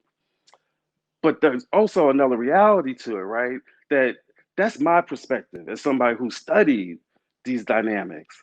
But that if you're just a brother on the street and you're seeing this, and I've heard this from brothers, it's like, okay, I'm cool. I'm glad that, we're hearing this about the sisters, but what about the brothers, right? Because even though 98% of women voted a certain way in 2016, the fact of the matter is 88% of Black men did the same thing. And that's not chump change, right? And that's not something to be taken for granted, right? And so that's the space that we're in right now. Why do I raise this in a hip hop discussion, in a summit where we're talking about voter suppression? And here's the thing, y'all. Here's the deal. Because there's more than one way to suppress votes. There's more than one form of voter suppression, right? You got the hardline voter suppression. You got the cops at the polling place. You got the felony disenfranchisement. You got the close of the polling places. You got all these issues that we're going to be talking about during the summit today. But there's another insidious form, and that's the form of misinformation, or more accurately, disinformation. Because misinformation is what you got when, there's just some wrong information out there, some inaccurate information out there. But disinformation is what you got when you intentionally put false information into people's minds, right? When you put propaganda into people's minds. And so this is a threat, because what we're seeing is that a lot of this disinformation is being directed at us, because somebody, somewhere, one of these parties, one of these candidates sees a space. They see a little opportunity there, right? To target Black men, to target brothers, right? Because they feel like that there's some susceptibility, that, that there's a message there that we want to hear. And there is a message that we want to hear, right? We do want to hear a message around economic development. We do want to hear a message around, fighting and reforming and changing the criminal justice system. We do want to hear a message that our lives matter. But one of the candidates in this presidential race, one of the sets of groups of folks that are out there right now are putting out disinformation. Because at the end of the day, this is what we know. We know that if you really cared about economic development, Black economic development, Black jobs, then we wouldn't be in a situation that we're in right now, where the vast majority of the Black community is doing worse than we were 4 years ago. We wouldn't be in a situation that we're in where the vast majority of Black businesses got absolutely no support out of the recent coronavirus funding that was directed at small businesses across the country. Somebody who really cares about Black businesses would deal with that. Somebody that really cares about the wrongs of the criminal justice system, right, would actually, if you care so much about brothers that are being wrongfully incarcerated, then maybe somebody needs to apologize to the exonerated 5, who to this day still acts like they were guilty, right, and no apology. So somebody that really cared about mass incarceration of Black people and wrongful incarceration and police violence, somebody who really cared about that would be more true to those issues, would do more on those issues, right? Disinformation. Somebody that really about Black lives would not have us in the situation that we're in now, where not only 200,000 people have died, but that the disproportionate segment of those who have died and those who are sick and those who are going to have long-term illnesses from coronavirus are in the Black community. And so disinformation. And so this is a form of suppression, because at the end of the day, the end goal of the disinformation isn't even trying to convince somebody to vote for you. Sometimes the end goal of disinformation is just so that somebody can stay home. And again, one of the candidates in this election cycle 4 years ago was bragging about the fact that Black voters stayed home. That's not the words of somebody that really cares about our community. That's not the words of somebody that really cares about our lives or our jobs or about our health. Those are the words of a white supremacist. That's a certain kind of thinking that we can't allow ourselves to be hoodwinked by, right? We cannot be led astray by the disinformation that's out there. And so as we have these discussions around voter suppression, as we talk about the full spectrum of suppression, right? From the disinformation to police and other forms of like forceful voter suppression. It's important to keep the words of this brother behind me and what he said. Brother Malcolm told us in the Ballot of Bullet. He said, there's a space for the ballot. He said we got to use the ballot, right? But we've got to use it wisely. We've got to use it intelligently. We can't be political chumps. We got to be politically smart, right, in the way that we use our votes. And so my hope and my belief is that we as a people, and that brothers in particular, will wind up playing a critical role in which direction our community goes in. And at this summit and this community of folks that are listening, you right there are going to play a role in whether we fall prey to the disinformation or whether we rise above the disinformation. And I believe more than ever, and I say it all the time, I believe more than ever that when we work together, we win. And that when we use our vote wisely, we win and our lives get better. That's my freestyle.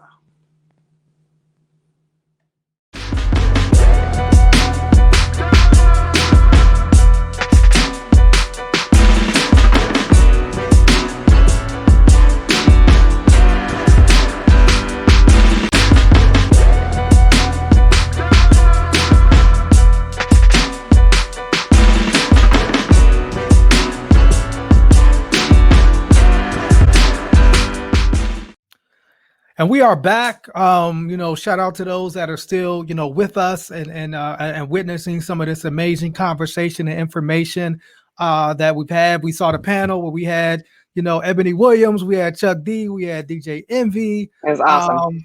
We had performance by Rob from Rebel Diaz. We had Desmond Meade. That's somebody that you've done some work with, Tiffany. We had a conversation with Cliff from Black Voters Matter Fund.org, blackvotersmatterfund.org, where you can find out if you're registered to vote. You can find out all the voting information that you need. And so what are your thoughts, Tiffany, as we're kind of at the halfway point, a little bit over the halfway point of this summit? Yeah, I mean, this has felt like a marathon, and it's been pretty powerful to watch everybody's comments and the feeds. I'm watching it on YouTube as we speak. Folks are talking about how they're registered to vote, some of the experiences that they've had at the polls, registering early. I want to shout out Desmond Meade for all the great work that he does. Folks, if y'all have not, if this is your first time learning about Desmond Meade, you really need to follow him on social media and look him up. The brother has a very powerful story about how he came from the exact work that he is talking about and advocating for. And in this movement, we got to make sure we center the voices of people who are mostly impacted. So shout out to Desmond for all the incredible hard work that he does at Florida Restoration Rights Coalition. They're incredible, and they're fighting for over 700,000 people right now who want to, vote, and Floridians who want to vote this year, who can't because of certain road blockages because of financial burdens. So we got to make sure we support all the grassroots work that's happening on the ground. And like I said, it's felt like a marathon because we're asking folks to register. Jasiri, I want to see the results from the poll that we did earlier. So let's check that out real quick. The question was, do you belong to a political activist or organization? And I'm surprised because 25% of people said yes, and 75% of people said no. What's your reflections on that, Jay? That doesn't make. I mean, I think that's about right now. Well, I think in this moment, people are now looking for things. You know what I'm saying? I think particularly what's happened, over these last few months after we watched, Ahmaud Arbery, Breonna Taylor, George Floyd be killed by police. I think now people are more so getting involved. But I think before, and I think what you're seeing is kind of newer organizations also emerging, you know what I'm saying, as well. And so I think people are, so I kind of expected that because just like you said, a lot of people are kind of do their own thing. But I think that as we watch 2020 continue to grow, to continue to go on, you're going to see organizations like the NAACP grow. And I know you all have got a lot of support over the last few months. Organizations like One Hood have as well, although we're, currently only in Pittsburgh, and we've grown as well. So I think as this movement continues to where we have victories in some of these cases, whether they be legislative or whether they be, getting justice for some of these families, I think you'll see that movement start to grow. You know what I mean? Yeah, we got to. I think, I think that people who try to do this work on their own aren't going to see the type of impact and power that we can do when we work together. So join an organization. All you got to do is Google it. Ask an organization, ask a friend, whether it's a organization on campus that you can join at your school, or whether it's a community organization you can give back to. If you can give your time, your money, your energy, your talents to an organization, make sure you do that. But I think we got another poll. Jasiri, I'm interested in seeing the answers for this one too. Yes, we have another poll question. It says, have you ever experienced voter suppression directly? If yes, what type of voter suppression? Was it A, long lines at polls that last for hours? B, removal of your name for voter rolls without your knowledge? C, attempts to curb vote by mail or absentee voting in your state? Or D, some other type of voter suppression tactic?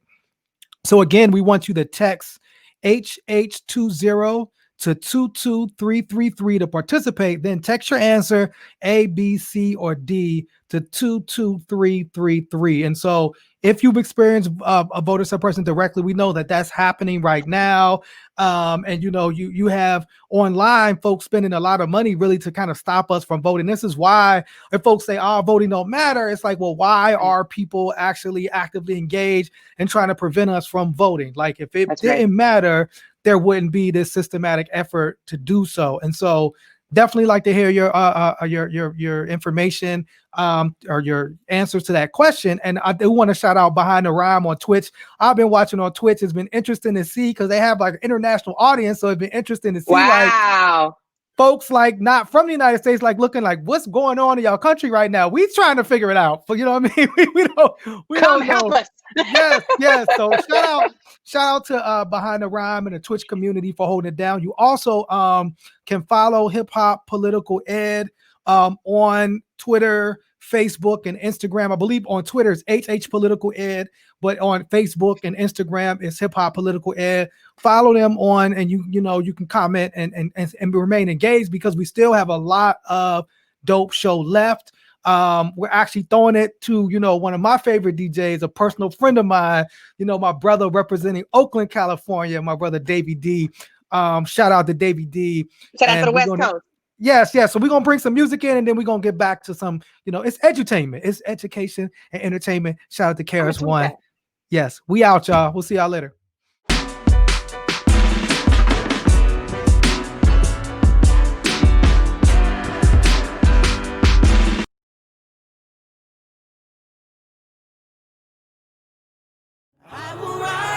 Advancing Black Pathways is a program we launched to truly make targeted impact across education, careers, and wealth creation.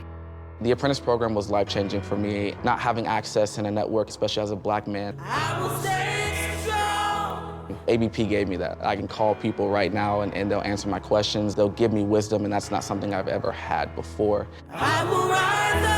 Everyone thought I was crazy. They were like, there's no beauty, there's no fashion in Detroit. And I was like, but there will be, because I'm coming back home. We reached out to JP Morgan, and they created the Entrepreneurs of Color Fund, and we were able to get a loan to help fund our target purchase order.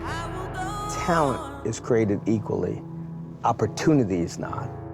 And my hope is that we're doing our part by helping Black people succeed in whatever they wish to accomplish.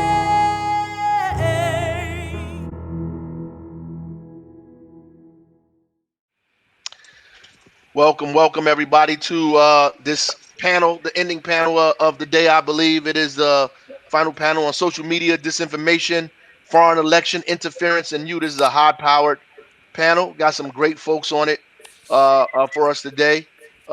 We're going to have a very robust discussion. The topic itself is a very serious topic that I think many of us kind of skip over, and all the things that have been going on lately, and it gives us an opportunity to really get into it. We have an incredible panel for you. Congressman Carson from Indiana, who sits on the House Permanent Select Committee on Intelligence. Of course, Mutali and Conde, is that right? That's correct. Thank you. Who is doing a lot of organizing in her own right. And we're glad to have her on this panel today. Insay Ufat, is that right? That's correct. Got it. Executive Director, New Georgia Project, and Bun B. We all know who that brother is. Organized a huge rally in Houston. That's when I started to really pay attention, brother. That was a huge, awesome thing that you did out there. And thank you. We're glad to have all of you on this panel today, talking about this stuff. The Brennan Center for Social Justice out of NYU did a study talking about how voter suppression was targeting African American communities and targeting people of color and poor people specifically. In fact, in 2017, some Black people in Jefferson County, Alabama, actually got text messages that told them the wrong information about polling sites, so that they could, in fact, go to the wrong polling site. This stuff is directly happening, and I know some people almost believe that is impossible, incredulous that we're talking about this. These things couldn't happen, not in America. They're not purposefully and deliberately sending people misinformation, disinformation, and targeting Black and brown communities to make sure that not only do they get wrong information, but they share wrong information in their networks at the same time, create division and confusion in our communities. And that's a part akin to COINTELPRO. I need to say that because there was a very specific campaign in this country targeting leaders and organizations to cause disruption and chaos. And this is a furtherance of that. So before the Russians got involved, the United States have been doing that for a very, very long time. And before I do want to add, the FBI and Homeland Security last year said that we should expect foreign interference in these elections coming up specifically. So I want each of us to really talk about that very briefly, and also talk about the work that you're doing at the same time. Introduce yourself, talk about the work you're doing, but also talk specifically about what I just said. So I'll start with Mutali. You can go. Hi, everybody. Thank you for inviting me. So my name is Mutali Conde. I am a researcher and a computational ethnographer. And one of the things I've been looking at in this particular election is racially targeted disinformation. So we've built a data set scraping Twitter of about 1.3 million tweets from November 2019 to today. And we've been looking for inauthentic networks. So on the news, you'll think about them as bots. But there are disinformation agents that are on Facebook, Instagram, Twitter. I sit on TikTok content advisory board, TikTok. So sit on our social media platforms whose goal is to promote disingenuous messages that will not necessarily, that will stop voters voting specifically Democrat. And so one of the narratives you might see is that Kamala isn't Black. That is a disinformation campaign, and it's really designed to get to people who are maybe not excited about the ticket. I know many of us that sit on the left, this was not the ticket that we wanted, but I would argue that this is the ticket that we need if we are going to escape fascism. So I'm just very happy to be here. Yep. Bun B, want to jump in that? Yep. Absolutely. How you doing, Mayor? Happy to be here as a part of the panel. These esteemed individuals here today. You know, as one of the elders of the hip hop community, you know, Chuck D said almost 30 years ago that hip hop is the CNN for the hood. And if that's the case, then some of us have to be investigative journalists, some of us have to be panelists, some of us have to be experts on certain things. But we all have a platform given to us primarily designed for this moment. You know, we in hip hop do a very good job of selling clothing. We sell cars, we sell champagne, we sell lifestyles, and it's time for us to use that platform and use those skills for the betterment of our people. You know, I watch a lot of young people talk about how, you know, they don't really trust anyone, and I realize that's a concerted effort through misinformation and disinformation. A big job for these people is to try to confuse people, right? And put them in a position of not really knowing who's telling the truth or even what the truth looks like anymore. And, you know, make no mistake about it, you know, voter suppression started as voter oppression. You know, they've only moved from physical to psychological. And so we have to be aware of the new tactics that are being used to dissuade our young people and people of color from being a part of the process and understanding the power of their vote and the value of our united voices in this election. Excellent. Thank you. And say, you want to join us? Thank you. Yes. I mean, I will say, so my name is Nsé Ufad, and I'm the CEO of the New Georgia Project. We're probably best known for our large-scale voter registration efforts. Today, we've registered almost 500,000 young people and Black folks in all 159 of Georgia's counties. And it's because of the scope, the scale, the size of the work that we've done that we've been able to really sort of surface and lift up how sophisticated voter suppression has gotten these days. I think that when we talk about voter suppression, people have an image of Bubba on the back of a pickup truck with a shotgun trying to intimidate Black voters. And let me be very clear, that still happens in the year 2020, in the year of our Lord 2020, it still happens, but it has gotten much more sophisticated. And I know that we are going to dig deep into Bun B. Mutale have already discussed how Black voters are the #1 target of of bad actors, both foreign and domestic, and particularly online. But it's also, so because Georgia is changing really rapidly, like the country. So Georgia is going to be the first state in the Deep South with a white minority. So Black and brown folks are about to make up the majority of Georgians in 4 years. And if you've ever had a partner or if you've ever had a coworker that's about to get fired and they start stealing office supplies and shit, it's all right. We heard worse. Right. But start behaving poorly because they know that they're about to get out of here. That is what we are seeing with conservative Republicans as in the attacks on our democracy, the 5 and 6 hour lines, again, the lies online about, you know, changing election dates and whether or not vote by mail is the same thing as absentee voting. All of it is because in a marketplace of ideas, nobody is buying what they're selling. And the only way that they can continue to stay in power is if they cheat. And they're throwing out all of the tricks because they're desperate. And so our superpower is like our love for each other. And I'm happy to, we're going to dig in and talk about how we fight back. Yeah, very good. Congressman. What? Thank you, Mayor. Good to see you Good again. seeing you. Yes, sir. Always.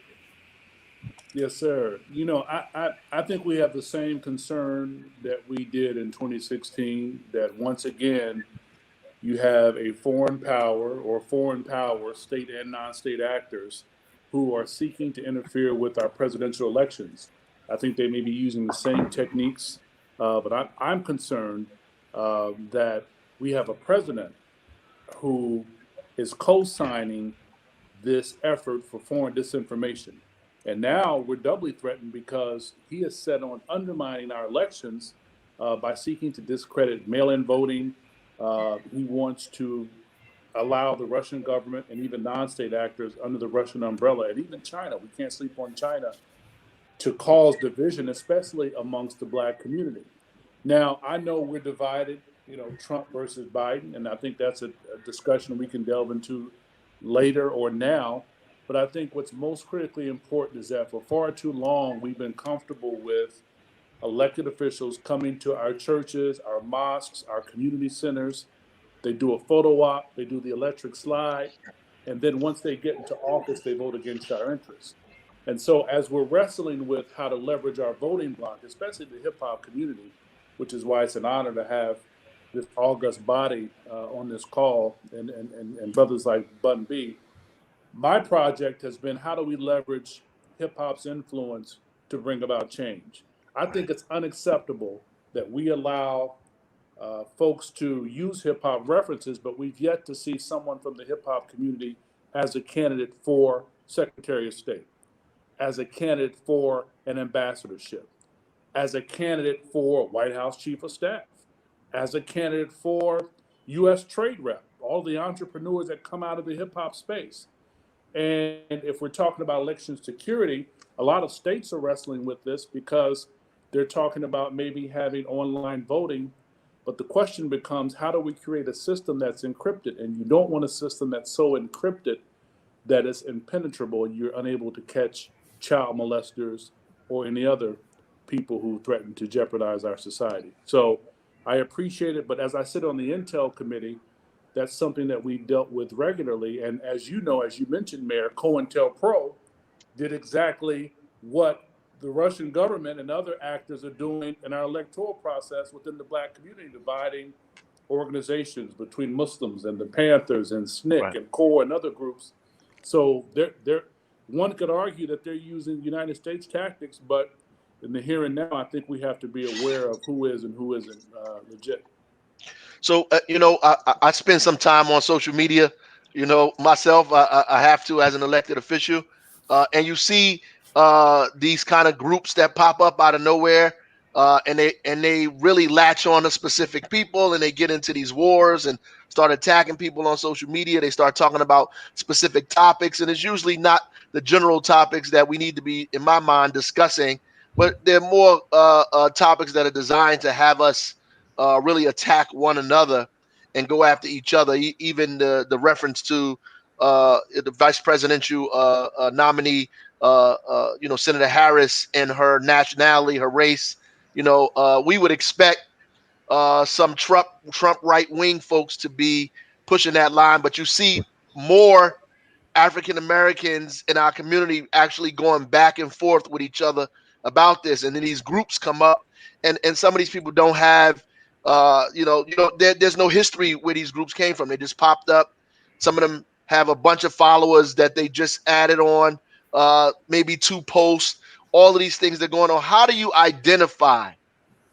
And I think this is a helpful piece. How do you identify people, and anybody could jump into this, on social media? How do you identify disinformation, misinformation, and how do you check up on people who are creating division in your community? How do you make sure not to retweet that, share that story, and push that narrative? I can start, and then I'll invite people to come in. So a lot of the work that we're doing is on inauthentic behavior, which is what I think you're describing.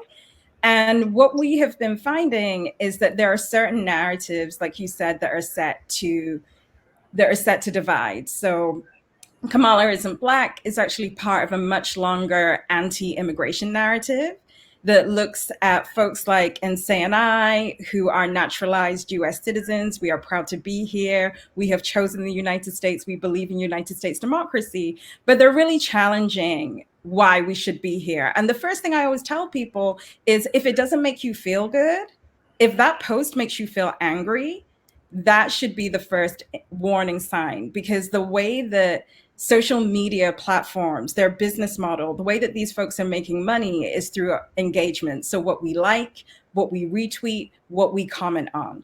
Every time you do that, what you're doing is creating an advertising opportunity for Mark Zuckerberg or Jack at Twitter. And that kind of engagement helps also spread the message. And the thing that is most attractive from an algorithmic perspective is this divisive content. So you may see things around economic opportunity for Black people in this country, and that is a core issue and it is real. But the way that it is being used is an extremely divisive way. So if it's saying we should only give reparations or opportunities to folks who are not naturalized, folks who are immigrants that are also Black, you need to question that, because in our investigation, what we're finding is that even though many of the people are real, the other accounts that tweet them and retweet them and comment on them are not. And as we investigate, we are able to find that many of these accounts originate in Russia. And I think, the thing that folks have to understand is, I would challenge you a little bit, Mayor, to let you know that the Russians have been manipulating Black thought in the United States since the 30s. Because the first people that engaged in anti-lynching campaigns were communists. And if you go back into that history, you realize that disinformation is the granddaughter of propaganda. The difference between the two was that propaganda was real information that was meant to have you move one way. And the project under Stalin was to move Black people, specifically Black women, to the Communist Party because we were in a depression. The project now happened under the Cold War, and it's using commonly held truths. So reparations would be one. It's a truth that wound has to be healed and there has to be a financial settlement, but then wrapping it in a lie. And the lie being, don't vote Democrat, or the election is on Wednesday, or you can text in your vote. And it's a phenomenon that we've written about called disinformation creep. Lastly, the thing I'll say, if there is Black news happening and these same accounts are not being froggy, I've been watching accounts that did not say anything about Chadwick Boseman dying. Like, how Black are you? That's T'Challa. If you were Black like I'm Black, then you would be upset. These are the same accounts that are really not saying anything about what we would consider general Black news. And when you see them going back and forward with celebrities, because that's what they do. So Bun B, I'm looking at you. They're looking at people like you. You know why? You've got clout, and you are going to get them the type of engagement that they need. So I always advise people, think about strategic silence. Think about whether this serves you in the long term. And also verify, look at how that person has been tweeting. How long has that account been online? And if the person has 2 followers and they joined the social media platform yesterday, block that. Block that and enjoy your day. Anybody else want to jump in there? Yeah, I like to add on to that, as an entertainer, and believe me, there's a lot to unpack here. Everyone wants to seem as if they're informed. Everyone wants to seem as if they're engaged, and everyone wants to seem as if they're educated, right? But not everyone has a natural entry point into information concerning what's really happening in social media, on the internet, and the disinformation campaign that's targeting Black people in America. So what do? they go to social media, they look on Facebook or they look on Instagram, and maybe they look up a hashtag and they find an account that's been reposted tens of thousands of times. And, you know, there's a common saying in hip hop culture is that numbers don't lie, right? But unfortunately, with these campaigns, numbers do lie, right? So you have a lot of fake accounts with a lot of fake followers, but people will look at some meme or some post that comes from that account, and because it has, you know, a high number of views and a high number of likes, oh, well, it must be true. I mean, maybe I'm just late to it. Right. So not only do they repost it, they enforce it, they put power behind it, they put strength behind it, and now they put this same piece of misinformation in front of hundreds of thousands, potentially millions of different people who will carry it to the people that they know. And so for me, it's important to let people know, look, don't believe me if you don't want to believe me. That's fine, right? Don't believe me, don't believe them. But at least do some digging, right? You know, try to find out what's really going on. There's a lot of information out there that you can find, and guess what? It's not just on social media. You know what I'm saying? Right. And so I encourage people to do the research. I encourage people to take the time to find out for themselves exactly what's going on. It's one thing when information is given, but it's another thing when information is found, you know. And I think that once they start this deep digging for the truth and the search for the truth, that kind of thing it becomes very compelling, and quite frankly, it becomes a bit addictive. So, and you see it on the other side with people who dig down this deep barrel of lies. You know, once they start the momentum to spreading these lies, now they're really like engaged, and they really want to be a big part of misinforming people. And I do think that, you know, because we have the platform, if we choose as entertainers to speak on politics, it is our duty, right, to make sure that we're giving people the right information, right? It is our duty to pull from real references. There are a lot of educated people out here. We have some on the panel, you know, and I say to them, if you have to go to social media to find out information on something, you've already lost, because it's simply too much information for you to have to dig through to even know where the truth is and where to find it.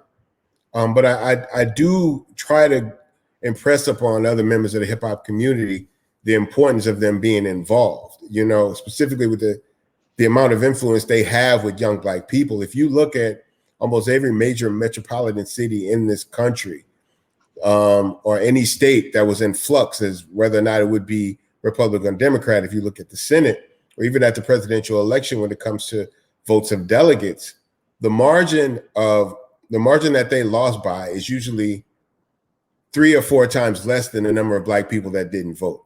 So say if they lost the delegate votes in a state by 115,000 votes, you can look in that same place and see that probably 550,000 people in that state that are of color didn't even participate in the election. Right. There's a lot of indifference from young Black people as well, right? Because we don't really have conversations about politics in the community unless it's every 4 years.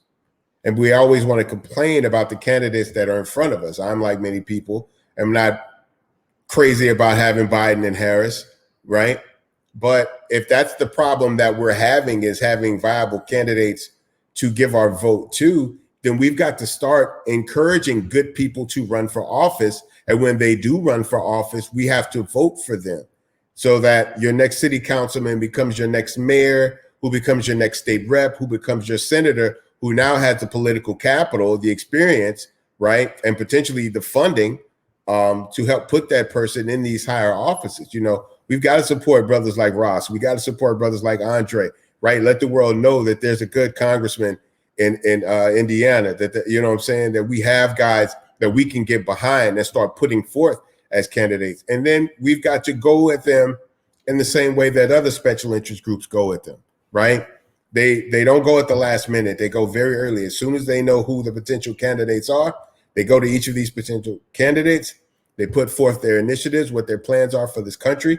And then we say, okay, well, this is what we would like to see from you should you become the candidate, and even furthermore, the president of this country, right? So as Black people, we've got to really start doing a better job of pinpointing what our community needs, right? Let's put 20 things on the table. We're not all going to agree about everything. I'm sure we can find 7 to 10 points that we all agree on. We all want good jobs. We all want education for our family. We all want safe neighborhoods. We want to be able to live out here peacefully. We don't want to be discriminated against. We don't want people treating us like criminals when they haven't proven any crimes against us. All of these things we can agree upon, right? We can find some sort of collaborative Black agenda that we can present to people, right? Early in the game. And then once we have people who are committed to standing behind us and standing behind these issues, then we put our power behind these people. You know, I love what Ice Cube is doing now, trying to get something for the Black vote. I love the idea of that. We've got to implement that locally as well, not just on the national level. We've got to start doing that in our cities. We've got to start doing that in our states. We've got to do it in our respective communities, because this is how we collate and bring together the Black collective. I have a whole bunch of stuff that I want to circle back to you on, but I want to give Nsé an opportunity to say something. I saw over there chopping at the bit a little bit. I was trying to be respectful and manage my fandom.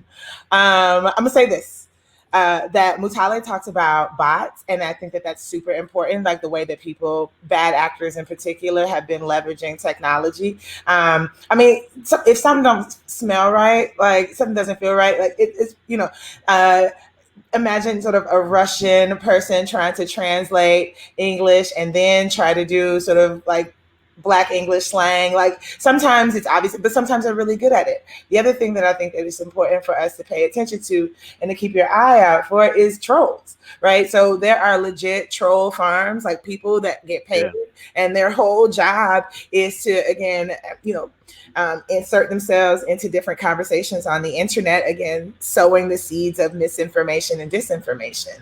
And it is super problematic. One, you know, some of the examples that we saw, and again, like Bun B said, if you don't believe us, what about the Mueller report, right? What about I mean, again, the FBI is problematic for for its history. It's going after Black leaders, et cetera. But you know, there's so much evidence that supports the idea that they are attacking our democracy in this way. And why are they attacking particularly Black voters, Black women and Black men? It's because we vote at higher rates than anyone. It's because, quite frankly, we are a swing vote. It's because in most states that if there were free and fair elections where we didn't interfere with Black folks' votes, where people didn't have to wait in stupid long lines, where there weren't massive purges of the voter rolls, that Black and brown voters, voters of color, swing voters, would swing every single election. And again, people would be concerned about it, because when we start talking about defunding the police, it's not necessarily a conversation that centers the presidential race. You know what it is? It's the mayor. It's city councils. And listen, and I love my city and we rock with our mayor, you know, most of the time. But Mayor Lance Bottoms was elected by a margin of less than 900 people. Right, Atlanta is like one of the major cities in this country, one of the largest cities in this country, and the mayor of Atlanta won and eked out a victory by less than 900 votes. The person who ran before her and won, Mayor Kasim Reed, also won by less than 1,000 votes. Right, so so it's not about like getting people to vote for Trump, et cetera, et cetera. It's about fundamentally shaking our faith in the system and coming to a decision that you don't matter, that your voice doesn't matter, so that you can sit home, that you can withdraw, and then you can have other people making decisions for you about our lives, about the water that we drink, about the air that we breathe, about how we spend, how they spend our money, our tax dollars. And then I'm going to say this, and then I'm going to end that the further and further you get away from the people, the more easy it is for you to be deceived. And this is like to our artists and influencers and folks who love us. I think about Harry Belafonte and Martin Luther King and how they would dip off to Jamaica to like get their minds right. I don't know what else they did, but to get there, to build, to strategize, to plot, to plan. And there we can go on and on and on about a history of entertainers being in community with organizers. And I think that, that if you are studying social media for trends, what's the new wave, what's the new cadence, what's the new flow, what is the thing that young rap consumers are into, and if you say that you love the people, then I think that you should also study to show yourself approved, to keep your finger on the pulse of what people are demanding for, what the movement is asking for, what the politics, what the demands are, again, from the communities that you come from and the people that you love. So Congressman, I want to ask you a specific question, but I want to go back to something Mutali said. So first of all, what makes this more pernicious is social media, right? So obviously in the 1930s there was no social media, and you couldn't talk to 1 million people at one time, right? And you have to make a distinction between people that are trying to organize you around ideas versus people who are legitimately trying to oppress you or feed you lies so you can do something against yourself, right? How can the United States government, what laws or things can we do to protect our communities from the kind of because social media is a good thing in one sense because it empowers millions of people who did not have a voice. It gives them an opportunity to talk to a whole bunch of people and push their ideas. But on the flip of that, there are algorithms that are being used to drive people to specific individuals, to push messages and ideas. How can Congress help protect us against that? Well, it's a great question, Mayor. I think it's important that, Congress is there to set a national standard. I think the challenge is that you have Democrats and Republicans who have a libertarian streak, and they believe in states' rights. I believe in states' rights to a degree. I think that states should have the sovereignty to be experimental and run their own elections, but there has to be a national floor to prevent the kinds of encroachment that we're seeing. So a lot of times what also happens with some of these trolls is that when you look at their language, not to pick on my friends from the UK, somebody could say, well, I was born and raised in Port Arthur. Well, I was born and raised in Gary or Indianapolis or Chi-Town. But they may mention colonization or realization, and they may spell it with an S, which is a British spelling. And they still don't have the same kind of lens.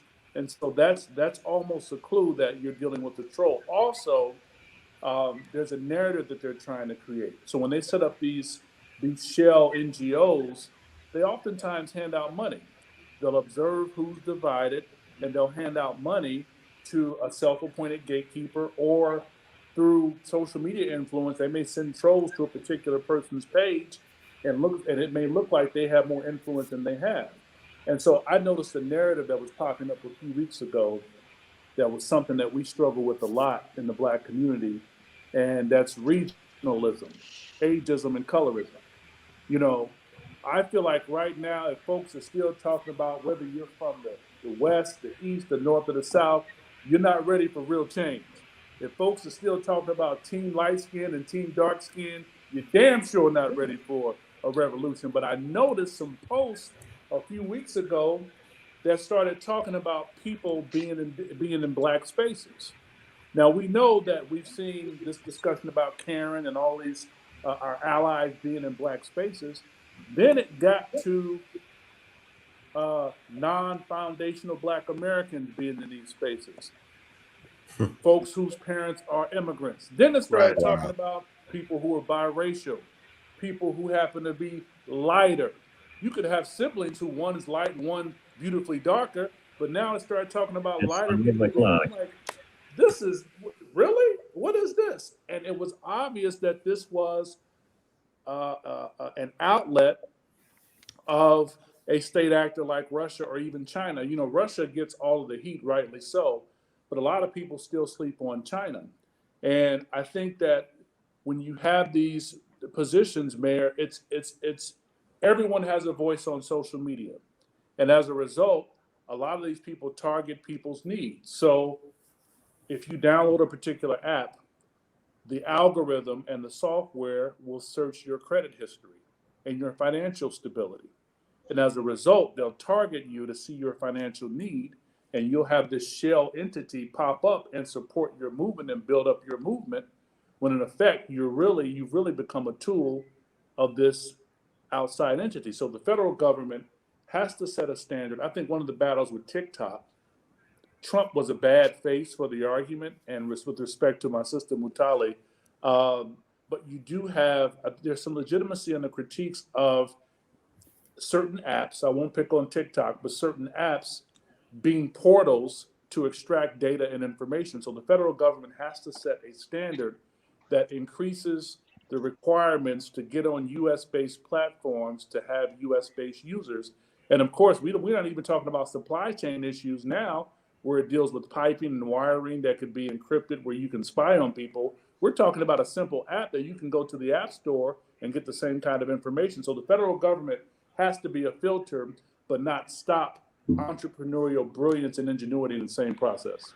But what about Facebook, though? Sorry, Mayor, could I just respond to that real quick? Quick. So, as part of my work, I've actually done AI policy on the federal level and did a lot of work with the House Commerce and Energy Committee, and was part of the lead for 3 acts: algorithmic accountability, where we were looking at impact assessment; deepfakes accountability, where we were looking at misleading online content. And the argument that we put forward in our statute was that American citizens should be looked at as consumers. Then we can invoke those protections and create a situation where we're not getting into First Amendment issues, but we still need to have a standard of believed truth. And one of the things that I found in the pushback from my libertarian friends in the House was this idea that we should be, the First Amendment allows you to say anything. And my argument of that, and it's ironic that I'm a new American, right? And I'm the one that's arguing for the First Amendment, is that when those words were written, they were really written with the idea that we support the Republic, right? So the founding fathers were not what in the literature is called useful idiots. So the people that spread disinformation, if you study disinformation as I do, they are called useful idiots. Right. We have to cite that in our essays, because often they just think that they are spreading their great idea.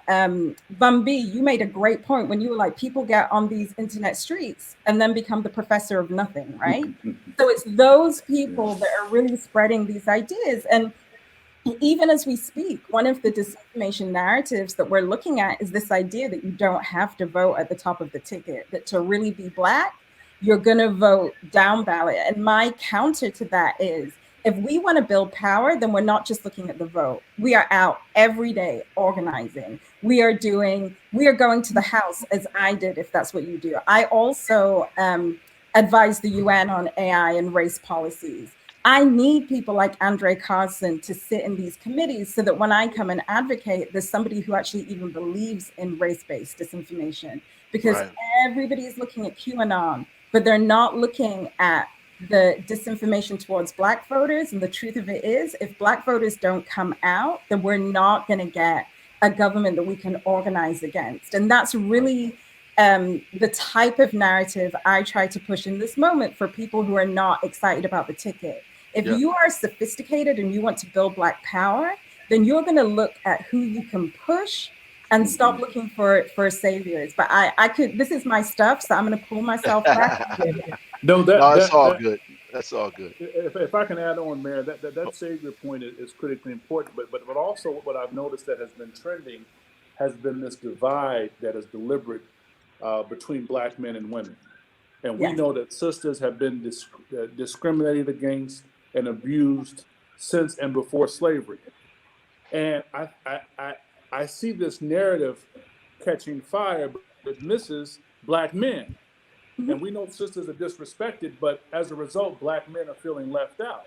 And so Black men aren't feeling Biden like that, because the emphasis with the Democratic strategy is that we just need to get Black women. If we get Black women, the Black men, they may come, but if they don't, we don't need them anyway. That might be true, though. If you get Black women, the Black men might come. Yeah, but that's how it works in my house. In the old South, the big mama controlled the vote in the house, brother. That's real talk. That's real talk, and I agree. But I'm hearing more brothers on the ground saying they feel left out by the party. I mean, we talk to 100,000 Black voters every week. And my thing is the conversations that we're having, not to derail this, but if there's a silver lining to be found in this moment that we're in, is that people are connecting the act of voting to like the pain that they're currently experiencing, right? And so like I remember that there was this narrative around like voting for the guy that you'd like to have a beer with, which whatever. And so we're not electing our best friends. Right. You're electing somebody that you can organize into doing the things that we need to talk about those 10 priorities that Bun has listed. And to again come to be your bully pulpit, Congressman, to say like these are the demands that are coming from my constituents, from young folks, from Black people on the internet, and having people who pretend to be Black folks insert themselves, having bots or trolls insert themselves, like it is an attack on our democracy, and it is something that not just Black folks should be concerned about. So can I raise this, Mayor, because you're a politician and we look at poll numbers? Yep. The sister, you mentioned the silver lining. What might be the silver lining from the Trump administration? And secondly, after Donald Trump, will we elect another business type person, or will we go with Bun B star and have a traditional politician who has experience in governmental work? And well, first of all, Trump lost by 3 million votes. Oh, was that for you, Matale? No. Yes, he did. It was for you, but I'm just going to say real quick, silver lining for Trump, we see what authoritarian government looks like. We see what fascism looks like. We are in mourning over Ruth Bader Ginsburg, and we have to contend with this power-grabbing fool. So when we vote for the power that you can move, because you can't move this. I'm sorry, and say that was yours. No, I was okay. Yeah. So here's the thing. For us, it is. Look what people have been able to get done. They legit tried to abolish the police department in Minneapolis because folks watched George Floyd, a police officer, stand on his neck for 8 minutes, and we're having real conversations. Folks got out in the streets in the middle of a pandemic, to protest the things, to let the public, let elected officials, let the world know enough.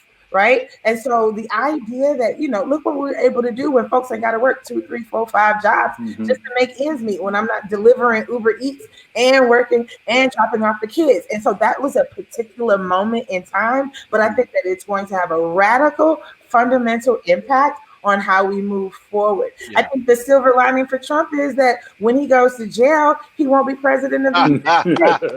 So he won't be in office as a private citizen. That's the silver lining. I think you took us right to where I wanted to go next. But I do want to point out a difference between QAnon and I can't even say it properly. But they push that misinformation to engage the most vile and racist element of that community and get them involved.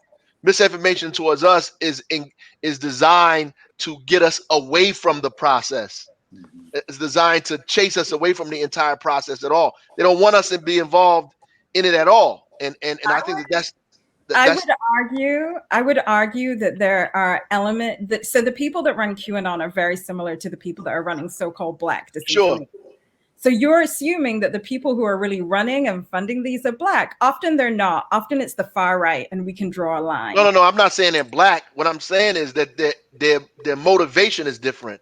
Like the outcome is to get these guys involved in the election or involved in the process so they can vote the most the vile elements into office. But that's speaking on QAnon, right?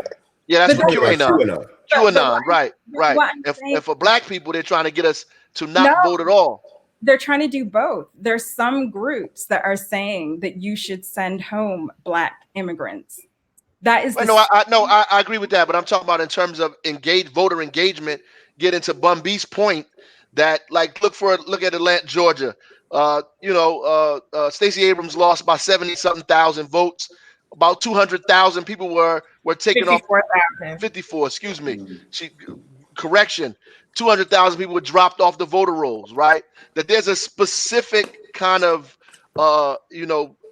idea to stop people from voting, to disengage Black and brown people specifically from the voting, from democracy. And the other thing is to really incite these other folks to get involved, incite them to get involved, to drive the country further and further to the right. That's what I'm saying, and we have to be able to identify that and take a look at that. But I'm glad you brought up the protests, because I think that social media and these other groups and trolls and other folks have played an important role in what is happening. And when I say important, I don't necessarily mean good. An important role in the outcomes and what has been happening around the country. This is the first time in a long time we've seen. So in 1967 in Newark, there was a rebellion in Newark. People are in the streets. The people that are in the streets today look completely different than the people that were in the streets in 1967. Just a complete different group of people altogether. We plugged in there somewhere, but it's completely different, right? And there's a whole lot of discussion going on social media, and people putting out flyers and all kind of other things are going on. What do you think? And I want to start with you, Bun, because you organized the rally. What do you think the impact of social media was on that? And do you think there was some bad actors involved in trying to organize it into something else? Well, there's always going to be bad actors involved in whatever anyone is doing to promote positivity and unity. You're always going to have people that oppose that. Now, some may be a little bit more nefarious in their reasons for that, but that element is always going to exist. I always talk about this generation in a very different way from the generations before them. I think this is the first generation for people of color to benefit more than any generation of them have before, right? So let's say that, my mother's generation had things that her mother didn't, right? But not from the level that it jumped from my mother's generation and my generation. Also, I believe that my generation has never really had to sacrifice anything for the next generation, right? We were given PlayStations. We give our children PlayStations in the hope that they get a good enough job to give their children PlayStations, right? And we do a very good job of giving our children what we didn't have, but we don't do a good job of teaching our children what we didn't know. And right. And so what's happening now is everyone, the parents and the children, are getting a lot of their information from social media, right? I think they have the best of intentions, right, for the most part. But when you're dealing with that level of disinformation, misinformation, and divisiveness, it's very hard. So you kind of have to go back to the older days, which is the coming together in these public spaces, everybody kind of venting how they feel, talking about how they feel, how they don't believe the world is fair. And I think it's harder for everyone to deny the world that we live in. I think we talked about the silver lining earlier about Trump's administration. I think it woke people up to realize, I think a lot of white people had to wake up and realize, okay, this racism thing is really, it's still bad, right? I think they believe because certain black people got into good universities, we had a black president, you see black people in these different positions around the world, that, okay, well, if there is racism, it's not doing enough to stop black people from prospering, right? And it's only until the entire world is all sitting on their couch at the same time, watching George Floyd get choked out by a police officer in the street, right, for having done nothing at all, that everybody kind of realizes, you know what? Just because I got PlayStations and a Gucci belt and some Balenciaga shoes and I live in a nice house in the burbs and I made it out of the project, it's not all good out here. It's still not all good at all. And I think white people are waking up and they're realizing, okay, you know what? If I don't do my part, and it could be from as little as a reason that I got to prove I'm not racist, right? And then black people have to say, well, there's a difference between you being, against racism and anti-black racism, right? These are different situations we find ourselves in. And I just think that we have more people who realize the power of good versus the power of evil. I think we have more people that realize that we are in a prime position to affect real change. I think for many years, and there's a concerted effort. I live in Texas where pretty much all the books used in school are designed, and there's a specific effort to eliminate the idea of slavery from textbooks, but even more sinister, the idea of civic education for children, right? The average person in America does not really understand anything about the judicial system, about local government, state government, and on a very real level, federal government, and the kind of power that these things hold, But I think now we're becoming more privy to the world that we actually live in, and the fact that because the only reason that we haven't gotten further than it seems we've gotten is because we've been told we've already made it. Right. That there was nothing really that we still had to fight against. And yeah, there's always going to be people on the ground, right, who have been saying your local community activist has been trying to tell you that what happened to George Floyd has been happening consistently to Black people, and nobody's listening. Now they see what happens. They go straight to the activists. Okay, what are we supposed to do now? And he was like, well, if you were to put your money where I advised you to put your money in your community 20 minutes ago, we wouldn't be fighting against gentrification. We wouldn't be fighting. We wouldn't have as bad a drug problem. Nobody wanted to listen. And now everybody wants to jump on the so-called bandwagon in order to be a part of change. And it's good to that, right? Because now we have bigger numbers, but then we have to make sure that everyone that wants to get involved knows what they're getting themselves into and know what the true nature of the battle is really about. Because anybody can say, yeah, I don't want the police beating up on Black people. That's easy to say. But how do we stop that? You know what I'm saying? How do we implement true reform, right? How do we set up a system that allows the citizen to hold the local government accountable for things? And I'm sorry, Matala. I was just going to say, also, you have to believe your truth tellers. I know for me, when I was doing policy advocacy, I used to go into those rooms and say anti-Black racism is a national security threat. And they would be like, what? And I would speak about voter suppression, algorithmic, what I call algorithmic anti-Blackness, how we should be really regulating these tech companies. And it wasn't until white people realized that their democracy and they didn't get what they wanted came that there was even that crack for me to be able to say that. And I am so grateful to activists like you, Bun B, and others, because I know my place in this fight. Like, I will crunch numbers. I'm in the back, like I'm Shuri. I'll be in the back in the lab giving you guys the stuff. But if it wasn't for you guys, I think the movement for Black Lives and the protests, then it's much harder for someone like me to run. Because let's be clear, anti-Black racism, particularly algorithmically driven, is a national security threat. And say, you wanted to say something? Yeah, no, I was just typing in the chat. So I was watching some of the earlier speakers today. So I had my YouTube window still open, and on Revolt TV's YouTube in the comments, there are some examples of like the very thing that we are talking about right now. They came on purpose. Yeah, they came on purpose. Like y'all brought all the disinfo actors to the yard. And so I think that it's just really important. I want to just plus one, what Matale said about also instead of retweeting and saying, look at these lies, that we elevate the messages of our trusted messengers, that one, we study and show ourselves approved so that people see us as trusted messengers. And then that we not necessarily combat by saying, look at this, it's not true, but by countering it with factual information that can be relied on. Right. I think that that's all of our roles in this particular moment.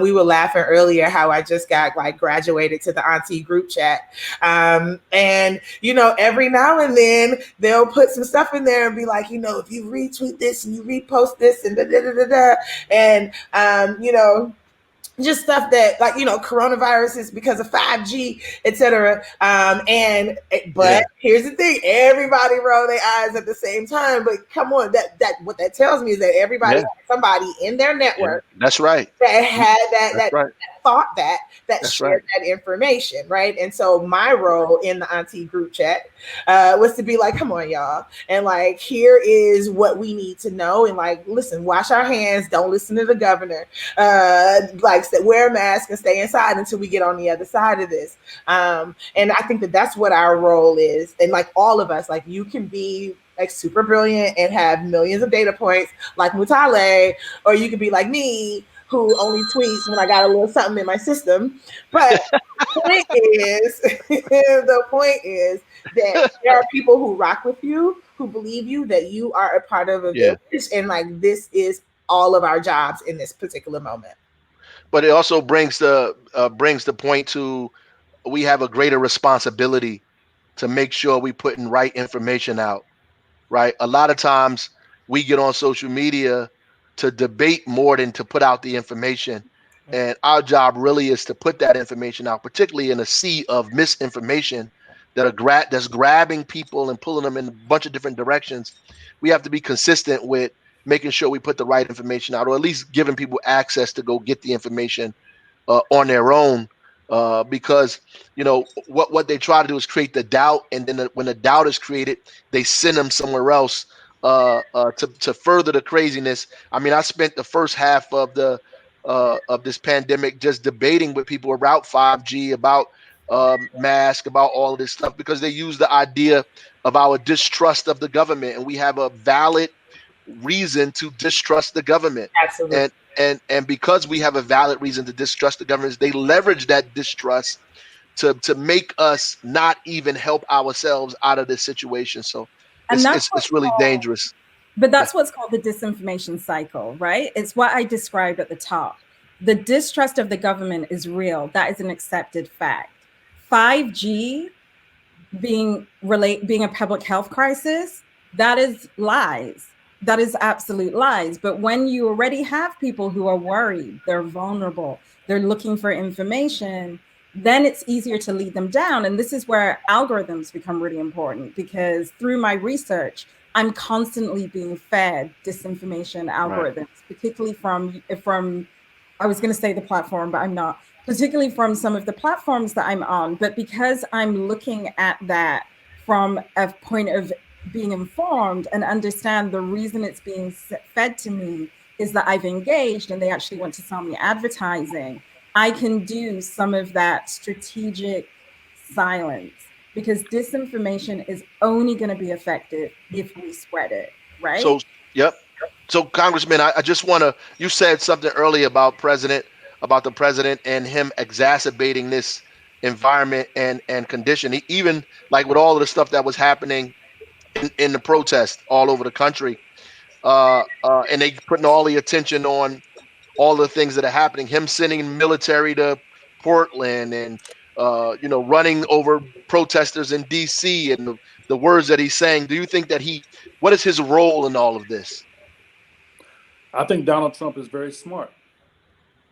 Do I think he's a policy wonk? No. Do I think he's trying to be a policy wonk? No. Is he Obama, where he can talk about subsection B? No. Is he Hillary Clinton? No. I think that he has a high EQ, and I think he has an interesting ability to read people, like a typical bully, like a tyrant. And I think what he's doing is he's no longer dog whistling. He has a bullhorn. So he's big on, he's a masterful marketeer. So he's big on symbols. And when his base sees these symbols, even well-meaning white folks who happen to be moderate and who consider themselves to be all for humanity and all for Black people, and they see themselves as being woke to some degree, I think he even appeals to their own fears and insecurities. When he sent out a tweet talking about speaking to suburbia and how this could come to your front doors, right? I thought it was brilliant. Because he was not only was speaking to white folks, he was low-key speaking to some Black people too. Right. The same Black people who are in the movie theater, and some brothers coming there, and they quietly sneak out and call the manager. He was speaking to those folks too. Yeah. And even though Biden is leading, there's still a part of his base, when you look at some of the crosstabs, that still hasn't moved. But middle-class Negroes have betrayed us before. That's nothing new. That's Number one.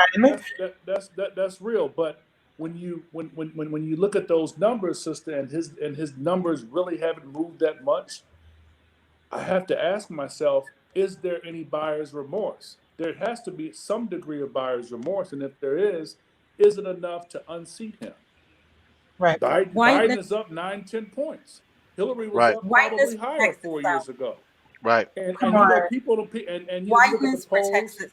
there's always a margin of error, 4% higher or 4% lower, 4 to 5%. But for me, the question becomes, how many people are dishonest during these polls, and what numbers? Many. Many. What numbers have Trump and his team seen that have emboldened him enough to still stick with this narrative? Right. Of saying, you know what, I'm going to be a law and order president. Because he ain't back. He's not backing away. Yeah, I mean, look, he's not backing away. American society, we love our heroes, fictitious or not. Donald Trump is John Wayne. He's unapologetic. He's bold. He's a renegade, and it seems to be working for him. The question becomes, what is he going to do about? What world is 33% support that hasn't moved? Like, in what world is that like a majority or a mandate? Only because we have holding on to racist institutions like the Electoral College, right? Like, seriously, like it drives me crazy. And Congressman, sorry, I think this is. I'm sorry. Go ahead, finish and say. I want to hear and say she on fire over there. Yeah, I didn't mean to cut off because she was going hard. But I think she feels like I think there's a silent majority of people, and they're not all exclusively white people, right? Who know that being on the side of Trump is not a popular opinion, right? And their constituents, their employees, their fan base, whoever it is that they draw their income or sustain their lifestyle with,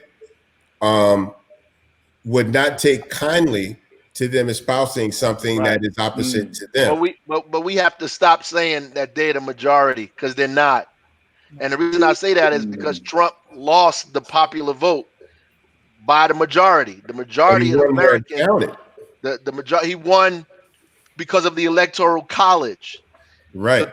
The majority of Americans, 3 million more Americans voted for Hillary Clinton than they voted for Donald Trump, which means that the majority of the people, just flat numbers, majority of people who voted, and plus the polls are just, I could take a poll. The poll measures probability. It doesn't measure the actual thing. So it measures probability. Now you have to work and get those people to the polls. So if the polls are saying get people to vote, if the polls are saying you up 50%, and this is the area where people are voting against you, then you send a disinformation campaign there. You stop those people from voting. You deregister them. You pull them off, which is the tactics they've been using. You redistrict, tactics they've been using for a very, very long time. But the majority of Americans voted against Donald Trump. You know, people keep saying the silent majority, but they not the majority. So they're not the majority of voters. They're not the majority of people who voted. So, Mayor, and anyone else, what are those folks, those thoughtful people, those objective people? How are they rationalizing his behavior under any other president? Well, racism is not a deal breaker for them. And that's the point. Okay. Racism is not a deal breaker. And those people that are going to compromise being white to be black, to support black they're people. going to say they're not racist, but racism is not a deal breaker. It doesn't mean it doesn't mean it's over. It's okay for you to be racist. They can tolerate racism, which means they can tolerate fascism, because fascism to me is a direct direct child of racism, right? So it's a logical outcome. You know, it's a logical outcome. Absolutely. And I will also point out that there are people that are making hella money under this administration. There are people who have profited off of the pandemic. I look at Home Depot stock, it's through the roof, y'all, because of this pandemic that we're in, number one. And I will remind you that, like, people think, like, the the Nazis and Hitler, quite frankly, there was a whole campaign. They had they had slogans. There was a campaign manager. They had propaganda. They had posters, right? So you think about, like, well, what is it about? Because I asked my father, I was like, what is it about Trump that has, like, inspired such loyalty, such fealty? And it's like, people are caking up. People are making bread. And in the same way that, we think about Hugo Boss, Hugo Boss made the uniforms for the Nazi soldiers, right? Sure. They were making money. There was a contract with the government, right? You know, there were people who made the tanks. There were the chemical companies who made the gas that gassed people. Like, folks were profiting off of this, and so, you know, I need to get to this audience, y'all. I need to. They got a whole bunch of questions up here before it's time to go. But that was dynamite. You guys are fiery. We could be talking all night long. But I have to get these folks involved. There's a question up here from Norwood Media. It says they're curious into what way will, and it sounds like a little cynical here, I don't know, what way will or can the foreign government like China or Russia mislead Black folks? Algorithmic optimization, inauthentic networks, useful idiots who are willing to spread. There is something about that particular question that makes me think that that perhaps they don't believe it, but just, you know, read a paper.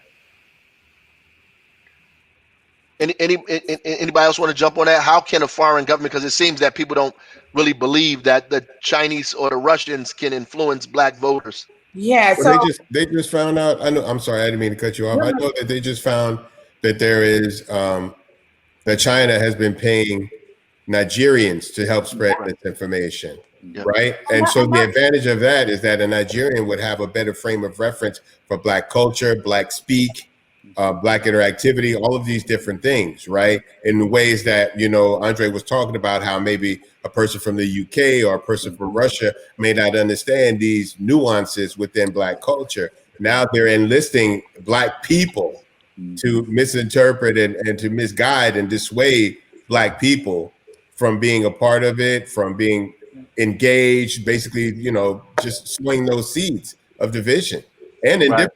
Right. And I'm gonna be real quick.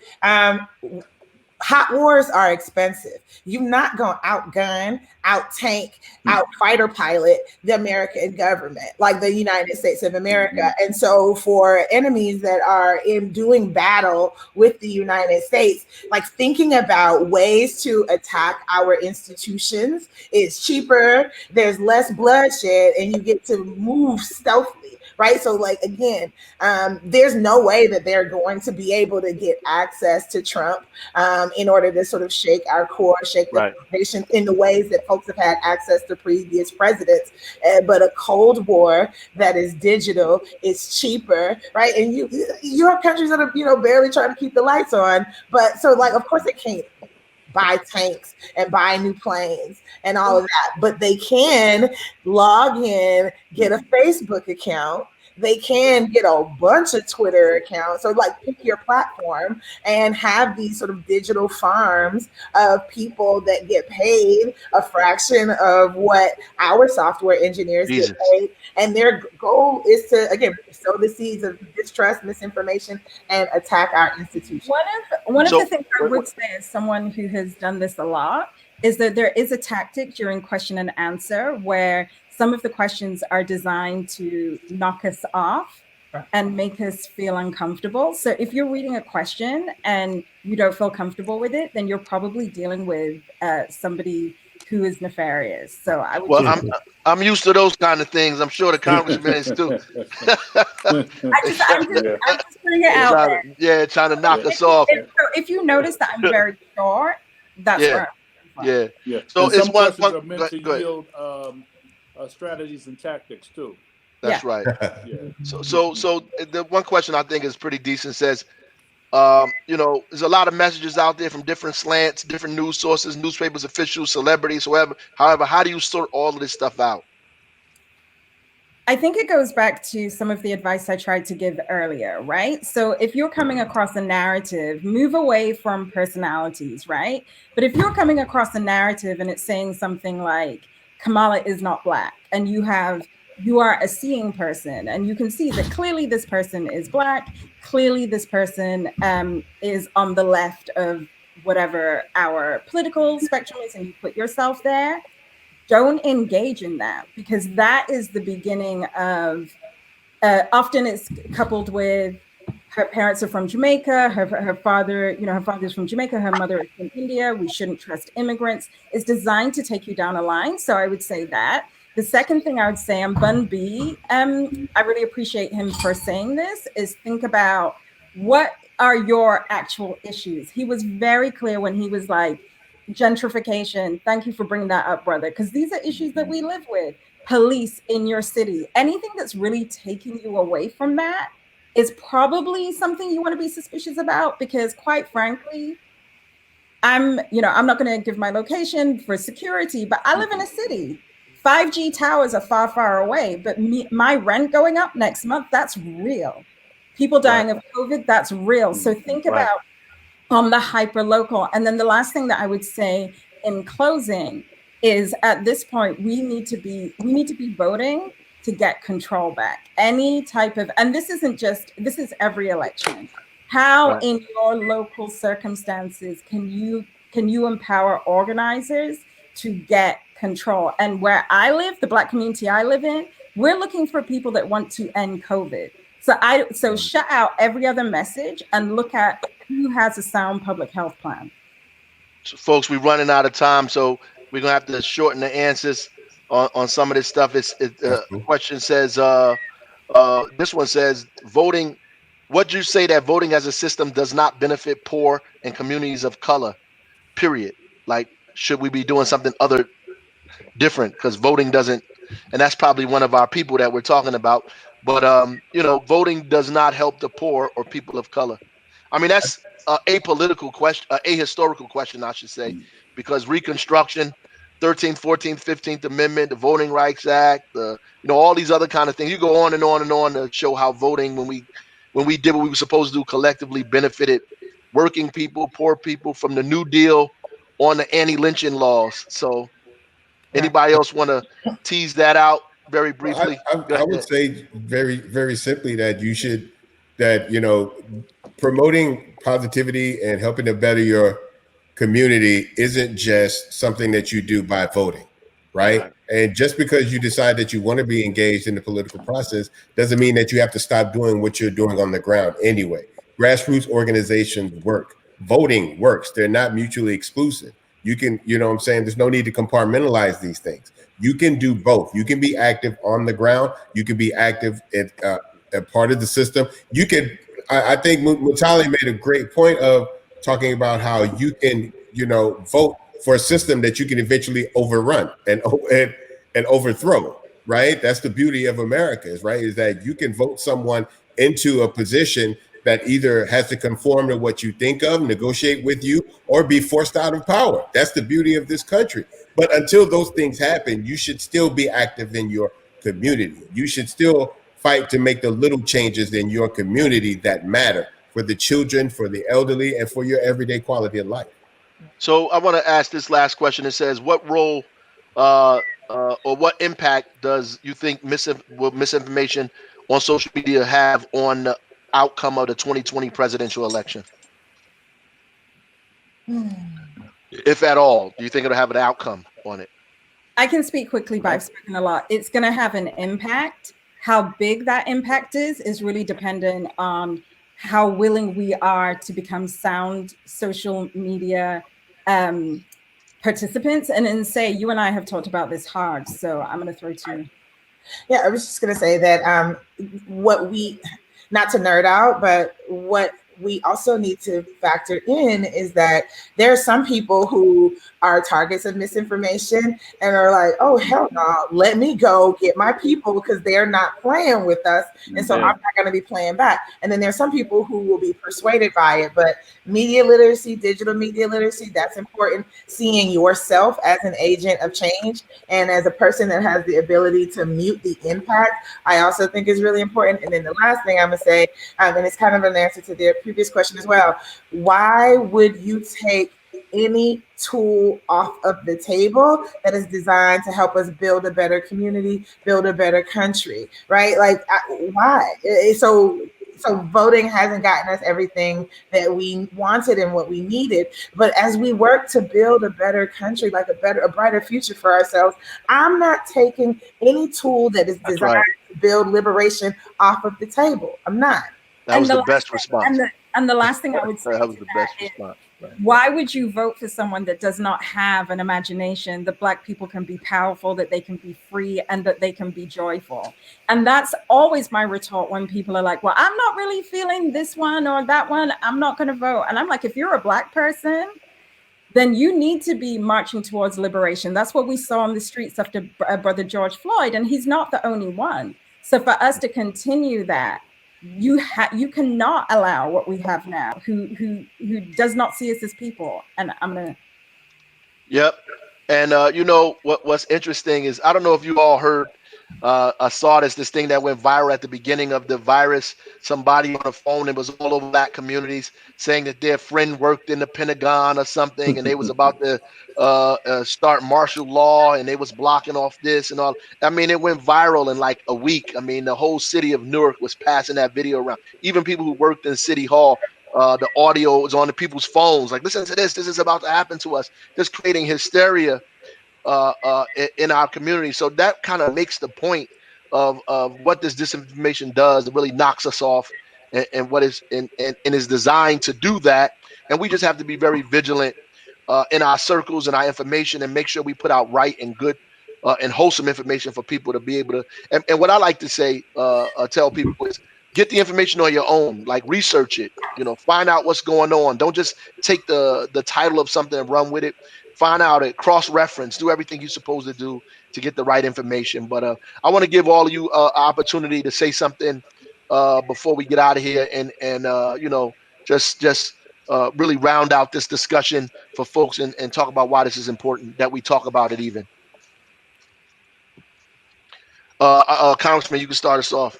I think it's important because when you talk about misinformation, I think the more misinformation that's out there, you're going to cause disillusionment, and disillusionment ultimately yields indifference. And when people are indifferent, they don't vote.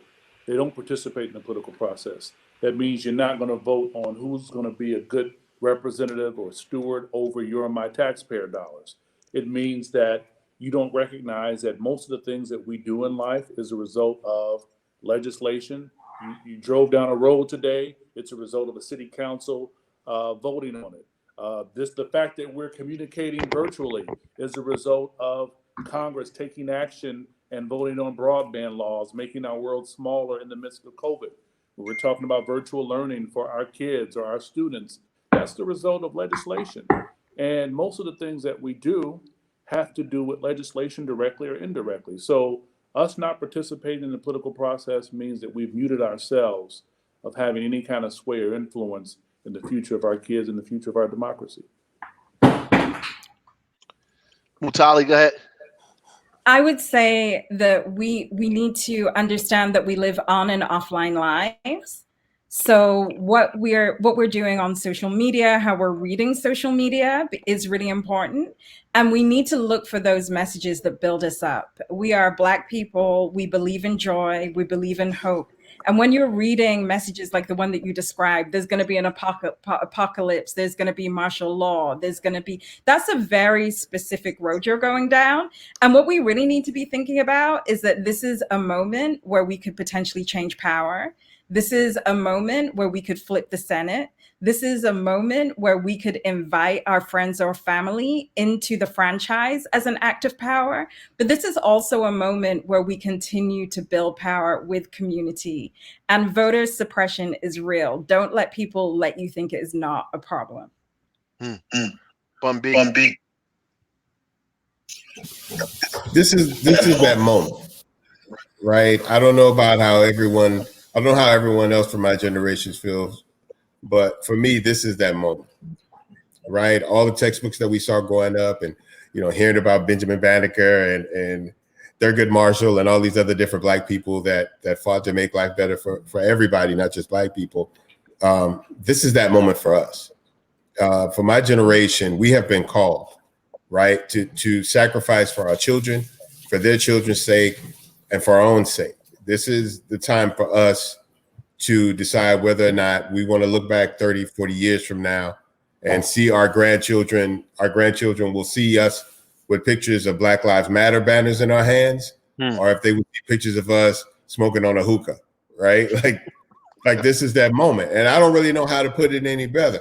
And if that's what you want to do with your life, cool. You have every right to do that. That's the beauty of being an American, right? If you want to sit on your ass on the sidelines and not worry about what other people are doing, you have the right to do that. But do not get in the way. Do not discourage. Do not disinform. And do not try to deter your brothers from wanting to be active in this moment. If you don't want to do anything about what's happening in this country, or you don't feel that you have the power to do anything about what's happening in this country, that's your prerogative. But don't try to impress that worldview on other people who feel like they have something they can contribute to this situation, who feel like they want to get active and are not concerned about the consequences of acting right now. Don't try to talk your partner or your homegirl out of it, right? Don't call them stupid. Don't do things that would deter them from wanting to be on the right side of history. If you don't give a damn, you don't have to give a damn. But don't get in the way of the people that do give a damn. If you're not going to support them, just get out the way, because this is that moment. There's some people, I look at a lot of friends, Stephen Jackson is one of them, who woke up one day and realized we can't go back to what life used to be. And there are millions of people around this country of all races, all genders, all walks of life, who woke up and saw what we all saw that happened to George Floyd and started to realize that this is not only is this an ugly, horrifying, torturous murder of a man, this is nothing new. And once the floodgates open, we started to see that the brother in Rochester had been choked out in the street before George Floyd was even choked out in the street. The deeper we dig, the more we will realize that this country has been lying to us as to all of us getting along. You know, you can buy the world of Coke if you want to. It's not going to change what we're dealing with on the streets of America right now. And I want my children to see me active right now. I want my grandchildren to see me active right now.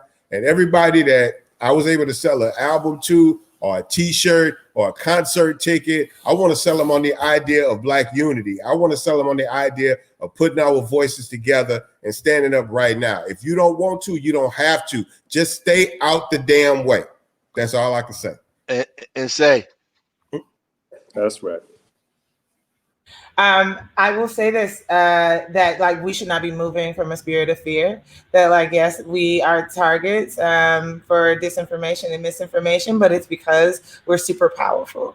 And it may not feel that way in this moment, but we absolutely are. That it's been multiracial, like multi-ethnic unity, but also Black people being unified that has brought us to where we are today. So any major victories that we've experienced in this country has been because of Black unity, and then people getting on board with, again, the folks who are closest to the pain and who are closest to the issue. And so I want folks to remember that in this particular moment. And then I would also say that like I'm so good at telling y'all about all the things that I hate. Right? Like who I don't like, who I don't rock with, who I would steal on the minute that we're in the same place, the politicians that I don't like, the music that I don't like, etc. Figure out what you love. Figure out who you love, and because that's the stuff that's going to sustain us. Like, who do you vote for? I vote for my nephews because they're going to be very, very large Black men when they reach the age of majority, and I want that to be okay. I don't want that to inherently be a threat, right? And so getting in touch with who you love and what you love, because that's going to sustain us through the really, really dark periods. And then the last thing to say is that they say that it's darkest before dawn. That's right. I'm gonna say that it's like 5:15 in American democracy right now, and that again, you one foot in front of the other. We chop wood, we carry water, we show up November 3rd, right? And then that is when the actual work begins, because then we get to organize with our list of demands. And there's one party that is organizable, right, that has demonstrated that we can push them and get them to where they need to be. And then there's another party that is completely unorganizable, completely unaccountable, does not give a damn what any of us think or feel. And come on. I think that it's really important that we make that distinction. Like my group chat membership is secure. I don't need another best friend. I got plenty of people to drink beers with when outside opens back up, right? We are looking for someone that can be accountable to all of our communities. Right.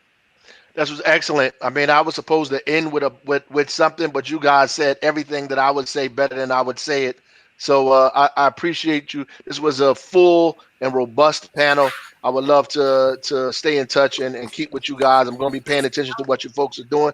And I'm sure the audience got a whole lot of gems from what was put out here today. God bless you guys. We thank to the folks who organized this event, David Mays, Hip Hop Week Milwaukee, Black Voters Matter, Rap Sessions, everybody that made this happen here today. God bless you guys. Vote in November, y'all. Vote.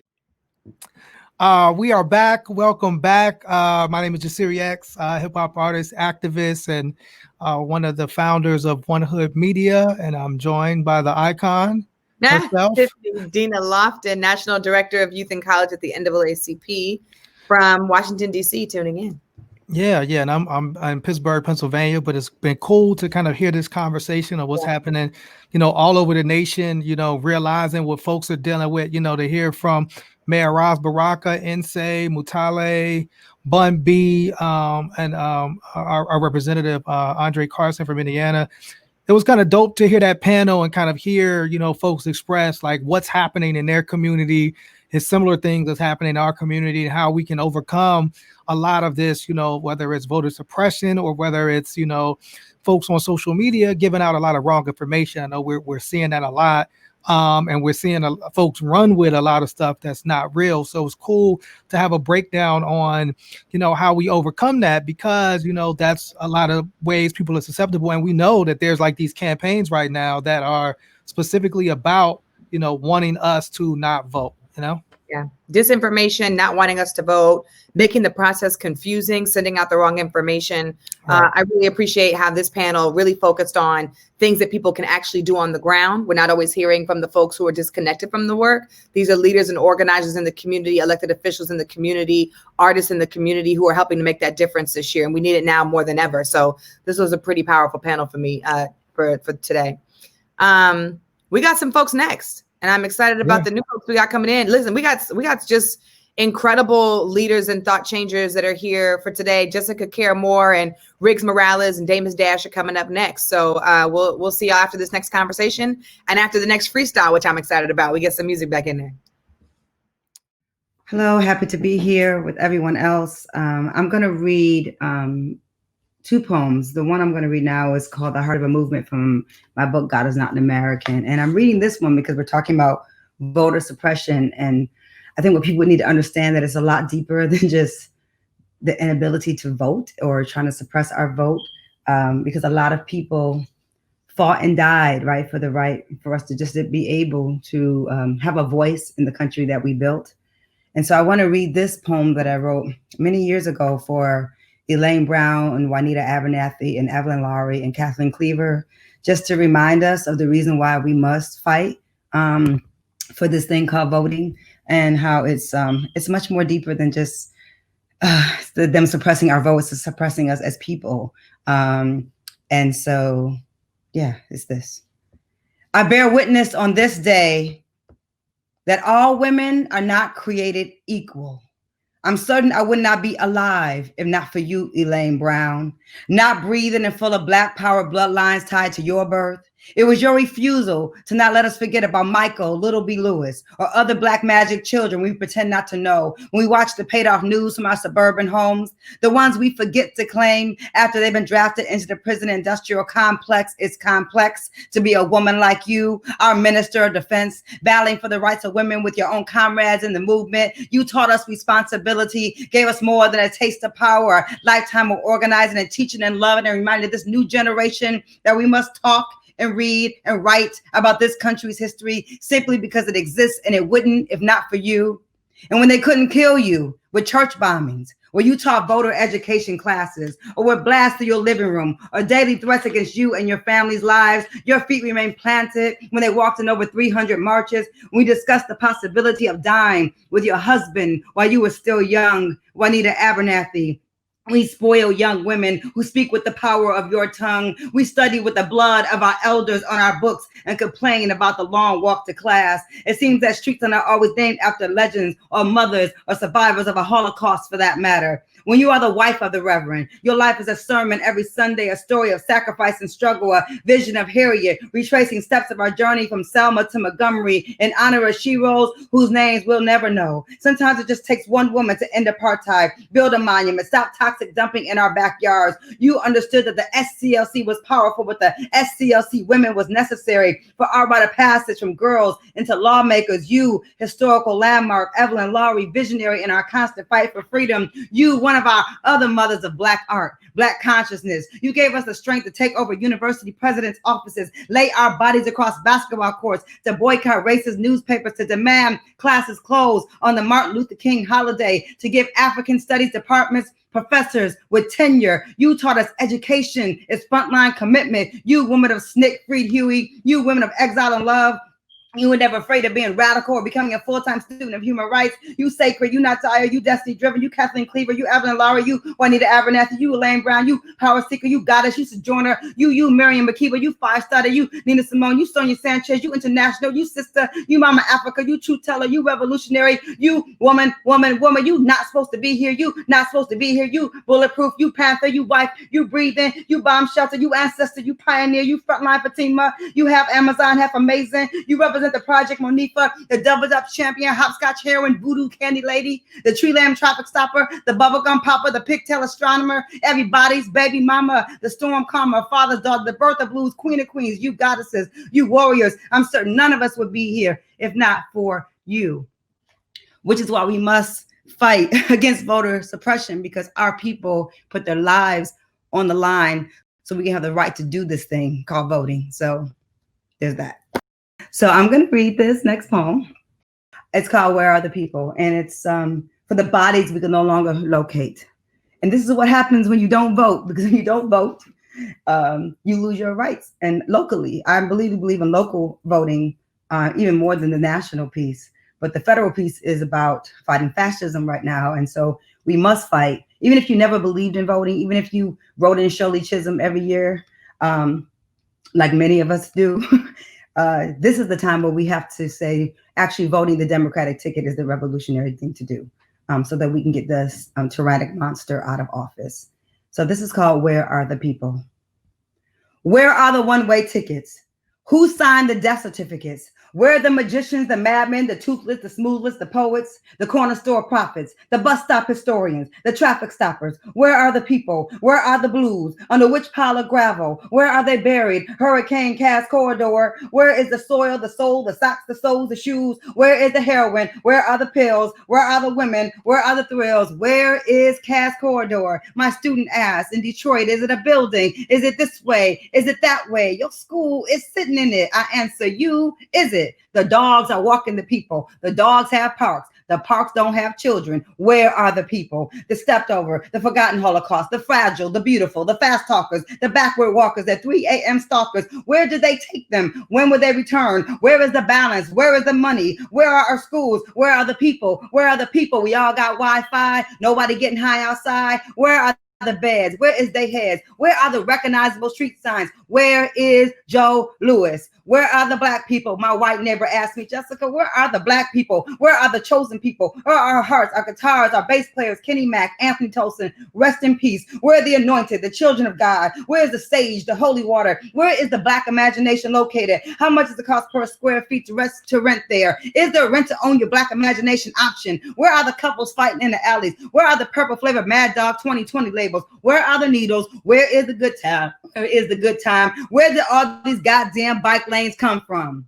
Where is the line to simply exist? Where is the painted line to live, to breathe? Where are the parks with swings? Where are the children supposed to live? Where are the children supposed to run? Where are the twilight teachers, the moonlight mythology makers? Where are the military vets, our mentally ill? Where are the people? Where are the people? Where are the people? San Francisco, Oakland, Harlem, Detroit, Chicago, Atlanta, Minneapolis. Do you know? Do you know, huh? Have you seen them? Did they all die so New Detroit could live? Did they all die so New San Francisco could live? Did they all die so New Brooklyn could live? Where's your conscience? Where is this nonsense? nonsense coming from? Where is humanity? Where are the people? Where are the people? Where are the people? The one-way tickets. The message is still in the bottle. Where are our indigenous, our salt mines? Where are the people? Where are the people? Where are the people? When you find them, please tell them I have an overpriced, gentrified cheese and pork pizza with their names on it. Tell them I'm writing for them so they won't disappear without a fight.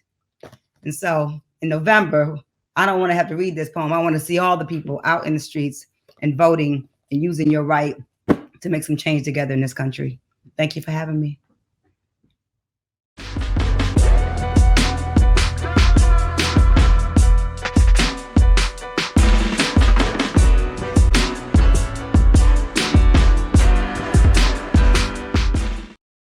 We are back with another Summit Sit Down. These have been really great, and we have a very special guest that we're excited to bring on now. Someone who's, really, really near to both Bakari and I, our hearts, and we're very, long-standing relationship. Very, very proud of this guy and what he's done over the years, and all his accomplishments now in the music industry that started, way back at the Source magazine when all three of us worked together. So without further ado, Bakari, please bring our guest in. All right. Let's welcome Rigoberto Morales, aka Riggs. The full government. Okay. Longtime player inside the music industry and brother from the block. We don't want to forget that, who keeps it real all the way.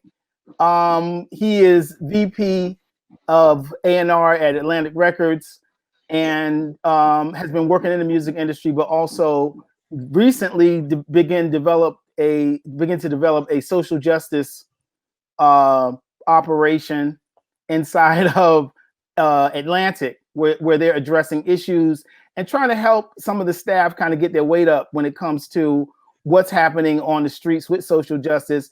And so we wanted to bring him in to talk about that. We've seen these reports and these statements from different corporations about in the aftermath of the George Floyd protests, but we wanted to hear what's happening in the music industry as we are all talking about the intersection of hip hop as a cultural phenomenon, intersecting with politics.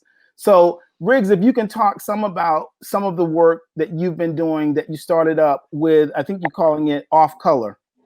That's right. Cool. So thank you for having me on this program. This is quite surreal. As I was stating, I've stated in the past that the Source magazine was my alma mater. It was a very special place for me.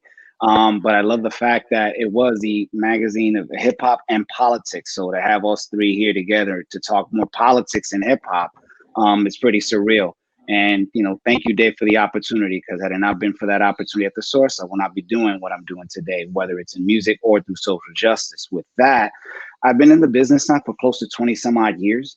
And, this is the year where, I think a wake up call just took place within the music business. And unfortunately, it took for George Floyd to happen for all of a sudden these major corporations to wake up to what's been going on. About a year and a half ago, a couple of colleagues and I started this employee resource group called Off Color. And it was basically an outlet for folks to learn and educate themselves on social justice. I think society got so used to some of the things that were taking place and some of the atrocities that, they were able to look, they just looked the other way and go about their business. But what happened was that COVID hit. And when COVID hit, everyone's home. Everyone's home, everyone's on their phones. And on their phones, they're seeing the realities that we've been seeing take place over the last couple of years, dating back to Rodney King and before, So this group is an outlet for people within the company to just talk, discuss, educate themselves on things in regards to race and its relation to music, which, I think there's still some more work that needs to be done there. Especially when, hip hop in general and R&B is the main moneymaker that brought back the music business to a now thriving place. And you would think that with that, there would be a better understanding of how the music as it relates to race and what have you. And, you know, Here at Off Color is something that with the full support of Atlantic, you know, we've been able to do some great educational initiatives with our first speaker series. It was featured Dr. Eben Kendi. Thank you, Bakari. And, you know, that was our first step in really establishing a platform within the company for folks who normally wouldn't talk about this or were curious about it or didn't have an understanding about it, to just really dive in and let's have some real conversation here. Very diverse group of folks. There's myself. We have about 6, ranging from white, Asian, African American, male, gender, non-binary, and we wanted to make sure that we were able to speak for all in this regard, you know. Yeah, it's interesting because, you know, the music industry, particularly in hip hop, you do have people of color, black folks, brown folks working in the industry. Other places are starting to have these kind of conversations, and you don't have that same diversity. So it's interesting to see that there's a similar type of climb, even in the industry that is publishing hip hop music. What are your thoughts on why that the climb is still so significant? There's still work to be done, because even prior to this happening, there's systemic. I feel like there's a systemic approach to say executives of color within the music business. You would think that with hip hop and R&B being so dominant, you would see more executives of color in some of the big posts, and not really the case. I thought when George Floyd hit, everyone made a conscious effort to, you know, make a statement, contribute money, you know, towards, you know, social justice. But I think ultimately you have to show instead of just say. And showing that you're going to do something with that money is one thing, but, you know, you have to be able, it goes beyond money, in my honest opinion. I think it is very much systemic. And I think that there needs to be more of an effort to empower some of the talent of color, not just on the executive side, but also the ones that keep the wheel turning, on the marketing side, on the sales side. I think we still have some work to be done there. And that's something that I've seen over the last 20 years. Feel like with executives of color, they don't fail upwards. They get one shot, and if it doesn't work, on to the next. And you don't see them get the same musical chair opportunities that some of their white contemporaries get. Yeah, And, sounds like a similar problem that they have in the sports world. People make that complaints about the same argument about black coaches. They don't really get a chance. Curious if you can talk a little bit about the ways in which, let's say in basketball, you had the NBA, the players had to walk out.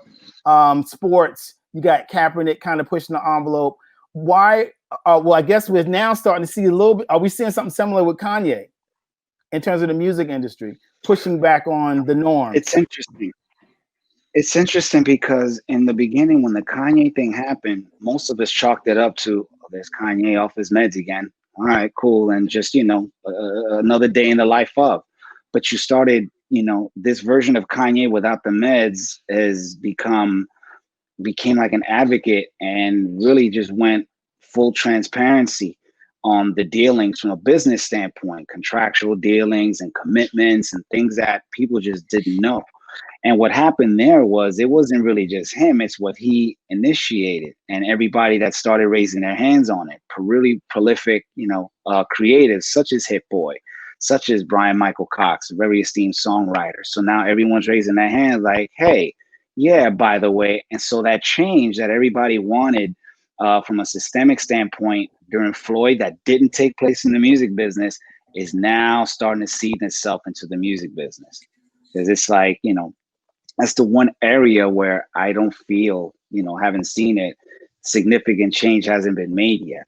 You know, and this Kanye thing it's still the beginning stages. I think the level of like transparency that he's been sharing with his contractual work, with his past dealings, is really shedding a light on, you know, what folks would call the fuckery that comes from the business side of this music thing. So Atlantic has created a pretty large fund to support social justice and other causes. I believe it's about $100 million. Can you talk a little bit about how that came about and what some of the uses of that money are going to so far? Well, my understanding is that the use of the money is something that's going to be announced in the next coming weeks. I do know that from the folks that are involved in that funding, myself being one of them, the people involved in that group, it's about 15 of us. There's 10 that work inside the company and 5 advisors. And these 5 advisors are at the top level of their respective fields, whether it's, reform, education, music, and the amount of due diligence that's being done to make sure that this money goes to the right places is like nothing anyone on that council has ever seen. I know this because I pick everyone's brain and ask them, how are we doing in comparison to everyone else? And they said, we're way far ahead from everybody. And I think a lot of that has to do with the fact that everyone that signed up or got chosen for this had the same fear. It's like, okay, so we give the money gets distributed, but where is it going? Nobody ever knows where it's going. So we're being very strict and very diligent on not only where it goes, but how it gets there. We want to see significant change take place with the disbursement of these funds. So that's really the most I'm able to dive into at the moment, because it hasn't been formally announced yet, just in terms of where the funding is going to go to. But I can tell you that it's something that's going to take place. It's not just stretched out. No one's just going to give away $100 million in one shot. That's not how you do change. That's not how change happens. You hone in on the right organizations that deal with, education, career development, social injustice, prison reform. It's just like all these things. But what we don't do is get involved with any kind of politics. So really looking forward to some of the things we're looking to do with that one fund. It's been interesting, talking to you, and as I think about things like we've had conversations with Grayson Martinez, who's on the forefront of the immigration issue, and we've talked with Rebel Diaz, Rodrigo Stars, the MC, who does a lot of activism work. One of the recurring themes that we've hearing people say, including Cory Booker, who we talked to, is that the political change is not always just in voting. So we also need folks like you who work in the industry to continue to push the envelope. And so we're glad to be able to talk with you about that. Any other closing notes on some of the other work? I know you guys have a voter registration effort inside of Atlantic. Can you speak to that at all?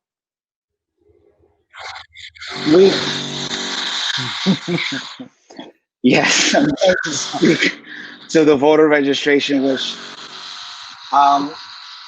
Atlantic's voting initiative drive is actually the big priority right now. For as much as Off Color is doing, we're all concentrating our efforts to make sure that the voter registration drive is in front of everyone's faces via the artists, through programs, and however we can, because this is the one year where it is evident that if you don't go out and vote, the current version of this country is only going to get worse. As bad as the sound that's taking place behind me. Sounds like you're adding a new wing onto your house there, Rich. Congratulations. Congratulations.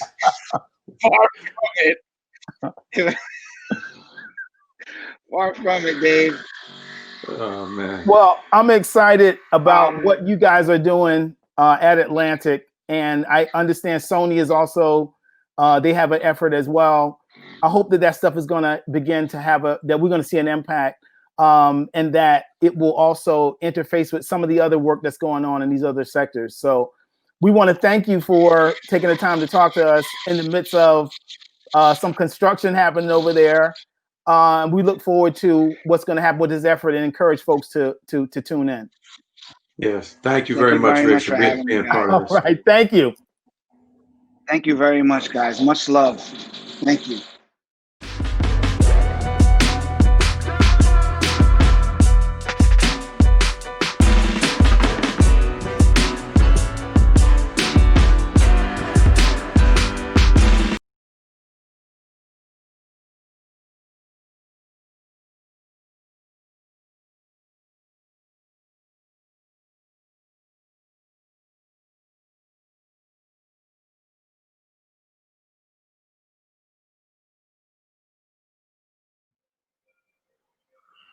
We are back. We're back on the Hip Hop Political Education Summit. It's been a tremendous day, but looking forward to what we have left for the viewers.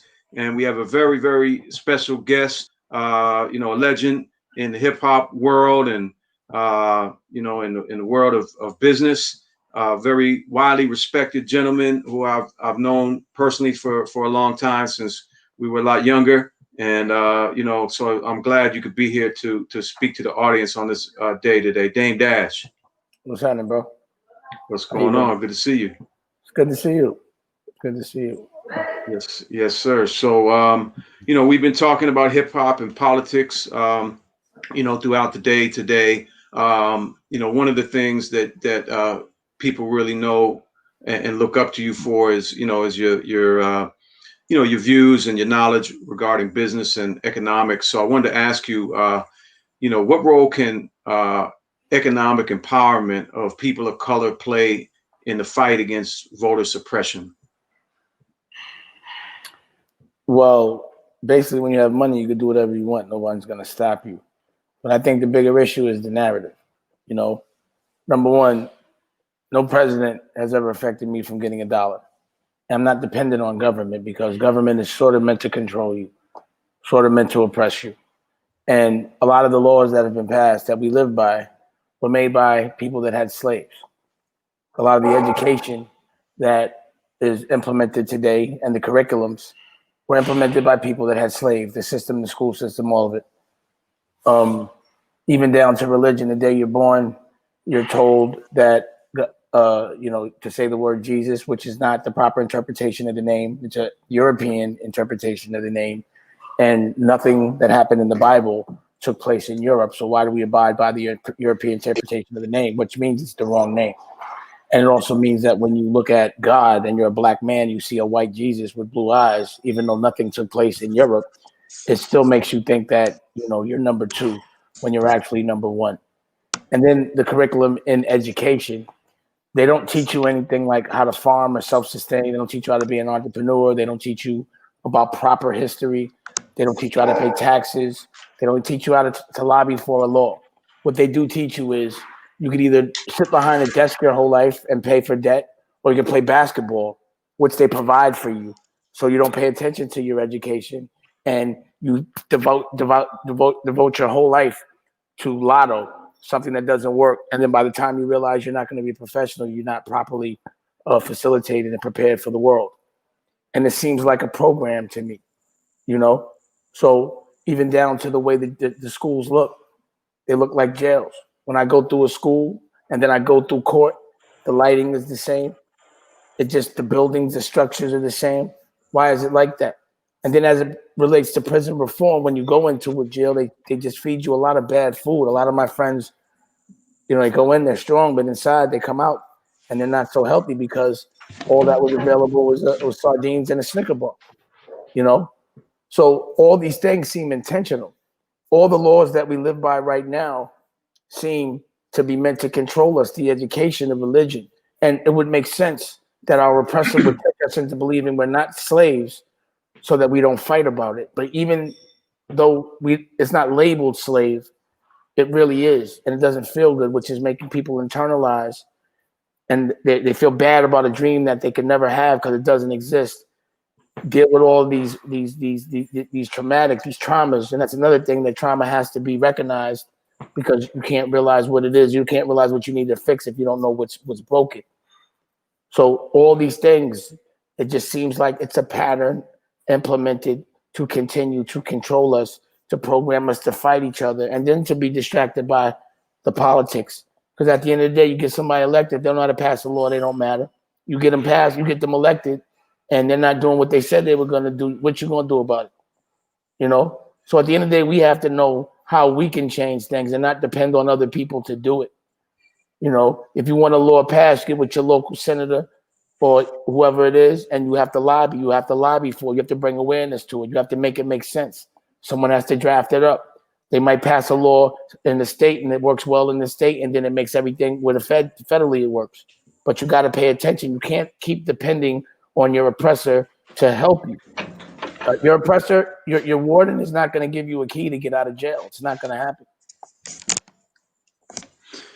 Okay, well, I heard you talk about, getting with the senator or whoever your local officials may be to lobby, and I agree with you. But let's talk just about voting in particular, because there's been basically a kind of apathy about voting. I think that's been in the hip hop community for many years, as long as I can remember. See, Dave, here's the thing about voting, right? No matter if I vote or not, California, Trump's not winning. It's the swing states that you have to focus on. You have to focus on the problem. The problem is in Florida, they might vote wrong or not vote. That's where we have to vote. In Pennsylvania, they got to vote. You got to make white women vote. That's what has to happen right now. That didn't happen before. So instead of like the vote, that's a very vague thing. Like, all right, if you vote in New York, it's not going to matter because even though you should still vote, but either way, he ain't winning in that state. You know what I'm saying? It's the states that he does win in where we have to make sure they're doing the right thing. The ones that are undecided that will decide our future. Get with Pennsylvania, focus on that, focus on Florida. Let's get that right. Let's focus on we got to get the people that aren't voting and that are looking at this the wrong way to vote. And, the suppression thing, I don't deal with suppression, bro. Nobody stops me from doing what I want to do, period. I don't even know what that means for me, man. Nobody's suppressing me. Well, they are making it hard for folks. We've been hearing from a lot of people throughout the day today about come with a camera. Just come with a camera, bro. That's all you got to do. Get a camera and document it. Information is quick these days. So the truth gives accountability. So once you got someone on camera cheating, they can't cheat no more. So just put a camera on. Period. Did you vote for President Obama in either of his elections? Absolutely. Yeah, so I also lobby. Yeah, if I could vote, I could vote. It depends if I got a warrant in that. But it don't matter if I vote or not in California. He's not winning over here no matter what he does. It's not going to happen. Sure. I'm in California. What do you think was the impact of hip hop on getting Obama elected, if any? I mean, number one, the impact on hip hop had on Obama was very obvious. But what Obama did that was clever is he knew how to use the internet. He got the truth quick, and that's what he did. He was very strategic about being tasteful and classy. And if there wasn't an internet, then he would not have been elected. But obviously, he never strayed away from his culture. Before he got elected, I remember very clearly him saying, once I do that, once I get in there, I'm putting a basketball court in there. He would make sure he gave subtle pounds. Because you got to remember, if you're a black president, everybody's watching to see if you're going to do something for black people, and they're going to get on your head. So you got to do it kind of slick. You can't just say, I'm going to help black people because I'm black when you're the president. You got to be colorless when you're the president. So you got to do things in a way, and you got to maneuver in a certain way. He did his things in certain ways that people didn't see. And I don't think people understood politics. They thought he could do things he couldn't. Just like Trump, he tries to do shit. He just gets people mad and brings accountability. He brings awareness to all the fucked up shit that's going on that needs to be fixed, which makes him a good thing. So I always try to find the light in the dark. You know what I mean? But as I said before, I voted for Obama, and I also made sure everyone was aware of what he was doing. I was enjoying how he was ripping motherfuckers up in the debates. I found that shit funny. You know what I mean? Because I had never seen a black man check a white man like that. I like that in public like that, besides me and now Kanye. So we understand your views on the presidential election, but talk just a little bit about the importance of voting for local elected officials and what kind of impact that can have. Well, you have to know the elected official, and you have to make sure they're going to do what they say they're going to do. But you have access to those local officials. You could go and actually talk directly to them, and you can become a local elected official. It's just about being aware of what politics is and how it runs, how to get a law passed. All that matters is if you get a law passed, right? It's not legal unless a law gets passed, right? You can hum and ha all the fuck you want. You can bring awareness to shit all the fuck you want, but if the law doesn't get passed, it doesn't matter. So you have to know how to do what's logical. You don't want to waste your time. You don't want to treadmill and go nowhere. So if you're going to have a voice, also have an action. So I don't want to just hear people talk shit. I want to know what they're going to do. And there are things they can do, but they just don't. They just talk shit. And I'm sick of hearing it. I want to see it. And I don't mean break a glass. I mean go get a law passed.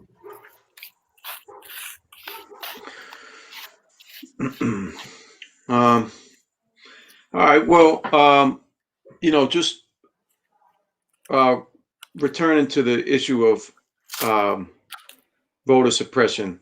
I know it doesn't affect you, but it is affecting people. And what I'm saying is, if we have accountability, there will be no voter suppression. You just have to tape everything. That's it. Make sure it's documented.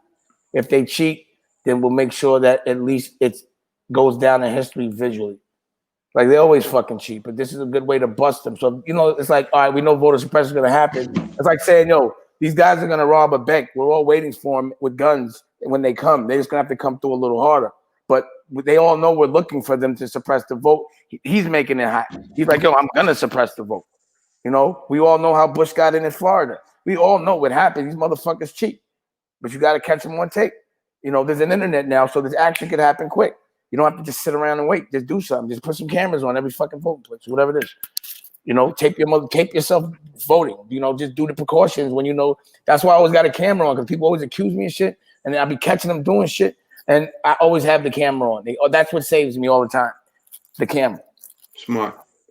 So I got a few questions coming in from the viewers. SK out there on Twitch wants to know what's it going to take to get the young kids out there to vote? You got to let them understand the voting and what it is and how cool it is. That's what it's going to take. They got to understand that the conversation can't be the distraction all the time. See, what happens is, again, the reason why I made my own television network is because the entertainment is meant to distract us from our oppressor and our real problems instead of making us fix what's really wrong. So the entertainment we have to look at and the shit we should be talking about, it should be cool to be smart. It should be cool to fucking pass a law. It should be dumb to talk about other people's business and stupid shit. You know, it just has to be about the narrative. But the people that are in politics, it would be better if they were a little cooler. You know what I'm saying? So that's how you get a kid. You got to be cool as a kid. You know, they have to look up to you and shit and be like, oh, I want to be like him. If they don't want to be like you, they're not listening to you, period. No, I got a joint right there. Like, a lot of shit that's been going on has been fake shit. People pretending there's something they're not, pretending they're perfect. That's what's happening. People pretend there's something they're not. They pretend they're, you know, they make people believe in something they can't do just so that they can have some personal gain. So it's all been a lie. So the truth is what's going to have to be the new wave. You know, not what sounds good. Stop looking the other way. You got to have accountability. You know, you got to know you can't just do what's good for you. You have to do what's good for you and the people you love. Or else you ain't doing nothing at all. Have you ever thought about running for office, Dame? Nah, I could do more out of office. I do more out of office. I have more influence saying what the fuck I want to say. If I can't curse, I'm not going to be able to speak.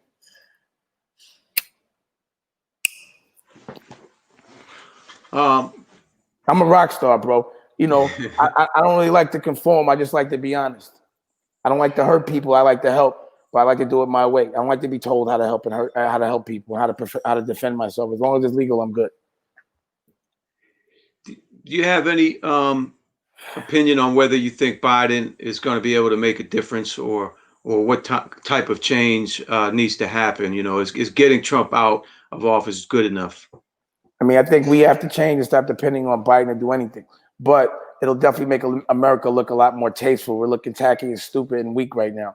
You know, we're behind when we used to be in number one. Now we are not really number one in this pandemic.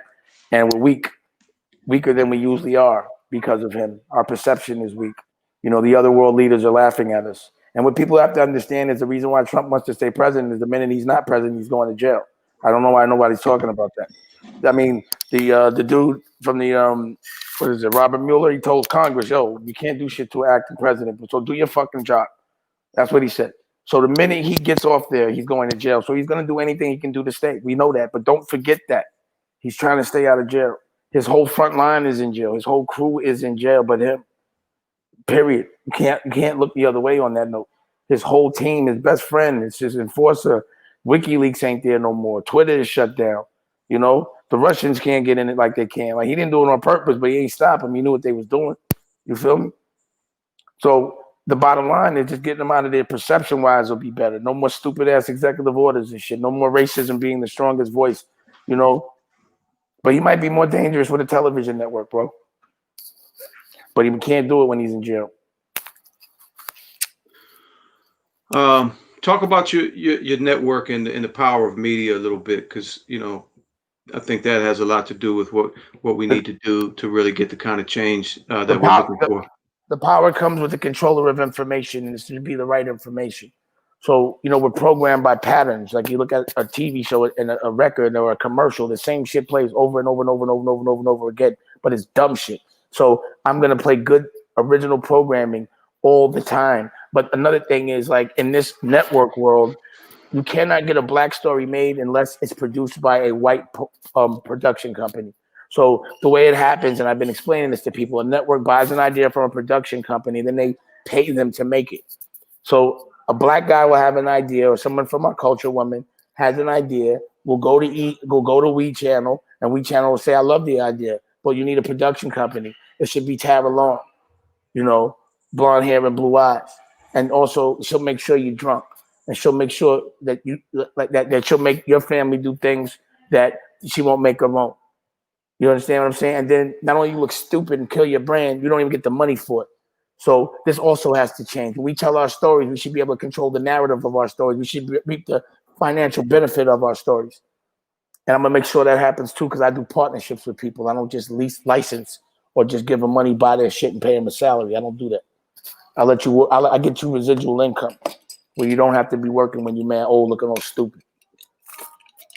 Being the old man in the club and shit like that. So I know you've been, I know you're very close with Kanye West. You know, you discovered him and kind of put him on, and you guys have remained close over the years. And I know you recently were spending some time with him. So have you talked to him about his presidential run, and what's your feelings about that? I don't talk about my conversations with Kanye. Those are personal. Would you be voting for him, or? I just told you, bro. All right. Let's just close out with, if you could give just sort of one more talk for the young folks out here, just in terms that the young folks. This is a great time to be young, and this is the generation that gets it. The world will never be the same, and that's a good thing, because the world wasn't so good for us before. So come out of the world with the answers, not questions. Be a general, not a soldier. Do not wait to be told what to do. And those that don't understand you just aren't speaking your language. Generals speak a different language than soldiers. Boss talk is different than employee talk. Master talk is different than slave talk. Surround yourself with the right talk, or else you will not have the right walk. Trust me. This is a good time to be smart. This is a good time to do things yourself. This is a good time to come out of this stronger, not weaker. You know, this is a test to see who's really about that life, about that action, about the real war. You know, that war where your family eats, and that they don't have to go through the same problems that you go through. And if you're fighting for yourself, you're fighting the wrong fight. You're supposed to fight for love, for people you love. And if you don't know how to love, go get a puppy. You know, but if you can't take care of your girl and your children, you're not a real man. And if you want your woman to pay for your shit, you're not a real man, and she's gonna look for one. And there's not many out there, but I'm one of them. You understand what I'm saying? Be a king, and that's the only way you'll deserve a queen. Dang, man, appreciate you joining today and being a part of this Hip Hop Political Education Summit, sharing some of your wisdom and views with the people. And you know, we'll stay close on everything. Yeah, man, appreciate you. Peace.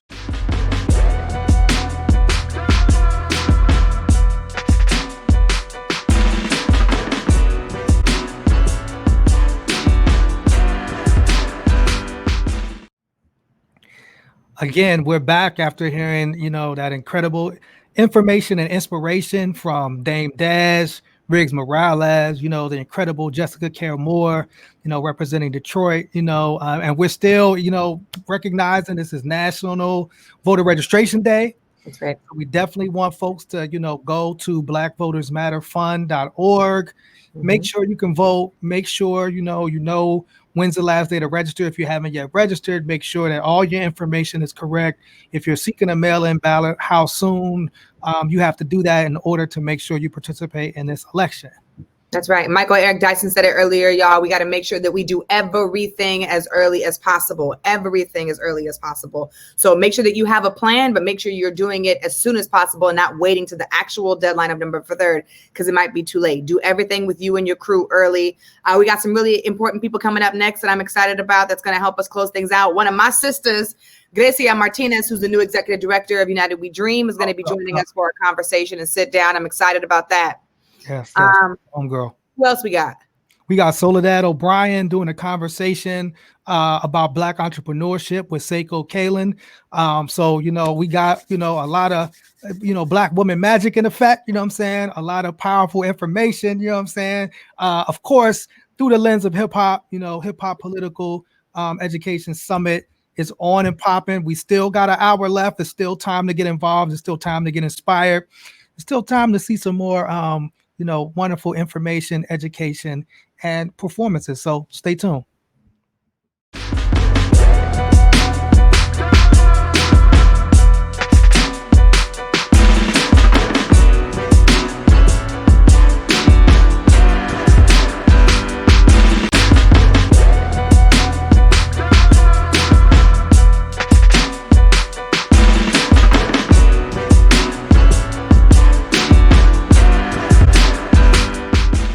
Hi, everybody. I'm Soledad O'Brien, and I am proud to be interviewing Sekou Kaalund in this conversation about money, voting and money.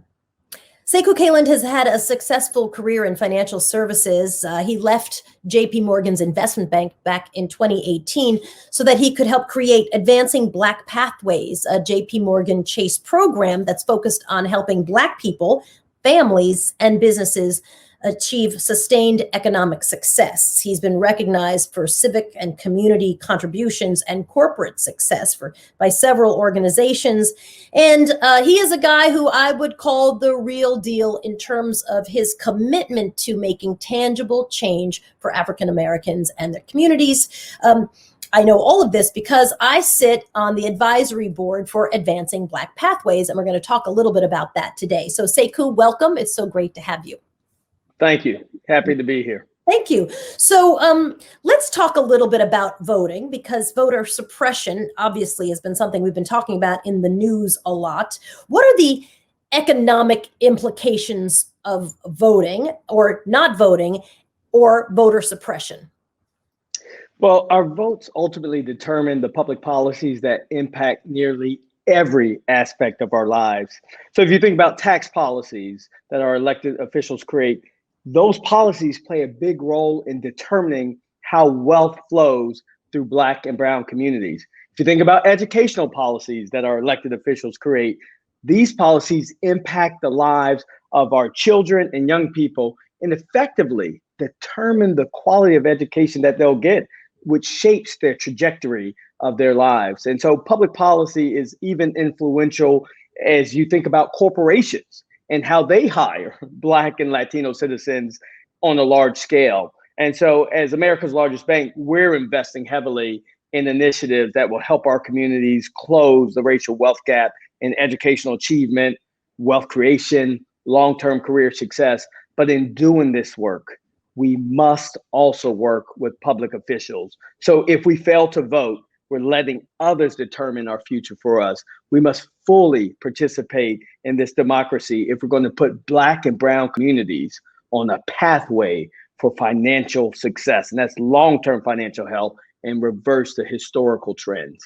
Sekou, as you well know, there is a well-documented history of voter suppression, particularly on Black people in this country. And if you look at two important swing states, Georgia and Wisconsin, some of that voter suppression focuses on African Americans. I think it was Georgia that had 200,000 votes that were overwhelmingly Black people whose votes were wrongly suppressed. So explain to people how voter suppression, it kind of connects to not only obviously losing your civil rights as voters, but also your economic rights. So there's a direct connection between voter suppression, income inequality, and the racial wealth gap. And if your vote was not important, there wouldn't be such a great effort to suppress it. And so as you look at the racial wealth gap, and you could see a correlation with voter suppression. And this disparity in general in the Black community and in brown communities is the result of like decades of failed public policy that has limited our pathways to opportunities. And that doesn't happen by accident. And what I was saying earlier is that research shows that the less people have access to the ballot box, the more inequality worsens. And so unfortunately for our low income citizens who are disproportionately Black and Latino, there's less capacity to engage in politics. And many of us are trying to keep our heads above water, especially with two pandemics, both COVID-19 and racial. And so if we're not following who's running for local office or the issues on the table, then it's hard to then engage in some of the policies that will help our communities. And sometimes there's not time or energy. It's difficult to get to the polls. Closing the number of polling stations is another trend that we've seen. So in our system, we have to ensure that everyone exercises this right to vote because it is directly linked to their economic standing for the future. When I joined the advisory board for Advancing Black Pathways, one of the very first conversations we had was about how horrifically dire the racial wealth gap is. I'm not even sure I'm saying it strongly enough. Like, the numbers are literally disastrous. So tell everybody what Advancing Black Pathways is doing and what you're doing specifically to try to close what is a massive gap. And let me give some facts behind that statement of the racial wealth gap. So if you think about the fact that it takes the net worth of 12 Black families to equal that of one white family, or in Boston, Massachusetts, for instance, according to the Federal Reserve Bank of Boston, the median net worth for Black families is $8 compared to $247,500 for a white family. And so even before COVID-19 occurred, the Black community was on a trajectory to hit zero median net worth by 2053. And so if you think about all of these factors, and I could go city by city, we just don't have time, but just suffice to say that the income inequality gap and the wealth gap have both widened over the last 50 years. So what we're trying to do at JP Morgan is to leverage our both balance sheet, our philanthropy, everything we could do to truly begin to close the racial wealth gap by focusing on getting access to capital for Black businesses, by creating greater jobs within JP Morgan for Black talent. So for us, it's hiring Black talent, it's creating and giving greater access to capital and content for Black businesses as we look to really drive success for Black communities. Let's dive down a little bit deeper into entrepreneurship. And, as COVID-19 has decimated businesses, for Black business, it's been terrible. I mean, the fallout has been absolutely awful. How is Advancing Black Pathways and the bank itself working to try to help these businesses that were already, to some degree, struggling when compared to their non-Black counterparts, especially in a global pandemic that doesn't seem like it's going to be ending anytime soon? Yeah, so even before the pandemic, our Chase Institute did research, and Black and brown businesses, the majority only had 2 to 3 weeks of cash on hand. So before the pandemic, you could argue that there was difficulty for many of these Black and brown businesses. And now you think about the fact that we've lost an estimated 440,000 Black businesses out of the 2.6 million. Then you also think about that Black businesses are the primary wealth driver in Black communities. Black business owners have 12 times the net worth of Black non-business owners. So Black businesses are critical for closing the wealth gap in the Black community, as well as creating jobs. So what we did was launch Advancing Black Entrepreneurs.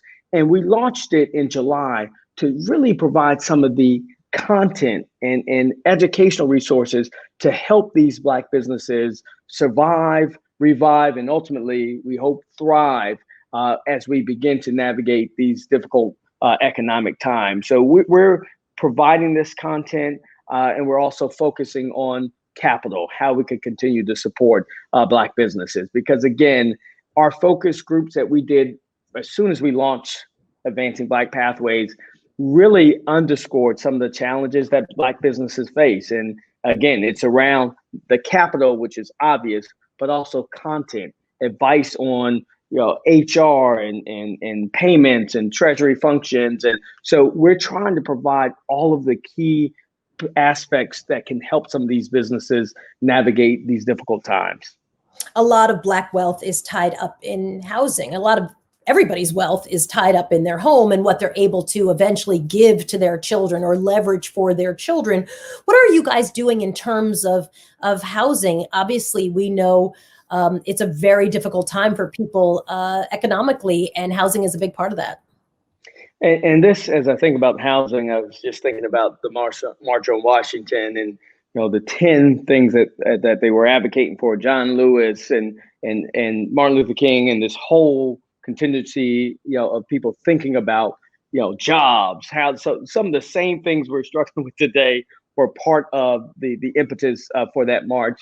And so I will say, as you look at housing, Black home ownership is lower than it was when housing discrimination was legal.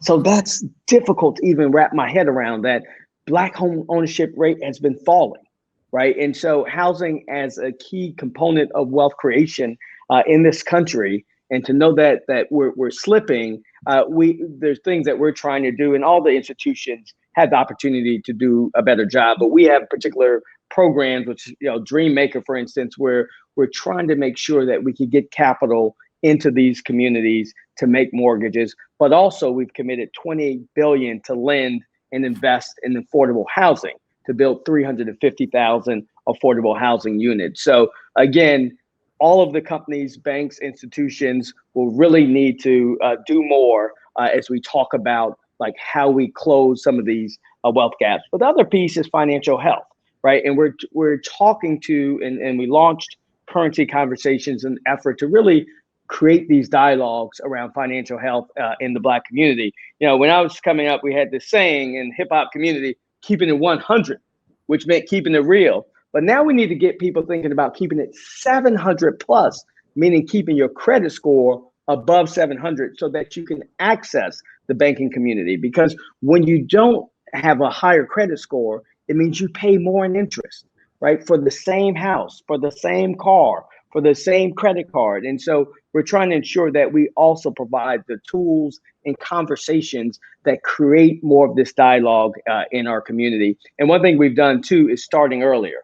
So we've developed financial discussions for college students. So at Howard University last year, we implemented financial health as part of freshman orientation. And we're partnered with UNCF and Thurgood Marshall College Fund to really provide access to our digital financial health for as many Black colleges and other colleges as we can. So we're offering these tools, we're giving people access, and you don't even have to be a Chase client. This isn't about being a Chase client. This is about providing these useful tools and insights for the Black community. Are you feeling optimistic? Sometimes when I hear or read these statistics, closing that wealth gap is going to be hard. What makes you optimistic if you are?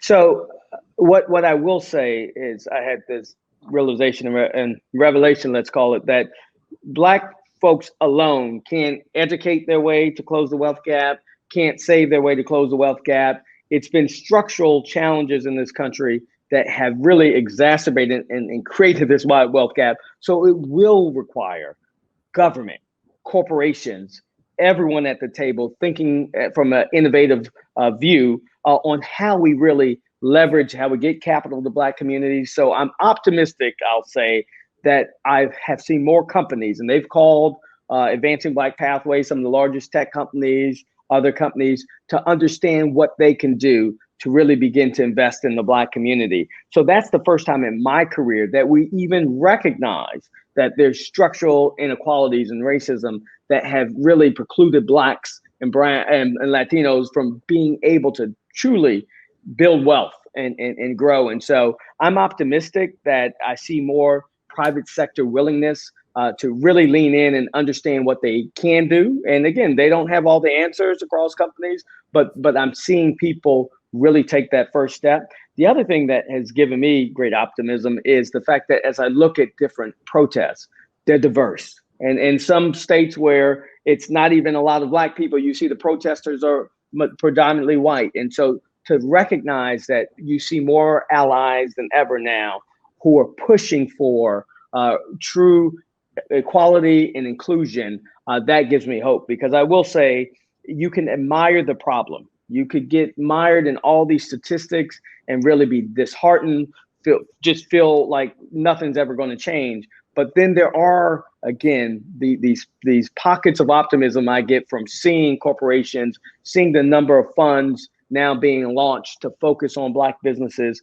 see corporations wanting to support Black banks. So that is really giving me optimism. Still a long way to go. We're no victory laps. Let's be very clear about that. But we are taking the right steps, which I believe will help begin to bring about the transformative change that is needed.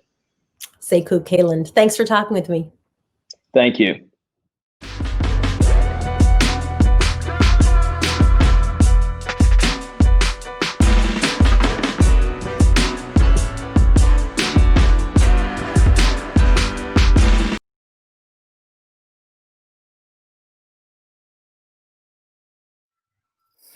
Hello, everybody. We're back with another summit sit down with Grayson Martinez, the executive director of United We Dream.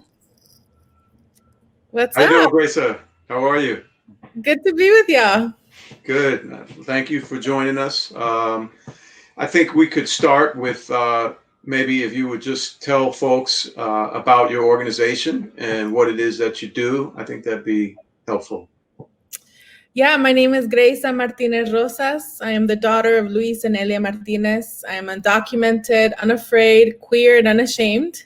And I am really honored to lead United We Dream and United We Dream Action as its executive director. We are the nation's largest immigrant youth-led network in the country.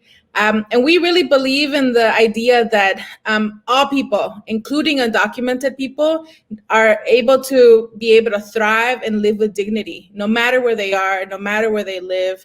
And we really do believe that this work is a racial justice work. There is no way that we would be having a conversation more than 40 years later about whether someone like me that's undocumented should have protection from deportation if the people that I represent were not Black and brown people. And I think that we just have to be super clear about that we have not had any advancement on immigration because this is a racial justice issue and people benefit off of our bodies. And so why I'm excited to be able to be with all of you and why, United We Dream organizes young people.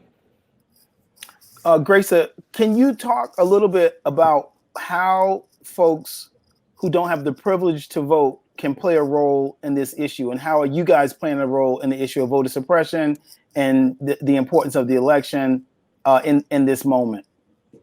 Yeah, look, I think that I started doing this work as an undocumented person in Texas, registering other people to vote when I myself wasn't even eligible to do that. And part of the U.S. history is being shaped not only by those that have the ability to vote, but also, and most importantly, by people that are excluded from the system. It's not only undocumented folks; it's like young people that are leading movements right now that are under the age of 18 and are not eligible. It's people that are systems involved that have been tagged with the name of felon that are pushed out of the voting rolls. And it's going to be up to all of us to ensure that we're creating the conditions to defend our democracy and be able to advance the rights of all of us. And so, I'm really honored to be able to do that work.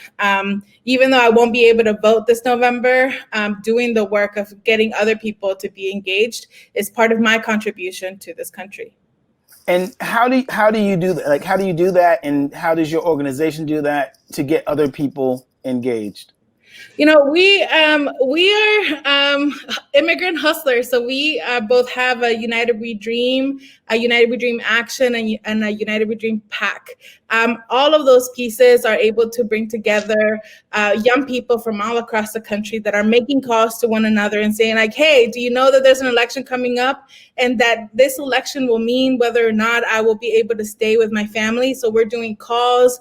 People are doing texting parties. There are people all across the country that are engaging in day-to-day conversations with their family members to know that it's not just about what's happening at the top of the ticket. It's not only about who's elected president is about young people taking responsibility for being able to shape this country. I represent both people that are in Generation X and millennials, and Generation Zers as well. And we are generations born into crises, whether it's like the crippling student loan debt, whether it is that we are not able to breathe just by walking down the street, or whether you're seeing Black people literally slain in front of us without any justice for any of them. I think that is part of our responsibility to really show up for folks, and by engaging people to go out, by telling the stories of the people that are mostly impacted. At United We Dream, we believe that those directly, and the people that feel it in their bones, the people that know what it's like to be excluded, are also closest to the solutions, the innovations, and the breakthroughs. And that's what we do at UWD. And you guys have been active in protests. You've been active supporting these Black-led movements and this moment. How can our folks support the work that you're doing with United We Dream? I think that continuing to hold the space that we need a Black-led cross movement, multiracial space to be able to get us where we all need to go. And ensuring that we are not continuing to work in what people call these silos, that criminal justice is an immigrant justice issue, that reproductive justice is something that impacts all of us. And so ensuring that we're continuing to look at it in an intersectional lens. I think the next thing is trusting the leadership of young people. Young people have shown us that they can lead us in moments of uncertainty, especially in the last 4 years in the Trump administration. And so ensuring that young people are not only the folks that you mobilize to an action or like are part of your phone banking parties, but that are actually at the core of the strategy making. And that's how we're going to get to the best place. And that's how you can support United We Dream and United We Dream Action. I want to ask you one question before I turn it back to Dave. And that is, I saw you do an interview, a panel about a week ago, and you said that we're in a moment in which reimagining democracy, we must stand in radical solidarity, radical love, and radical action with each other. Can you talk more about that? You know, as we've seen the uprisings in the last couple of months, what I have seen outside of like the power of those actions has been the fruit of the labor of young people and people of color being able to come together in one-on-ones and breaking bread together and checking up on each other when COVID came up.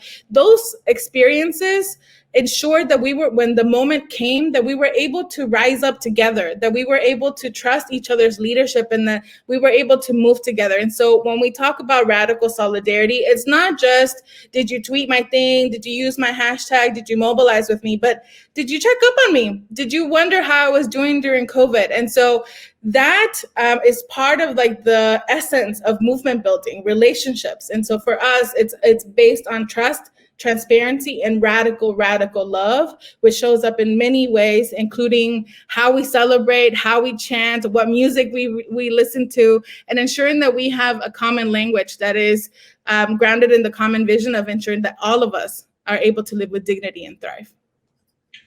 Grace, there would literally be no hip hop without the contributions of countless individuals who came to this country as immigrants. Yep. What does your organization do to kind of push back against the simplistic kind of perception as of the immigrant problem as being just people from Mexico? You know, I think that's an important piece. The first thing that I want to be grounded in is that actually, immigrant justice, when we talk about it being racial justice, it also has to be embodied. So at UWD, we support the leadership of Black immigrants like the Undocumented Black Network. And we do so not because it's like the thing to do, but because we know that unless we're centering the Black experience in immigration, unless we talk about immigrant spaces sometimes being anti-Black, unless we really get to the root of it, we will not be free. And so when we talk about hip hop, I think that it's a bit of an analogy, which is there is a flourishing Latino essence that the movement has been able to move forward in the same way that that reggaeton and that salsa and things like have been able to add on, but that hip hop is really like even in the moment that we're living it right now is a combination of like Black rappers, people like Latinos being able to come together and party and being able to get a sense of each other's rhythm, how we move. And so at UWD, it's really about centering not only the things that separate us and being really honest about those things, but being clear about the things that unite us. And part of those is like our music, our values, and how we show up for one another. Thank you very much. We really appreciate you being a part of the Hip Hop Political Education Summit today, and we look forward to continuing to be in touch and work with you. Thanks, Graysa. Bye. Well, the first thing I did right was the day I started to fight. Keep your eyes on the prize and hold on, hold on, hold on, hold on. Keep your eyes on the prize and hold on, hold on. I know you are saying, what does a freedom song have to do with hip hop? And my answer to you is everything. That part of what we have to really understand is it's hip hop, just like those freedom songs, just like the songs that we would sing when we were in the cotton fields of Alabama and Georgia, they all came from our spirit and our soul, the souls of Black folks. That when we could not express our anger, when we couldn't really have the words to really express our pain, right, or hold folks accountable, what we always had is we had a rhythm, we had a rhyme, and we had something in our spirit that told us to speak that truth to power to each other, to speak on our pain, to really talk about what the circumstances were and continue to be. And hip hop is an extension of that.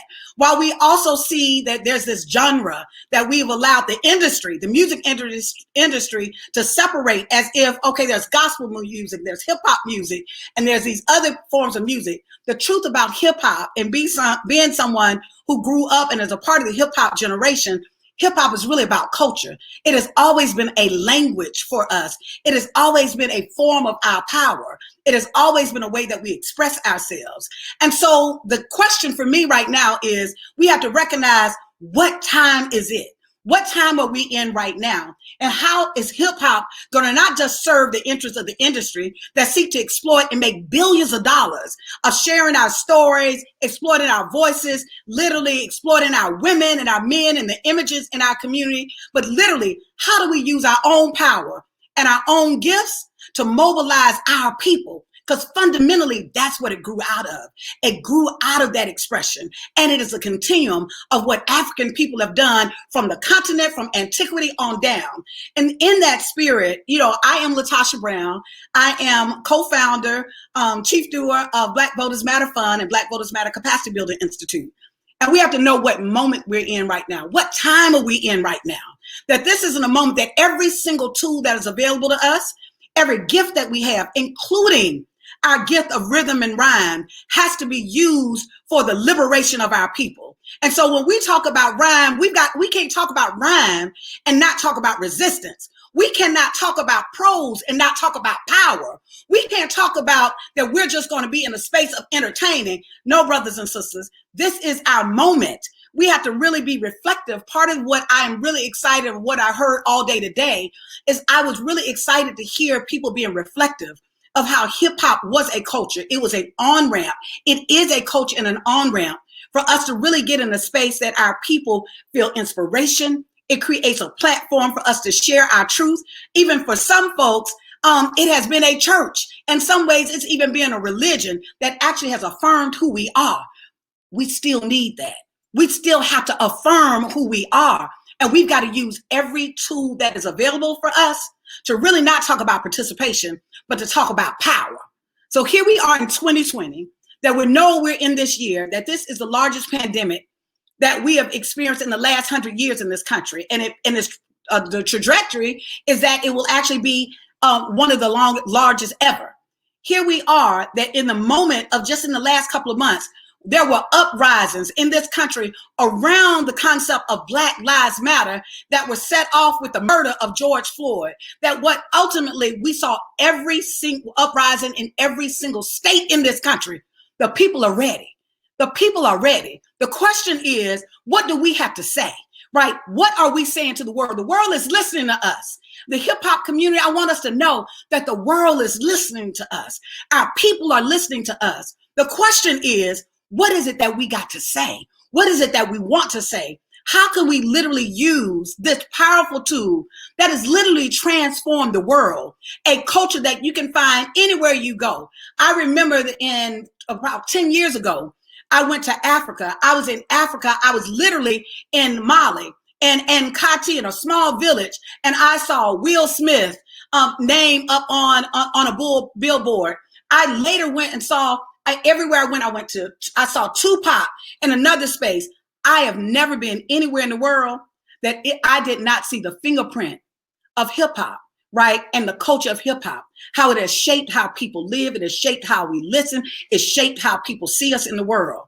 The question where we are right now is we ain't got time to play.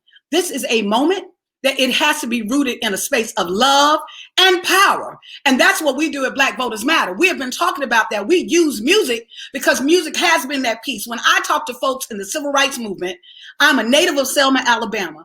And when I talk to people who were in the civil rights movement around the time, they would say that when they were getting loaded up on the paddy wagon and they were fearful of their lives, they would sing, because that was the thing that calmed their spirits, that made them feel connected, that reminded them that they had power, that they had something that the world could not take from them, that they had a voice. And along with it, behind that voice, they had a vision. They had a vision of the liberation of our community and the liberation of our people. That same thing is true. In this moment, we still have a voice. We have to use our voice, as many are doing so. And we have to lift up those voices, those courageous voices of people who are literally pushing the boundaries. And we really, behind our voice is our vision for our liberation. And so as we talk about voting, part of the reason why we wanted to have this conversation today around voter suppression is because we're talking about it like it's isolated incidents. No, Law, let me break it down to you. You know, today, which is National Voting Registration Day, I'm sitting here in Atlanta, Georgia, in my home in Atlanta, Georgia, as a voter, right? But there are over 200,000 voters who were illegally dropped from the voting rolls in Georgia. When we go to Wisconsin, which is another state that is in play this election cycle, there were over 170,000 voters that are dropped from the voting rolls. The fact of the matter, in both of those incidents, the majority of those voters were Black people and people of color. And so if we're looking at what is happening right now, what time is it? What time is it? It is a time for us to really use every tool that is available to us to push back and say, no, we done dying, right? We're not begging for power. We have power. We have to use our power in a way that we're literally envisioning how we're going to make this nation, right, be the nation that we deserve. How are we going to hold those accountable that seek to try to destroy or try to impact our community in negative ways? And y'all, some of that, we can do that with the rhythm and the rhyme of hip hop. Like the culture, I was politicized. Some of the first times that I started thinking about racism in a really deep way, in a political way, is because I was listening to a Tribe Called Quest, right? I remember listening to Tupac, and it was something about that brother that I wanted to hear every word. I wanted to suck up every word that he said, right? It was something about Outkast that they gave voice, for me being someone from the deep South, right? That I needed someone to speak and affirm that, no, we down here fighting. I remember there are folks that I had cousins that would say, oh, y'all live down the South, and would act as if like we were just down in the South and had no power and were powerless. But here you hear Goody Mob and Outkast and MJG literally saying and speaking to the voice of what was happening in the South, right? And also giving power and speaking to that and saying, no, we know who we are, and we are proud of who we are. That's the power of hip hop. The power of hip hop is it's created that foundation for us. It's created a culture for us to not run away from who we are, but to affirm who we are. And it wasn't created for industry. It wasn't created for us to be able to help the industry make money and start to become like literally exploit our own people for the benefit of those that don't care about us or don't look out for us. It was created out the spirit and the souls of Black folk, just like the freedom song that I started with, just like the freedom songs that we sing, just like jazz music, just like blues, just like gospel. All of that grew out of the very depths of our souls and our desire for liberation and our desire to connect with each other, right? And our desire to transform the world. And just like we transform the world with hip hop, we will continue to transform the world with all tools that are available to us.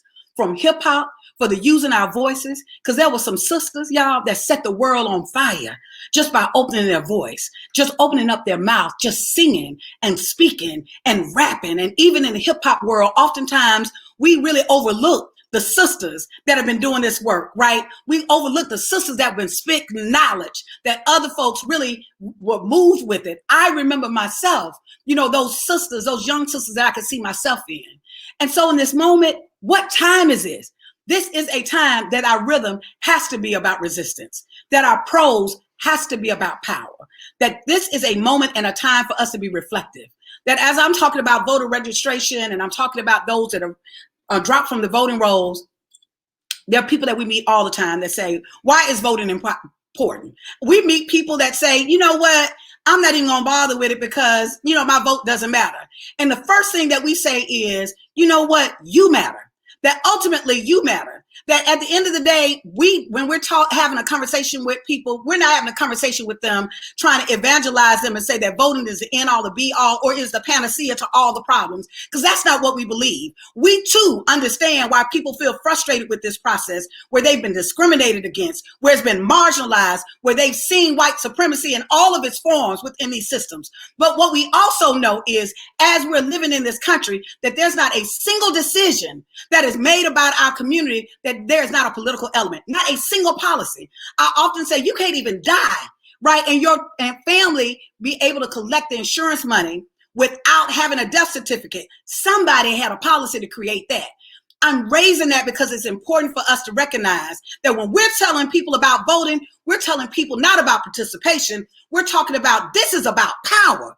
And if anybody's going to make any kind of decision about Latosha Brown, I need to be a part of that process. If anybody's going to make a policy about me and my community, you doggone right, I'm going to fight with every fiber in my being to shape what that is. And so we've got to see that. We've got to center the conversation and what is real. We have to help people understand that voting in itself, no, it is not the ultimate power of end all and be all, but it is absolutely a leverage of power.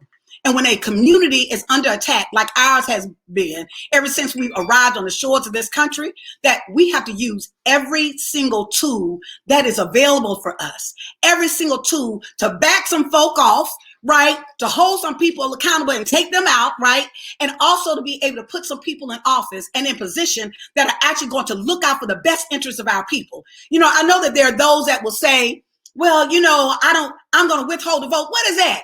Like, what does that mean? Like, fundamentally, this isn't about I'm going to prove that I'm going to be right. I'm trying to get power. I raise that because at the end of the day, just like in a basketball game, somebody's going to win. Somebody's going to win the game. Like, there's two teams playing. At the end of the day, whoever got the most votes, the most points are going to win. Fundamentally, if I'm in a basketball game and it might be a couple of seconds down, it's a couple of seconds left, and we're 10 points down. The way that I'm built, and many of our people have been built, we're going to try like heck to figure out how we're going to get them a couple of 3-pointers and a foul to go in. At the end of the day, somebody is going to win the game. So if somebody's going to win the game, we've got to fight with every fiber of our being to get whatever power. We cannot afford to leave anything on the table. We can't afford to leave anything on the table when there are 38 million people in this country that are living in poverty. We can't afford to leave anything on the table when 80% of Black businesses did not get any of the money from the stimulus package in COVID-19, right? We can't afford to leave anything on the table when 50% of Black businesses are scheduled, that they're projecting that they will fail in the next year. We can't leave anything on the table as long as millions of Black men and Black women are locked up, right, in jails all across this country, making money for a prison industrial complex. We can't afford to leave anything on the table when we are watching from our phones, from our televisions of Black men and women getting shot in the back like dogs. We can't afford to leave anything on the table when we're seeing that there are children, just because they got a different color passport, that are being placed in cages. We can't afford to leave anything on the table when we know that there are women who are literally having hysterectomies that they didn't agree with, that they are losing their right to have a child because somebody else has made a decision for them. No, y'all, the hip hop community, if we don't know anything else, we know racism, right? And if nothing else, we know how to speak. We know how to put truth and make truth, speak truth to power. And so this is our moment. What time is it? This is our moment. This is our moment to really center ourselves and everything that is in us, to push what is, to fight for what is right and what is true. That this is our moment, y'all. That at the end of the day, the reason why I think we're seeing so much voter suppression is not because we're losing, it's because we're winning, right? This is our moment, y'all, for us to really be able to recommit ourselves to how we're going to create the nation that we radically reimagine. That every single system in this country has been shaped by structural and institutional racism. And so, but we, right, we are the ones we've been waiting for. And so just like we brought music, a new music, a form of dance, a form of style, a little swag to the table that impacted the entire world, we can do that with justice. We can do that with our vision of what is better. Like, it's not just only our community. Not only are we going to change and can transform our community, we can transform the world. Whenever we have fought and whenever we have pushed the boundaries of whether it's democracy, whether it's the inclusivity, the whole entire nation has benefited from it. So yes, so my call to action to you in this moment is, one, there's a couple of things that we've got to do. The first thing we got to do is, in this election cycle, yes, we are at war. We don't need to fix this up and act like it's something that it's not. The bottom line is democracy, American democracy, to the extent that we have it, is at stake. Secondly, it is, we are not going to leave any power on the table. So in that, the first thing I'm going to ask y'all to do to visit us, visit blackvotersmatterfund.org/vote. Go to our website and make sure that you check your status to make sure that you're registered to vote, right? Secondly, if you're not registered to vote, you can actually go on their website and click on, and you can register right on the spot. You can also find out information.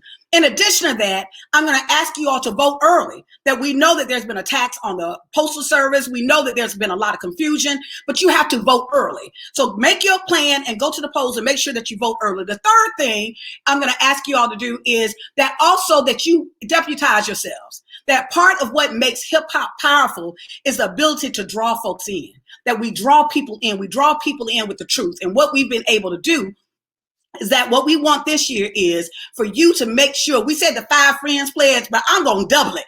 Come on, we the hip hop, we gladiators. We can do this.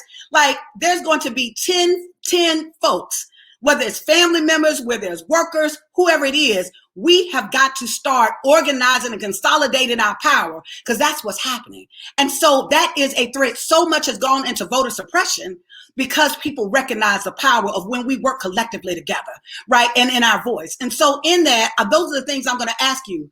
But what I'm going to say is, it's vote and do more. It's not, voting is just one of the levers, right? It's one of the levers of power, and we've got to lean into it and lean into our power.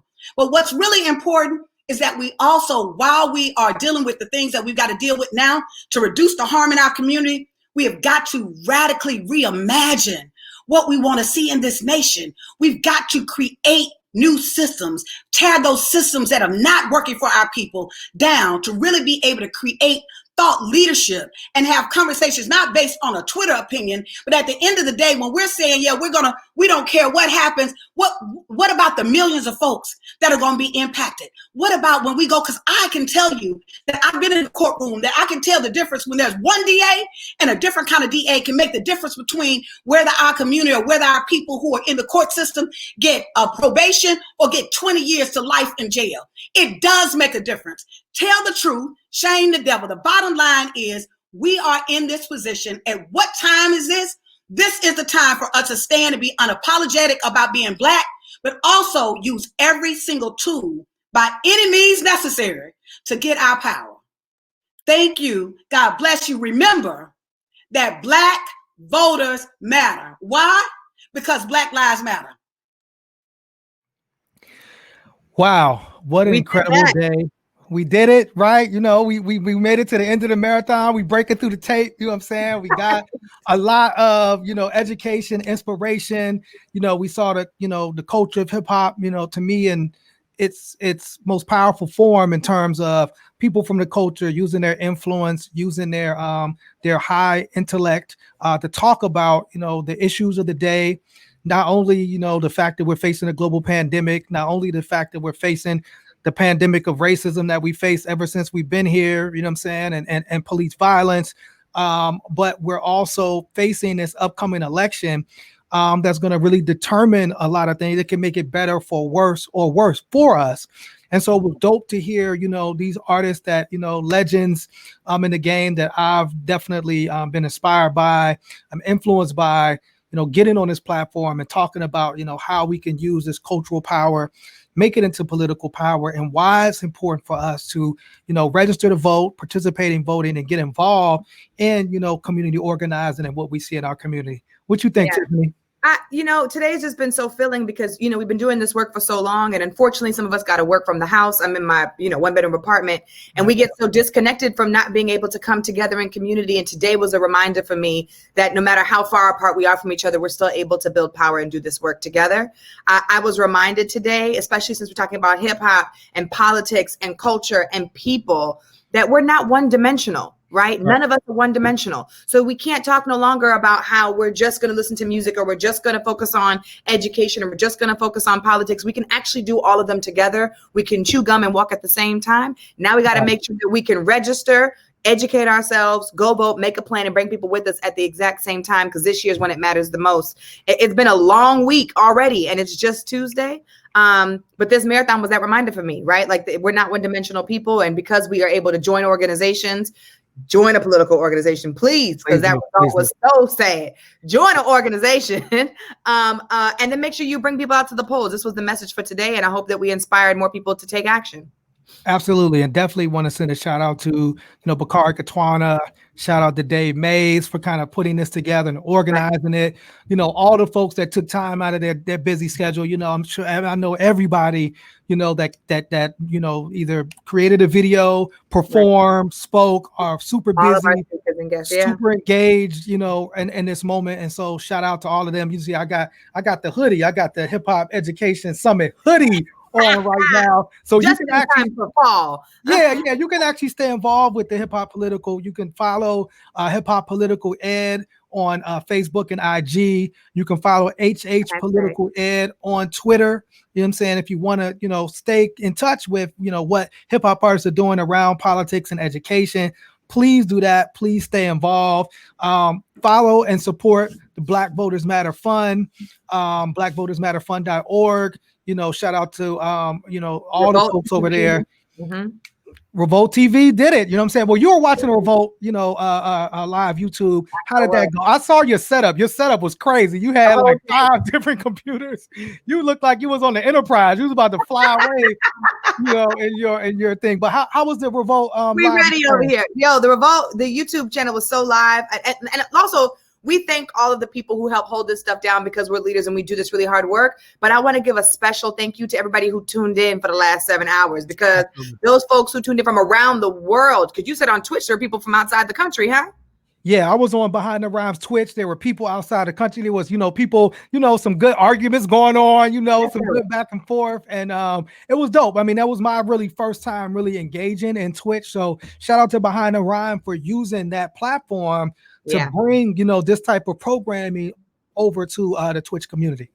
That's right. And YouTube was lit. Everybody was having conversations about what it is that they're going to do next after this. There was a couple of fights that I saw in the conversation. But here's the part. Here's why we have events like this, because we don't want to talk to people and preach to the choir. We want to engage in conversation that's meaningful and necessary to help us move to fight for the world that we want to see. And so I think we accomplished some of that today.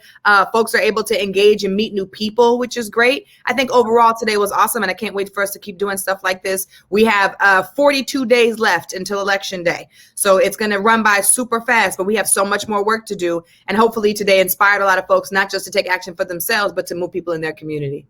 Absolutely. Absolutely. And again, you know, we want to say, you know, we're with, you know, our people in Louisville, you know what I'm saying? We're ones, you know, calling for justice for Breonna Taylor and her family. Absolutely. Absolutely. You already know what it is. You already know what the mood is, you know what I'm saying? And so, again, you know, we want to thank all the people in the production behind the scenes that really made this really seamless for us as hosts. It was an honor and a privilege to host this summit. And, the thing is, get involved. BlackVotersMatters.org is how you can find your own voting information. But get involved, grab your family, grab your friends, make sure folks is registered, and let's get to the poll and let's change this country and this world for the better. I'm Jasiri X with One Hood.